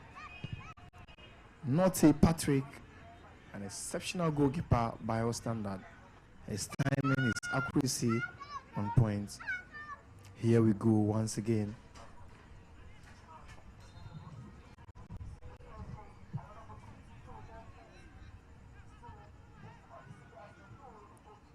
Throw-in advantage, a shot through. That was a bicycle kick. Here it's an advantage. Great Cedars initiating all the attack on the wings, and no, ball cleared away. Still danger for us. Great Cedars, another opportunity. Can we see a lovely defensive work? And yes, defending his line so well. Asedu Daniel doing more of the defensive work for his team.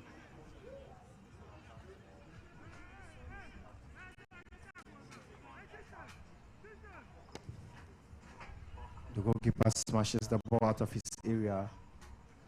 Ball headed away. Hip control. Sends the ball to a long one. Ball cleared. Here is Grace Cedars center circle battle. Accelerica taking the ball once again, and that was a feeble control. Still a chance for Accelerica to register the first goal, but no. The shot going way of target, and Idris Mustafa, right-footed shot going way of target. We are approaching the 15 minutes, and still we are going to witness a goal, no goal in this particular half. We are still looking forward to see a goal being registered in this particular game. Grace Cedars with the ball. Look at that dribbling skill going to the left-hand side, and the referee whistles for a throwing advantage. Accelerica throws the ball quickly. Grace Cedars taking the ball again. Grace Cedars, and ball cleared by the defensive setup of Accelerica. Here, the attack. Grace Cedars.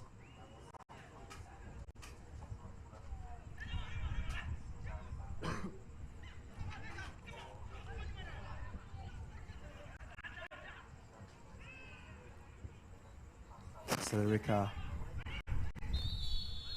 and a free kick awarded by the referee just outside 18-yard box. And if they are able to take their time, this particular opportunity can give them the first goal. 15 minutes 38 seconds, still no goal to either side. Prince, from the look of things, the two sides, who do you think is a better side in the first quarter of the game? Ibrahim, after those 15 minutes, it's 50-50. Both teams are showing what they can. Both teams are trying to get a goal in the next 5 minutes. But you could see this infringement was a clear foul, and this ball is at the danger zone. And I'll be surprised Sereska getting a goal here. That was a lovely save. Timely Intervention saved by the goalkeeper. Yes. Richmond denying Accelerica their first goal.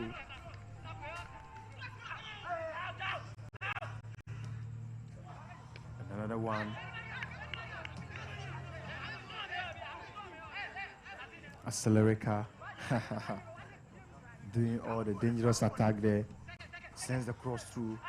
Ball hip.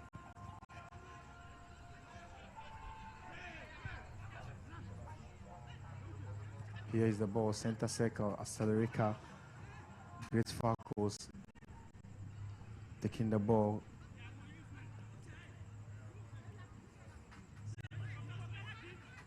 Number 9 shirted man, Hagan Samuel. Still Hagan. Clears the ball, center circle. Ball taken home, swinging the passes together. Accelerica attacking Grace Cedars.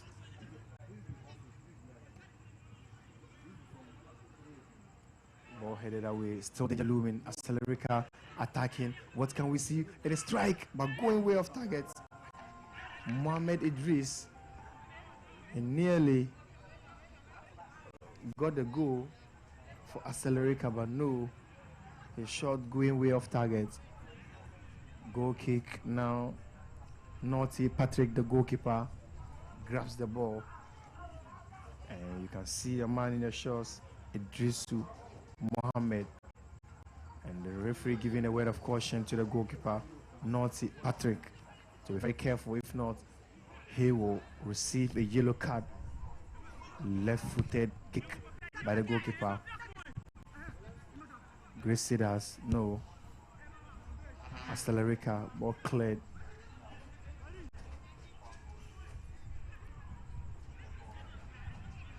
Chances upon chances. No goal to either side. Corner kick advantage. Raymond Ano crosses the ball, finds no one. No, still danger. And ball cleared away. Another opportunity. Ano sends the ball through, and the goalkeeper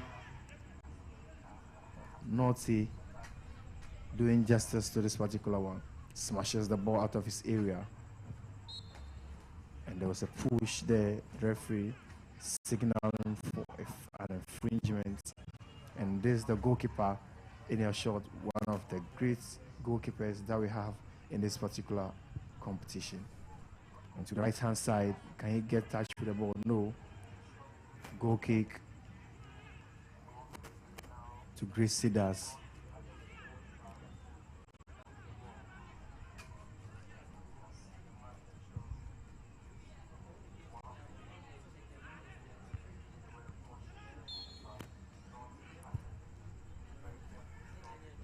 Acelerica attacking. Acelerica, what can we see from him? Look at that one. No. Cleared away. Another opportunity. Acelerica, look at that one. Dribble past his marker. Sends the cross through, but well defended by the defender.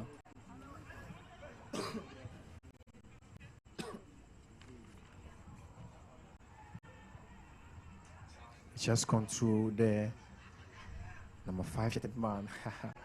Making sure he do justice. Great Cedars still with the ball. Ball sends home. Through in.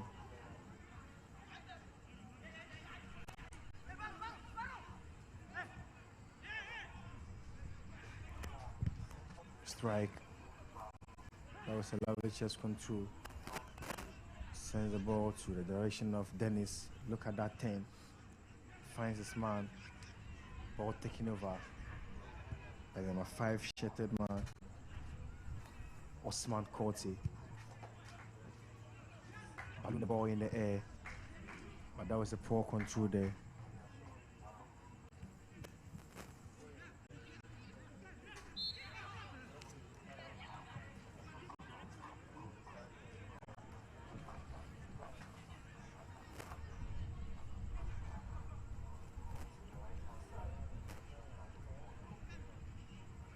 Free kick advantage to Great Cedars in the half of Acelerica. Strike. No.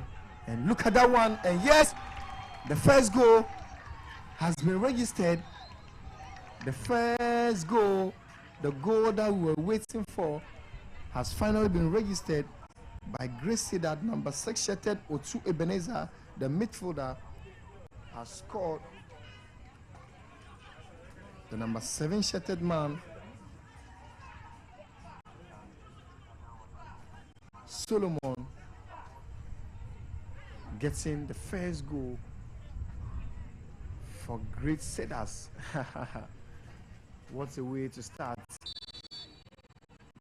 A perfect way to start a knockout game. And here we go again. And another opportunity, and saved by the goalkeeper, denying Acelerica their first goal.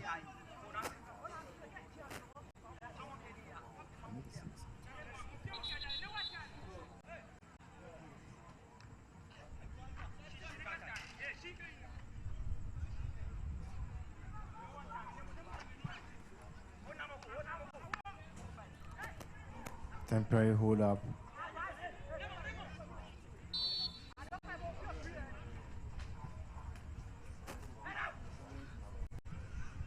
Here's an opportunity, but no.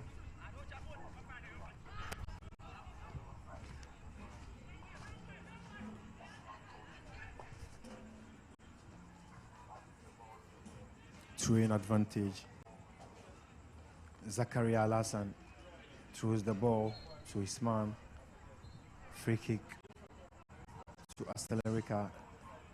Zakaria to effect this kick once again. Zakaria sends the ball to Bucklet. Great Cedars, a strike by Acelerica, but no, going way off target once again. And you can see the goalkeeper of Great Cedars, Naughty Patrick, very, very confident, wanting to keep a clean sheet in this particular game. Naughty smashes the ball inside the center circle. Here is the man. Sends the ball through. Look at that. Poor control. Cleared out of play. Free kick. Spotted by the referee once again. 24 minutes of play. Acelerica are down by a goal to nil. Can we see them equalize before the end of the first 45 minutes of play in this particular game? Ibrahim Assat, now I don't think Great Setups can come in within the next 26 minutes, because within the next 16 minutes, looking at Great Setups, I think the game has all been accelerated, but I'm surprised Great Setups is the one leading here tonight, because looking at them, they've gotten 5 corner kicks. Ask yourself, how many that Setups have they have now? They've created 10 chances, Setups have created only 8 chances. That tells you how Asereska is playing here tonight, but surprisingly, they are the one down by a goal to nothing. So I think the more you create, you need to try as much as you can to get 1 or 2 of the balls into the net of your opponent.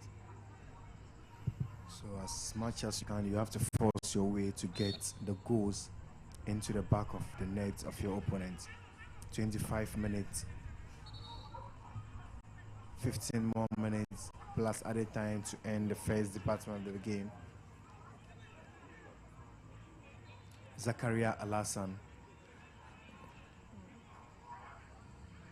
to kick this ball. Still Zakaria behind the ball.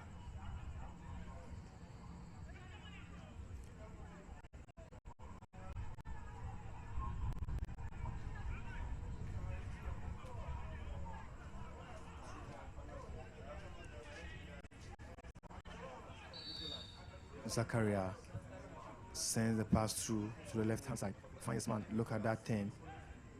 Grace Cedars taking the ball out of danger. Swinging passes together. He has a counter attack, but no.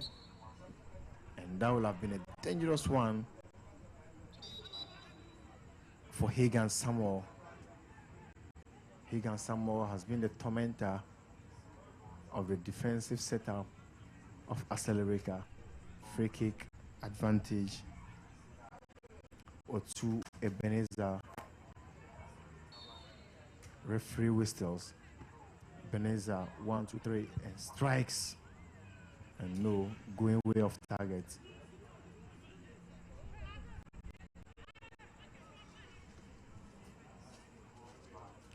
Goal kick advantage. Balloons the ball and couldn't get touch with anyone. Throw-in advantage. Hagan Otu throws the ball.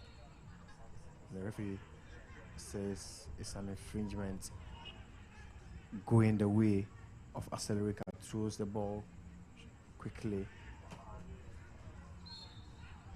And an infringement spotted once again by the match official.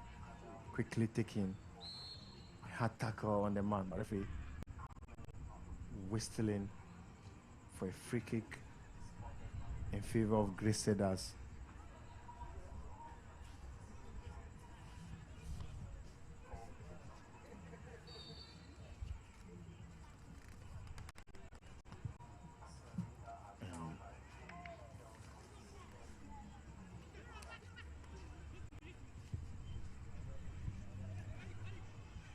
Acelerica sending the ball through, still a chance, sends the ball, no. Left-footed clearance by the defender, number 17, Shetted.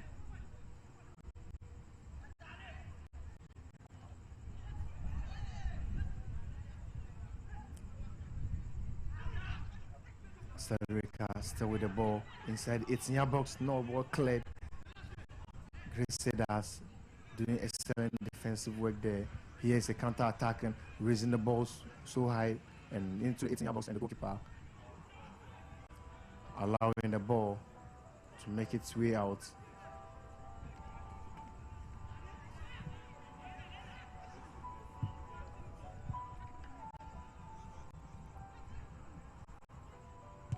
Center circle battle. Zakaria. Danger looming. What can we see? Accelerator inside 18 yards. No, but hits another opportunity. Sends the ball through, but no. And that was a situation rescued by the midfielder. Here is Zakaria once again. Alassane Zakaria striking from behind, but no, going way off target. Alassane Zakaria being the dangerous man for Accelerator. Goalkeeper Naughty Patrick organizing his team, clears the ball out of danger. Tackle from behind, free kick inside the center circle, quickly taking Accelerator to the man, number 11, shirted man. Mohammed, still Mohammed sends the ball, but no, ball block. Another opportunity, but Grace Cedars having the situation under control. Free kick advantage, and Zakaria still behind the ball. Delivering the ball into the area, ball cleared, another opportunity, smashes the ball out of the danger. Zakaria still with the ball. Zakaria, no. And here is Accelerator defending.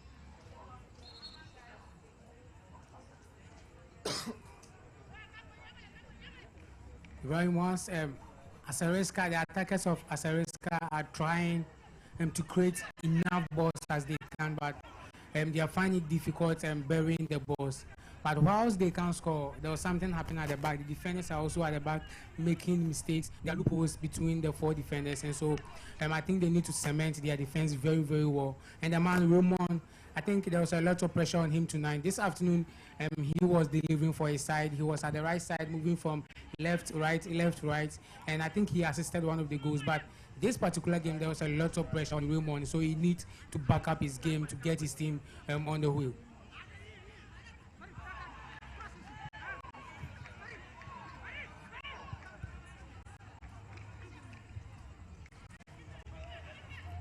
Chris Cedars formed in the year 1998. The previous name was Mighty Victory. And the team captain, they are using a rotational policy. They don't have a substantial captain. They are using a rotational policy at the club. And if you look at the exploit of the team, they are defending champions of a Samoa Jan tournament, which was held, that was 2 years ago.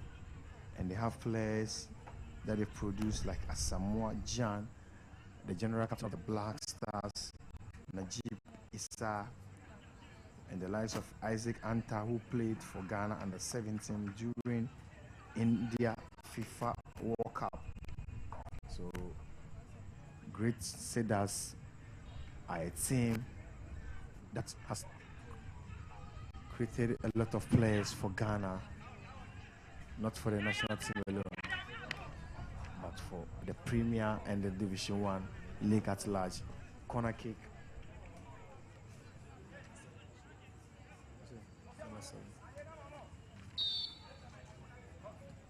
Corner kick, quickly delivered into the area, well defended. Another opportunity, sends the ball to, clearing the ball out of danger.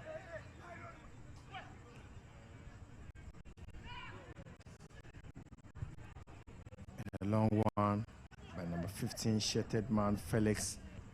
Has the ball to Accelerator. What can we see? No, Grace Cedars defending Accelerators with a chance now. Accelerator still with the ball outside the 18-yard box, but ball cleared by Anta Ishmael. Here is Alassane Zakaria. Sends the ball back to Alassane Zakaria by a poor touch, gifting the ball to his opponent. Center circle. Here is the man Felix. Sends the ball through. Another opportunity, cutting past defense, splitting fast. Another opportunity, what can we see? But no. Into the waiting arms of goalkeeper Naughty Patrick. who wants to keep a clean sheet in this particular game. 33 minutes of play, 7 more minutes plus added time to end the first department of the game. Celerica are down by 1-0. Great Cedars, their last game, they managed to win by 4-1, and in this particular game, they are in the comfortable lead. Someone will say it's in the comfortable lead, but I don't see 1-0 to be a comfortable lead. Great Cedars swinging passes together, sends the ball through to the talisman, but ball taking over again. Celerica, a long kick, setting up his man, but an offside wave by the assistant referee.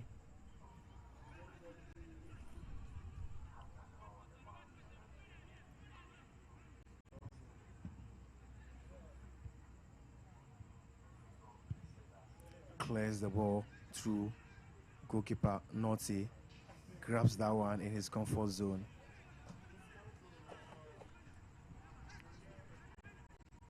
Throws the ball to the left-hand side, controls the ball. Look at that one mistake, but no, it's not a problem for goalkeeper Naughty Patrick.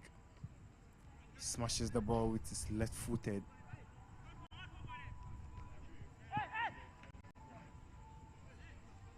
Throw-in advantage. Throws the ball, and the referee whistles for an infringement. Throw-in advantage. Throws the ball. The chest control. Raises the ball in the air. Clears. 1-2. Great Cedars initiating an attack, looking for the talisman Hagan Samuel, but no.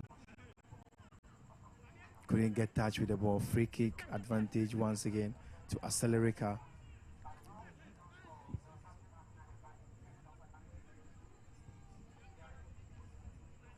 Neatly defended. Great Cedars with the ball now in their own half. Takes the ball to the opponent's half. Ball hitting the back of the defender. Here is Dennis. Finds his man on the right-hand side. Setting up another attacker. Here's danger looming. What can we see? 4 against 3. And yes! The equalizer has been gotten in this particular game. What a lovely attempt. And yes, number 10 shirted man for Celerica, Raymond Ano, has pulled the equalizer for Celerica. 36 minutes of play.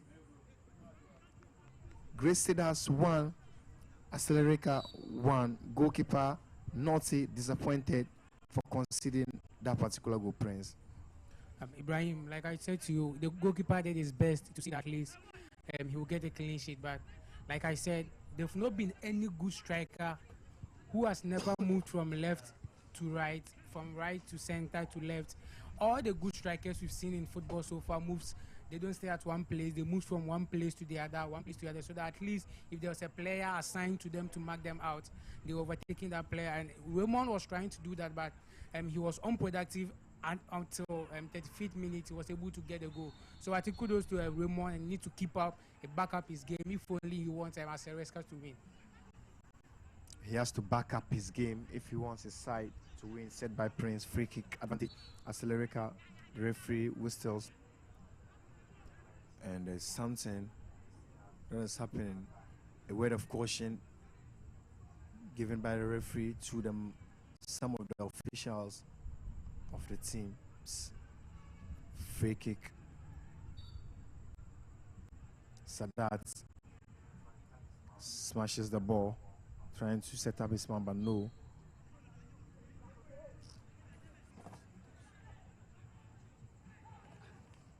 Quickly taken into the area. Still danger looming. Number 7 shirted man.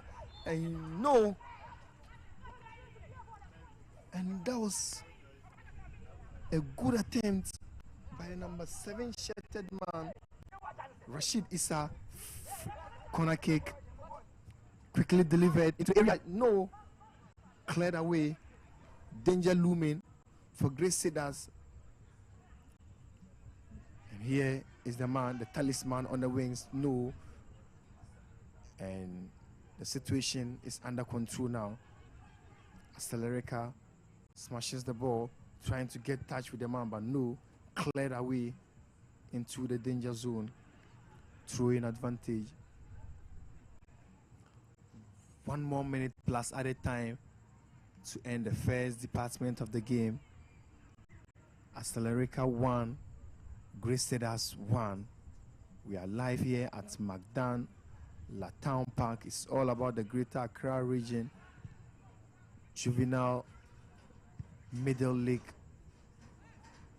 And the action is live on your #1 sports station, Academy Football Association Sports, on the Media 7 platform. Go to Facebook, we are live there.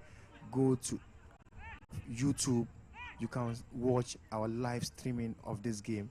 And also, the referee has finally blown his whistle for the end of the 40 minutes of play in this particular half. Astelerica 1, Great Cedars 1. What a game that we've witnessed so far. And Prince, looking at the way that the two teams played, who do you think in the second half can make an impact? Ibrahim, up till now, it's very difficult to point a finger on maybe either Cedar or Astelerica, because you could see that the first half has all been Astelerica alone. They've done all the damages, they've tried all their best, but on luck, because of luck not being on their side, they conceded, but they came in strongly to get a goal. I would say they did everything, but because of luck, that was how Cedar was able to get a goal, because you could see Astelerica has created 17 clear chances, but they were able to get a goal. Ask yourself, how many did Astelerica create? They created, Cedar created only 7, and they got a goal. Even the goal wasn't the goal that you say that they worked on their own. It was a mistake made by the defenders of Astelerica. That was why they were punished. So if Astelerica is coming in strongly in the second half, as they've done in the first half, Ibrahim, I won't be surprised at the end of the day. Astelerica carried the day, but it will be very difficult for them to qualify, though. But winning this particular game won't be bad at all after showing this kind of performance. You can see the number 17 shirted man, Mensah Maxwell, who is the forward of Great Cedars, into the game. He was brilliant, a brilliant chap by all standard, and that was a lovely game. You can see the man also in the shot. He was also a youthful player in this particular game. The action is live here, and you can see the warm-up. You can see Great Cedars marching off the field, and this is Astelerica doing a bit of shake-up, waiting for their turn in the second department of the game. And the action is right here on the Media 7 platform. We are the official partners of the Greater Accra Regional Football Association. The action is live here on your #1 sports station, AFA Sports. After this break, there's going to be the analysis of this particular game. Please stay and don't go away.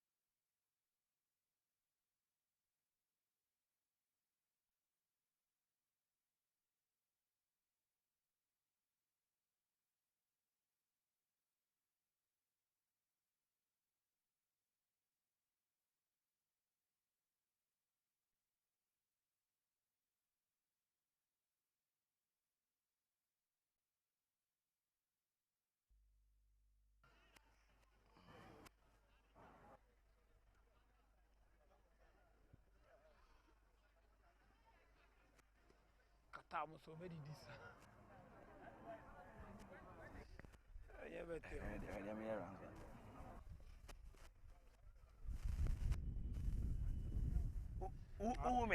so that's the first match so but 1-1 or share near you and a second half of share 3 goals. This was share near Saturday. Or he repeat.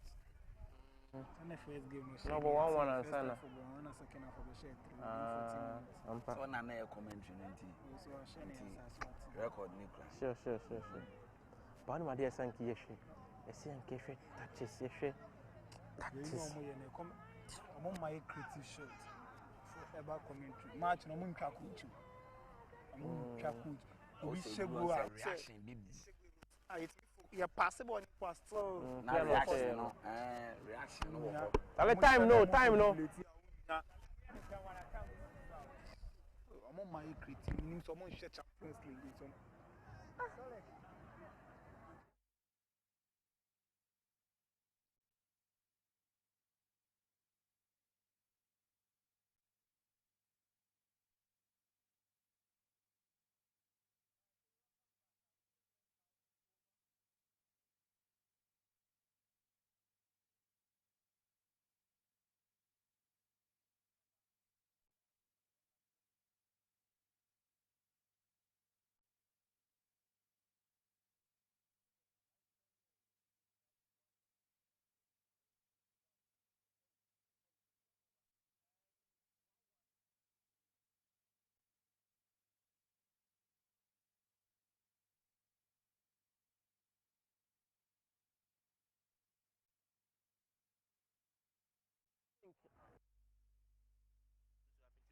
Do you know the reason why this thing is happening?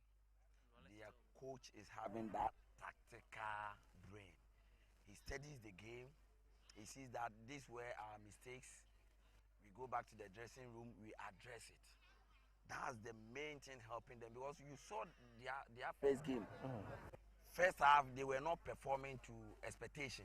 But when they went and they came back, they came in stronger and they performed. And I'm hoping to see that same performance. Because as a record, if like now they are having only 1 point. So for them, it's a point. The game is over before you can justify. The game is over. Exactly. So me, I'm hoping to see great Cedars doing as they did in their first match. Okay, Dominic, you sat and said that look, these chaps played the very first game. They were scored. They came back, they equalized, and then had 3 other goals. Are you expecting that to happen again, or you think at the end of the day it's going to be the other way around? I'm sure that may happen again. I was looking at the first game where when it was 1-1, he introduced a certain number 10 called Lai. And Lai Ibrahim came with a different tactics, to change everything again. And now he's at the bench. It's a draw game 1-1 again. And I'm very sure that definitely the coach is going to introduce him. I'm sure he's a super sub. He comes in tactics and all over. He came in the first game and he scored the second goal for him to take the lead. And I'm sure he'll be coming again with that same mentality. So who knows? I'm sure, I'm for them, so I'm sure that's what's going to happen. If you have realized that Grace that they look very small. I've counted about 6-7 guys who are extremely young. Yeah. But on the field of play, they don't look that young. What is the motivation? Who has told them what? And what have they put to them that they come? They see those that are bigger, but they're able to match them. Okay, I said this earlier on during the commentary session that these guys are telling us now, as we stand it up, it's just a number. It's just a number. Because they are showing us Matthew Kujo playing against the big man, Jordan Sancho, Marcus Rashford, Mason Greenwood are playing against Tammy Abraham, those kind of people. Also play against the big men, and they are doing it. They come and they play more than the big men. You see them, you underrate them way more. In local language, they were short. Get onto the turf. See different. Whenever they lose the ball, they are there. You see that you give it to them, or they charge you, they foul you, and that is also part of tactics. Club will tell you. Pep team are always committing fouls. When they lose the ball, they have to foul you. So they go back and form up their team. So they take the ball. Okay, they are coming to the pitch. Scoreline at the end of the I predicted a 3-1, so I'm still for the 3-1. From what I'm seeing, I'm hoping to see Cedars scoring that 3-1. Okay. Because they did that in their first match. All right. So from the standpoint here, let's go watch the second half of the ongoing game. And I bet you what, you are going to enjoy this one. Let me say a very good evening to my beautiful wife who is enjoying the show right at home. Wifey, Charlie, okay, and to all the big men, the categories and everybody who are watching, we say good evening to you. Enjoy the second half. We shall be back and they'll do the post-match right here. Until then, just go enjoy the game. Don't forget you are still live on the AFA channel. We are live on Facebook, we are live on YouTube as well. So go there, enjoy. Fifi and Science, my name. Enjoy the second half.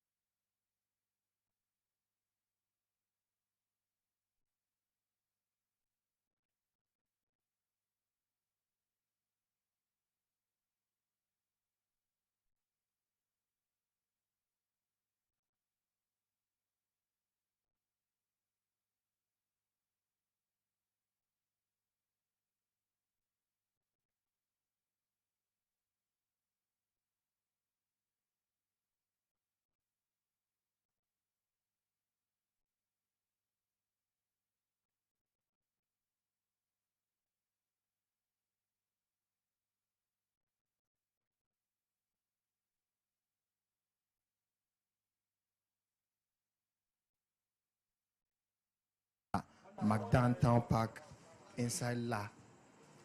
The second department of the game is here, and that was a lovely strike by the man Abbey Emmanuel.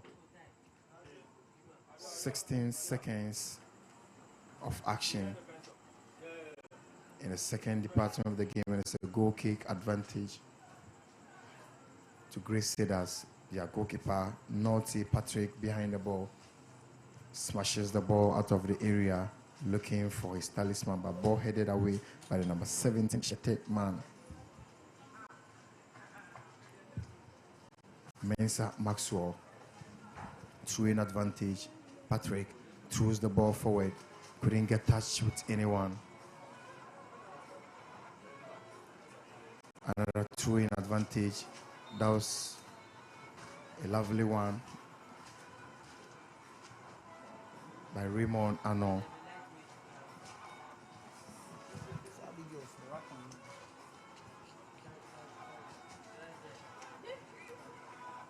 Temporary hold up.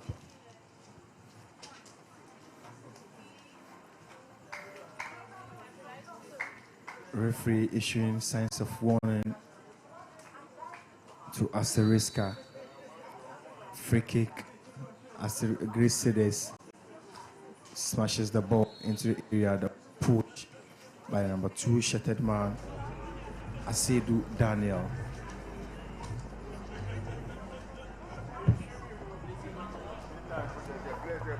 It's a long one. Here is Daniel. Grace Cedars swinging passes together in their opponent's area, but ball smashes away by Asteriska.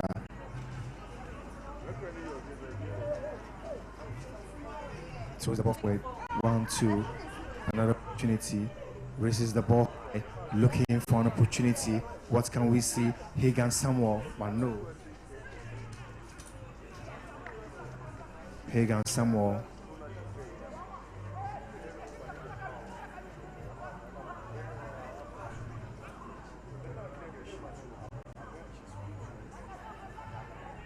Still inside the box, the ball through, and here is Great Cedars. No, intercepted out of advantage.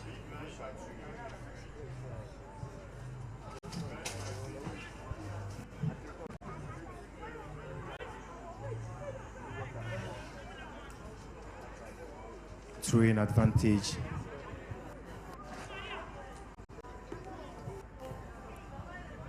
A shot through, a chest control, ball intercepted. Referee whistle for an infringement.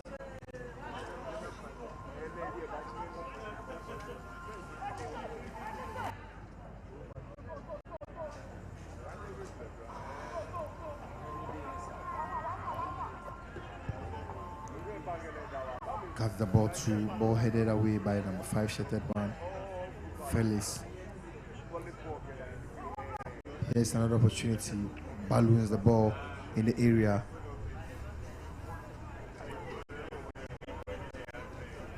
And the assistant referee signaling for a throw-in favor of Great Cedars. Throws the ball quickly. Asteriska, ball heads away. Here's Great Cedars referee once again signaling for an infringement. Quickly taking, ball cleared away.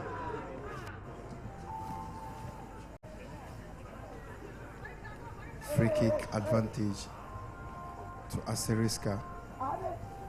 Asteriska with this particular opportunity. Can they make it count? What can we see from Asteriska?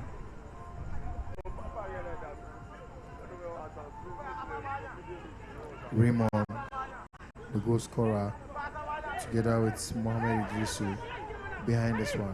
Mohamed Idrisu now with the ball. Mohamed Idrisu sends the pass through inside Etihad box, but no. Sends the ball through by goalkeeper. It's going to be a corner kick. A corner kick to Asteriska. Corner kick advantage to Asteriska.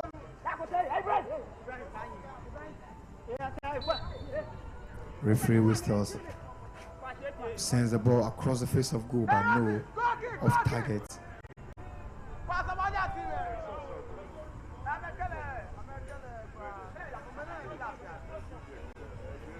Goalkeeper Naughty Patrick effecting this kick.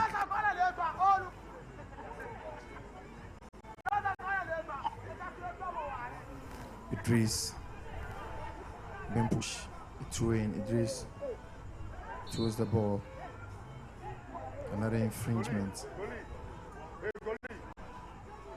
Mensah Patrick. It's a right-footed strike. Ball headed away. Center circle. Sends the ball to the left-hand side. Who does he find? Can we see the second goal? But there was a push.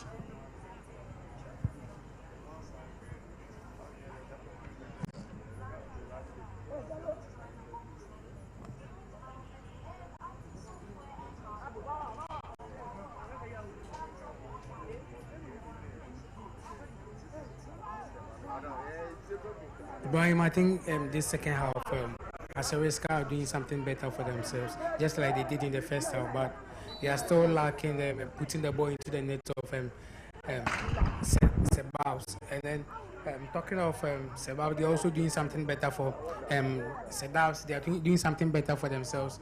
You know, in the first half, they were lacking some qualities in the midfield. And in this second half, I think they've improved on that. But still, there is a lot to come from the man, Ebenezer Otu. I think he's a pillar of the team. He's the center man of the team. So if the team is going to do something better, then much more than what he's doing should come from him. So this second half, I'm expecting much more better performance from Ebenezer than he did in the first half. He can prove himself in this particular game. Here's Higan with the ball, trying to take on his man, but throwing advantage. Throws the ball quickly. Grace Cedars, no. Lai Ibrahim with this particular one. His ball smashed out of play.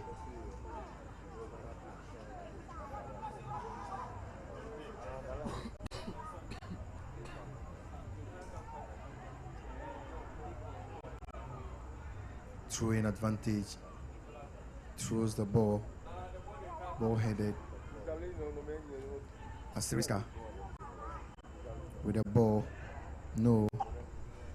Here's the number 8 shirted man, sends the pass through. What can we see? Another opportunity. And no, goalkeeper says no. Naughty Patrick, very alert, very sharp, organizing his back for Soso Prince. Yes, goalkeeper Nate Patrick will not make mistake about that because he's a high-class goalkeeper, even though he may be a young guy. But I won't be surprised in the near future seeing him in under 17, under 20, Black Stars goalkeeping. I won't be surprised at all because this was where we got some of our talented players from Samuel Jan, Abed Pele, you can name them. This was where they were found. And so I won't be surprised Patrick Nate playing some high-profile football for the national team because for what he has done here today, he deserves a clean sheet. But sometimes, a lot of things will happen, and the goalkeeper with a good defense will always concede at the end of the day. Free kick advantage. Strikes from behind. No. Looks so dangerous. Osman Koti. Strike looks so dangerous, but going way off target.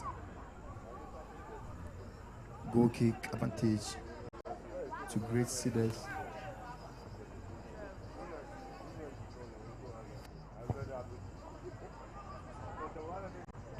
An opportunity. Center circle. Sends the ball through. Here's an opportunity. Great Cedars sends the ball out of danger. Asterika.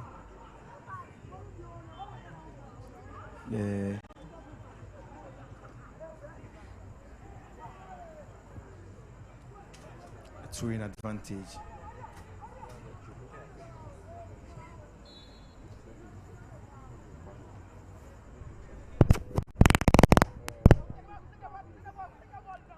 An opportunity there.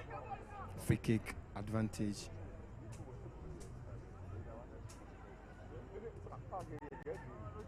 Otu Ebenezer, number 5 shirted man down. Downson Benjamin, the left back for Great Cedars, and the attention of the medical team of Great Cedars has been called. They are currently rushing to rescue, and he's been marched out of the turf for play to continue. March out of the turf for play to continue. Otu Ebenezer behind this one. Referee whistles. Sends a cross into the area. Cleared away by Asteriska. Another opportunity. Asteriska sends the ball out of danger, but no. Here is Otu once again. Otu losing the ball to his opponent. Asteriska attacking the ball, sends the ball to the right hand side. 10-shirted man inside the 18-yard box, but no, well defended. The lovely defensive work here is Asteriska once again. No, Asteriska defending their line so well. Asteriska, look at that one into the 18-yard box, but no, cleared away by the number 11-shirted man. He has an opportunity once again, strike from behind. Looks so dangerous. And if care was not taken, Mohamed Idris could have gotten the second goal for Assyriska Prince.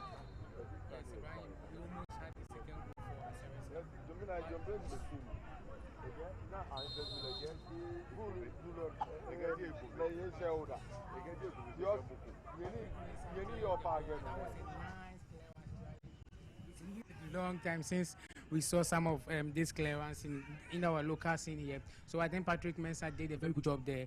But on the goalkeeper, I think he needs to back up his game because still Assyriska is on creating the chances just like it happened in the first half. And ask yourself, how many chances will a team create before they get a goal? In the first half, they created 17 and they had a single goal. So in this second half, I think they've made their correction. So the little mistake you do, they will punish you. I won't be surprised creating almost about 10 chances and getting 2 goals. I won't be surprised at all. So if Sedabs are in to win or at least draw, then they need to the goalkeeper need to back up his game and the defense need to pattern themselves very well. So this is an advice going the way of Chris Sedabs.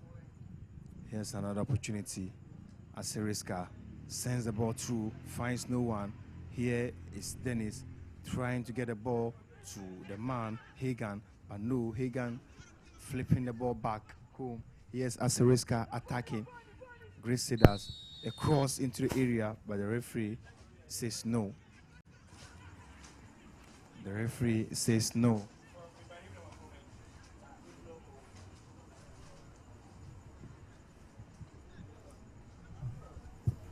"13 minutes of play in the second department of the game, and you can see the man Idris together with the number 10 shirted man Lai Ibrahim. An end-to-end action.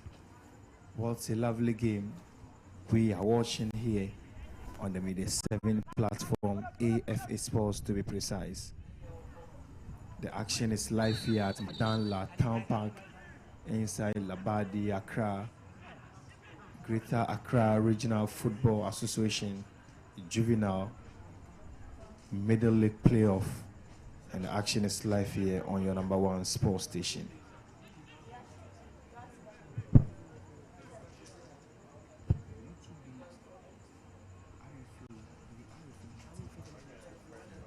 And another opportunity, what can we see? Yes, the second goal has been registered. Finally, the second goal has been registered, and a bit of sin which are not palatable for young lad of this nature.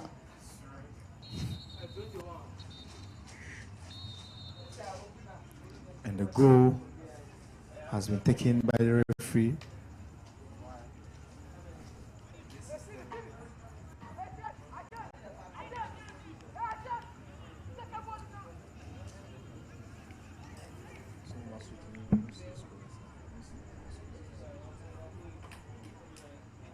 Ibrahim, like I told you this second half, if Sedabs don't do their homework very well, Assyriska will come in to punish them. And we just saw what's happened. Assyriska has come in to punish them because if a team continue creating the chances, but are unable to score, definitely one way or the other, there will be one chance which they will never spare you, and that's what's happened. And they've gotten all the chances, they've created everything in the first half and in this second half as it continues. But yet still they were unable to find the net until the 15th minute. One chance came in and they were able to find the net. But I was asking myself, what was the fight for? Because they've already gotten the goal already. You didn't make your works well. You were making mistakes at your back. So if they've gotten a goal, the only thing you have to do is focus. Try and at least get a consolation, get an equalizer or a win. It will help your team better than fighting your opponent. And yellow card has been shown to Theophilus Aqua, the coach of Chris Sedabs, by the match official.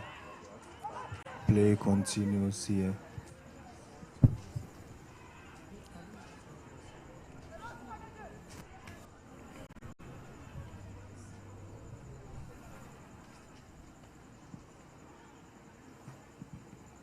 Throwing advantage quickly taken. Free kick. Otu Ebenezer to do justice to this particular kick. Otu Ebenezer sends the ball through, and goalkeeper, look at that one, and the mistake by the goalkeeper has resulted in great setups, getting their equalizer of the game. Look at that mistake by this young goalkeeper, Richmond Sabla. What he has really caused his team so well, Prince. Rhyme, the goalkeeper has caused them a lot.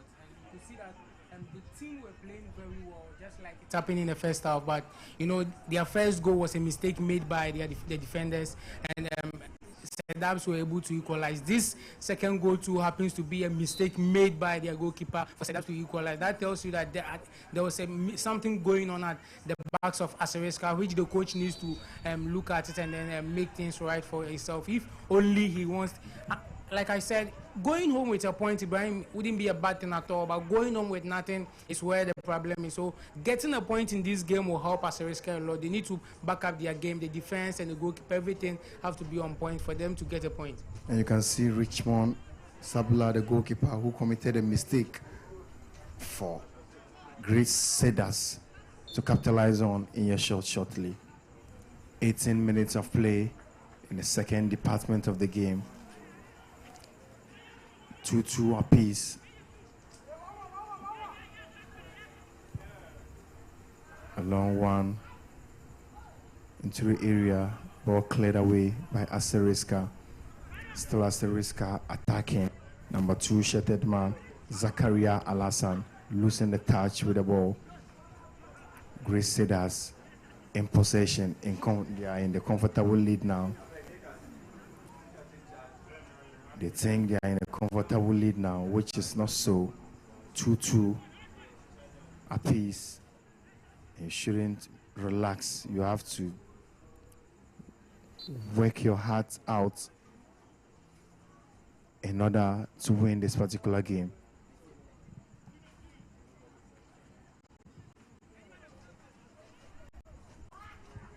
Corner kick advantage. Corner kick advantage. A long one into the area, ball cleared away. Still an opportunity. What can we see from Aseriska? Number 7 shirted man sends a pass through, but no.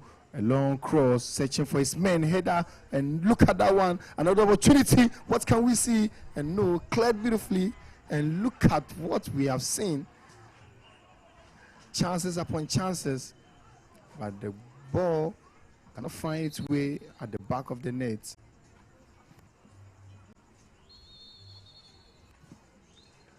And the goalkeeper, Naughty, Patrick, down the turf and has called for the attention of the medical team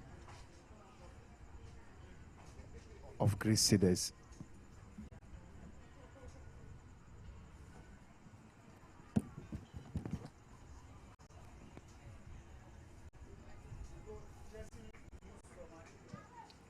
Temporary hold up. Temporary hold up. And Richmond Sabula, the goalkeeper of Aseriska in your shots, he committed a mistake which eventually led to the second goal of Great Cedars. This is the bench of Aseriska. You can see the assistant coach, Clifford Ayebute. And Rashid Issa was the one on the turf, back on his feet now for play to continue. 21 minutes of play.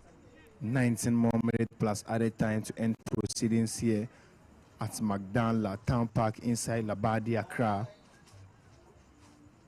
Look at that control, a lovely 10, number 10 shirted man. What can we see from him? Into the area, but no, a corner kick set by the in favor of Greece Cedars, who are currently chasing the game. They want to make an impact in this particular game. Across the field of goal. What can we see? No. It's going to be another corner kick advantage. Again in favor of Cedars. A cross into the area, header, and saved by the goalkeeper. Another clearance by the defender there. Center circle sends the ball to the left-hand side, controls the ball quickly, but the ball hits the man. Number 15, shirted man going for the ball, but no. That was a tackle from behind. Tackle from behind.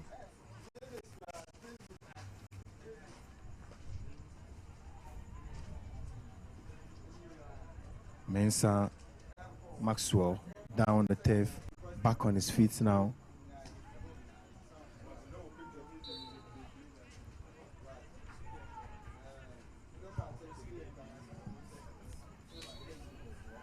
Free kick for Great Cedars just outside the 18-yard box. Can they make this one count? This is a great opportunity to get a third goal. 23 minutes of play. 23 minutes of play.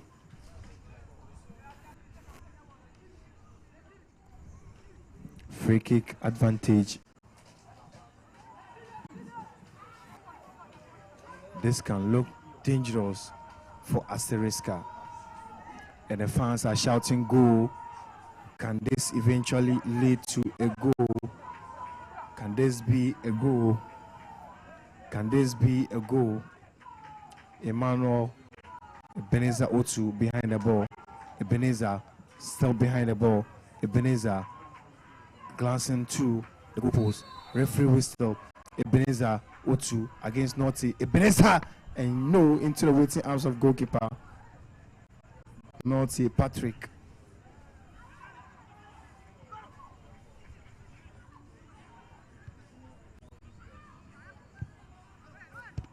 Yes, Asteriska losing the ball to Great Cedars. One player down on the turf. The referee whistles.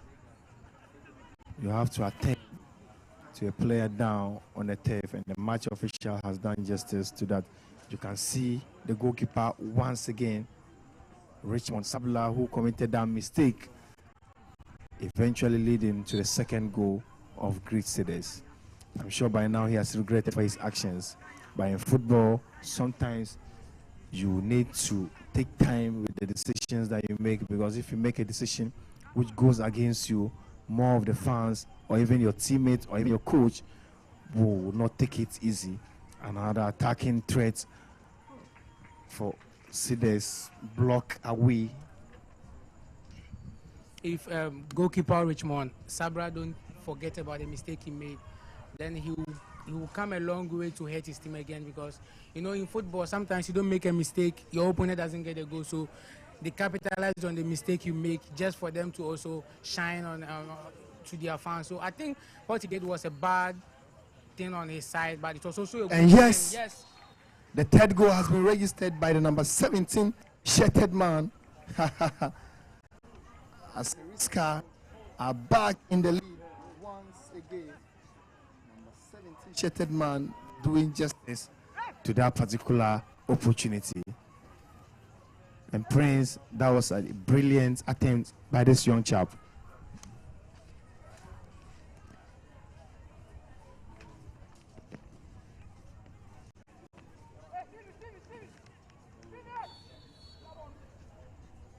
Ibrahim, the daytime was for Great Falcons and then Great Sedaus, but the night is really for Asteriska. You could see that the Asteriska boys are really doing something good here. Since the whistle was blown to start the game, it has all been Asteriska, Asteriska, Asteriska. Even at a point where Sedaus were scoring the goals, it has to take the Asteriska boys to make mistakes for them to capitalize on their mistakes. One came from their defender, one came from the goalkeeper. That tells you that Asteriska has been the one dominating this game since from the first minute up to this minute. So I'm not surprised they are leading Sebas by 3-2. They need to continue, and Ibrahim, if they can win this game by 5-2, then Asteriska will qualify automatically. So can they win by be a question that they need to answer. Free kick advantage to Great Cedars. Free kick advantage. Grace Cedars. Referee whistles. 1, 2, 3. A strike. No. There's not an attempt that can be cause a problem for the goalkeeper Richmond Sabula. I can see the number 4 shirted man, Mensa Patrick, the captain of Grace Cedars.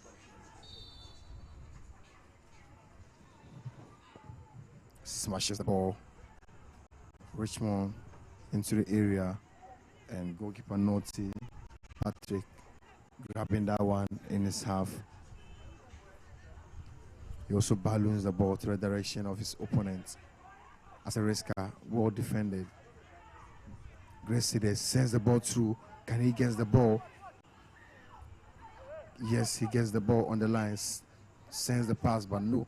Couldn't get touch to his talisman. Clears the ball out of danger. Here that was a brilliant one by the number 4 shirted man, Mensa Patrick. Here is danger for Asariska. No. Well defended. Another opportunity. Asariska, number 8 shirted man. No. Still an opportunity. Asariska, number 7 shirted man, sends the ball through to the left wing, but no, couldn't get touch to his talisman. Here's another opportunity. Asariska sends a cross into the area.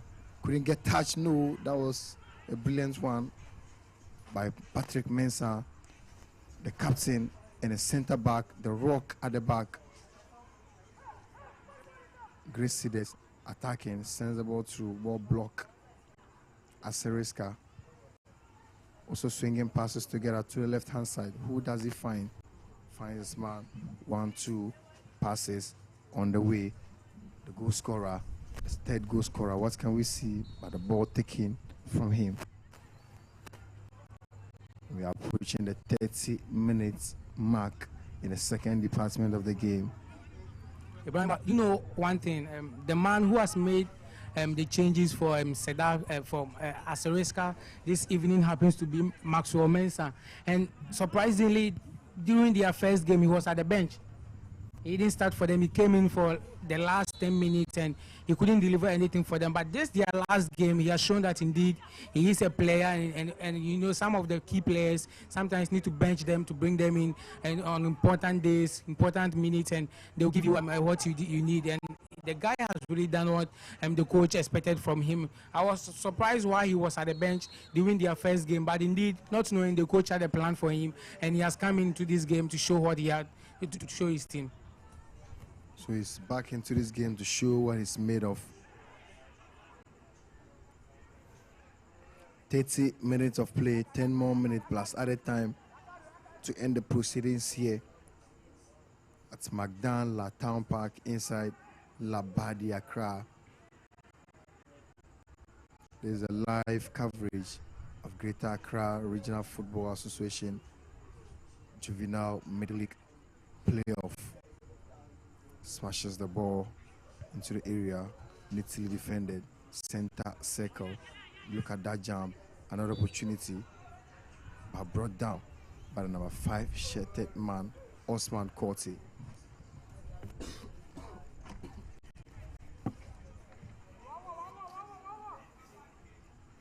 Osman Korti committing that particular foul on Solomon. Solomon back on his feet now for play to continue. Otu Ebenezer behind the ball, taking all the set pieces that Grace Cedars gets. Raymond trying to link play to the left hand side. Gets the ball, but no! This is not supposed to be done. Watch the post and make sure you get your direction right, your technique right. But look at the way he smashes the ball his own way, and the ball also went its own way, Prince. Maxwell Mensah, like I said earlier before, he's an intelligent player. He got the idea, he saw the goalkeeper coming out of his post, but it's just that the ball went off the bar, and that tells you that the guy is really talented, but he always have to calculate. You know, sometimes these great players, the only thing you can take out of, you can never take it from a great player is the calculation. They calculate so that they will know that at the end of the day, if I'm kicking this ball to the net, it will end into the net, but he got it wrong, and I think the next time he gets such a chance, he will never spare the goalkeeper. So the next time that he gets this opportunity, he will make sure he make it count. Another opportunity, Asiriska. They are currently leading by 3-2.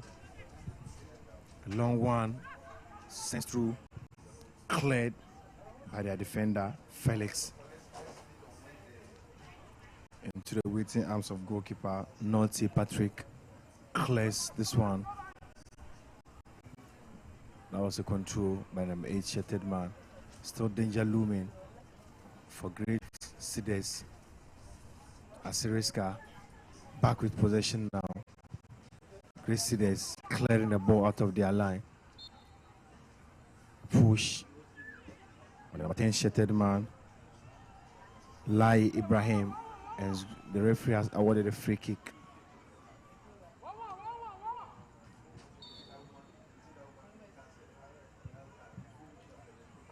Sends a cross, finds his man into the air, brought down, but the referee says no. Asiriska smashing the ball out of their area.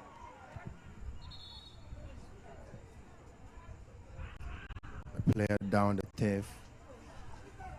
Looking at the situation, you can see he's in pain now, calling for the attention of the medical team. Number 7, Shattered Man.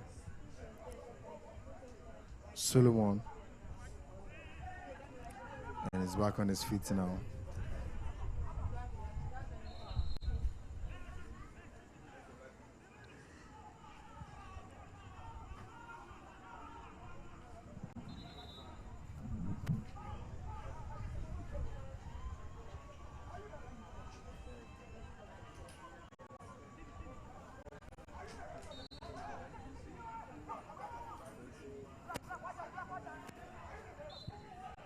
"34 minutes of play, 6 more minutes plus added time to end proceedings here. Free kick going the way of Great Cides. Great Cides. Otu Ebenezer once again behind the ball. Idris Umar being given word of caution by the referee. Otu Ebenezer behind the ball. Can he prove his greatness in this particular game? Sends a cross through. What can we see? No, couldn't get his head through the ball. Chances upon chances. Throwing advantage. Asiriska.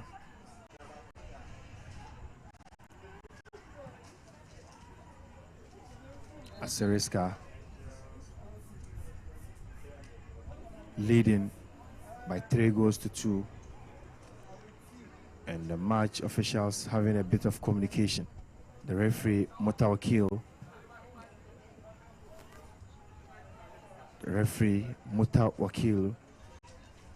going the side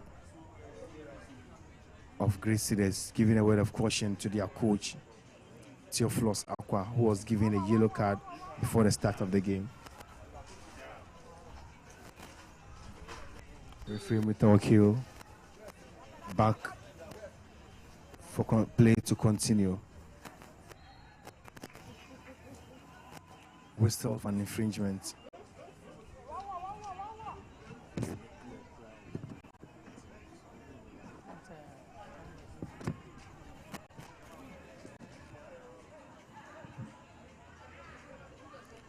Free kick advantage and Otu Emmanuel, the free kick taker, the set piece taker behind the ball.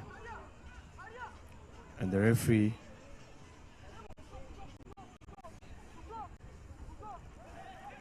common situations there. Otu Emmanuel, 1-2, strikes. No, off target. And yes, off target attempt.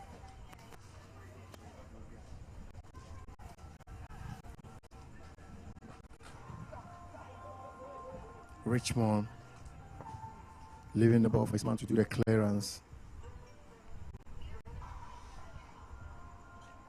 Raymond still with the ball, finds his man, number 11, shattered man, sends the pass through. What can we see? And no, the goalkeeper against the man, but no, look at what he has done. Goal kick advantage to Grace Cedars. Grace Cedars managed to win their game by 4-1. And this particular game are suffering. You can see Naughty Patrick, the goalkeeper for Grace Cedars, were cleared away. Another opportunity, Grace Cedars clearing their lives, and look at that one. Sometimes they say safety first. The goalkeeper is not happy with the clearance that Ishmael did.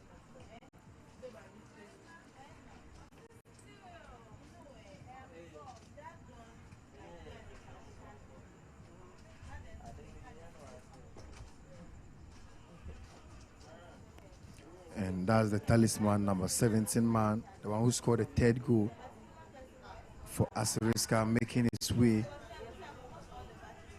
And he's going to be replaced by the energetic number 12 shattered man, Bashiru Abdul Salam. Bashiru Abdul Salam will continue the game. Goal kick, Naughty Patrick. Left-footed ball. That was a poor control there. Here is Grace Cedars, sends the ball back. Another one, 1-2 play. Grace Cedars and a contact from behind. Number 15, shattered man. Going physical. Going physical.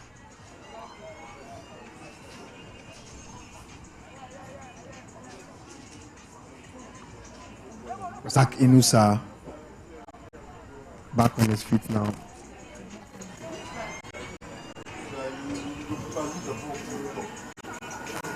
Emmanuel Otu behind this particular one again. Emmanuel Otu, 1-2 strikes, and the same direction all the time. He's their set piece taker, but all the time he takes the ball to the same direction. Emmanuel Otu, their set piece taker. 39 minutes of play, 1 more minute plus at a time to end proceedings here.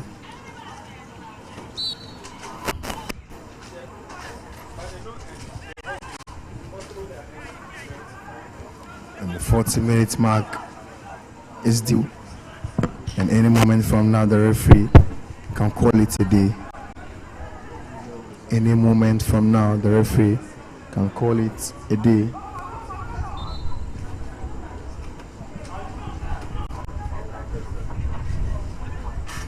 Long throw.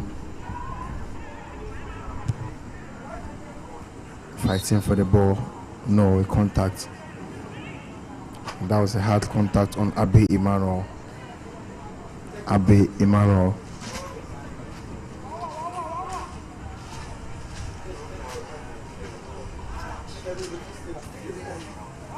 Temporary hold up. Patrick Mensah sends the ball into the area of this. What can we see? Another opportunity. But no, that was a poor control by Hagan Samuel. Hagan Samuel. Referee whistles for a set piece to be taken. Cleared away. Here's another opportunity. Grace Cedars sends the ball through, but cleared out. And the referee has finally called for the end of the game at the end of 90 minutes of beautiful football here at Magdala Town Park inside Labadi, Accra.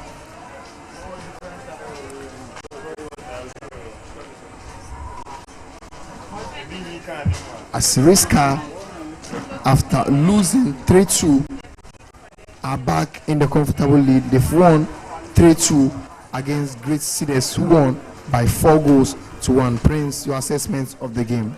Ibrahim, it was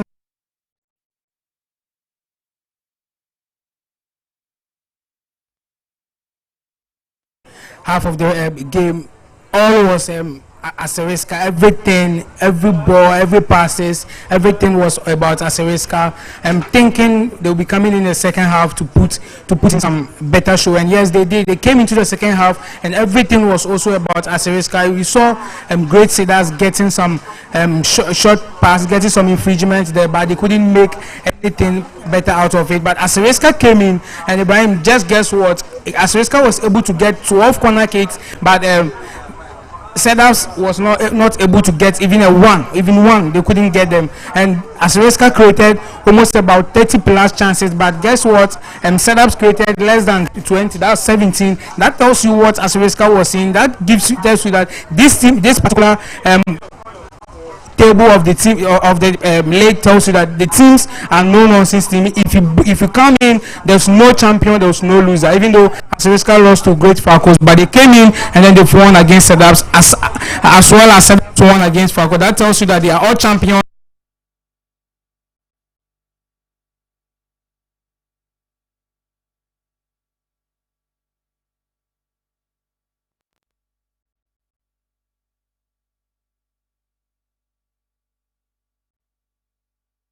Part of this great experience. It has been a wonderful experience here at Magdan La Town Park inside Labadi, Accra. Catch us same time tomorrow as we give you another exciting games tomorrow here at the same venue. Thank you very much for being part of this great experience.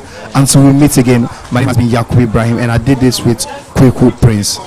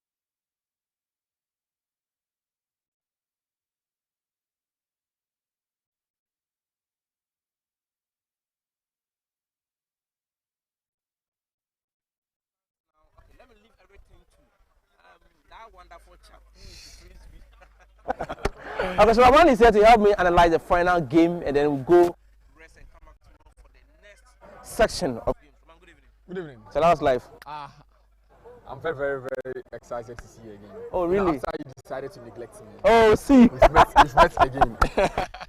Tell me, I'm looking at what is happening so far. Who has qualified? What are the odds? Who cannot come again? Basically, you only needed 2 slots to join the rest of the teams for the regional juvenile league itself. So we are playing another 3 sets of teams tomorrow, and we played 3 sets of teams, 6 sets of teams today, which we need only 1 team from today's game. And as it stands now, CDAPs are qualified. Sure. Based on they are true. But I think it has been an amazing game. If you ask me personally, this game, I think it has been an exciting one, because looking at how CDAPs lined up young chaps, playing like people who are pros, people who are professionals. I think it's amazing. It's amazing. Okay. So at the end of the day, Great and Focus 3, and then Asiriska, that name. 2, Great Focus 1, Great CDAPs 4, and Asiriska FC 3, Great CDAPs again 2. And so that is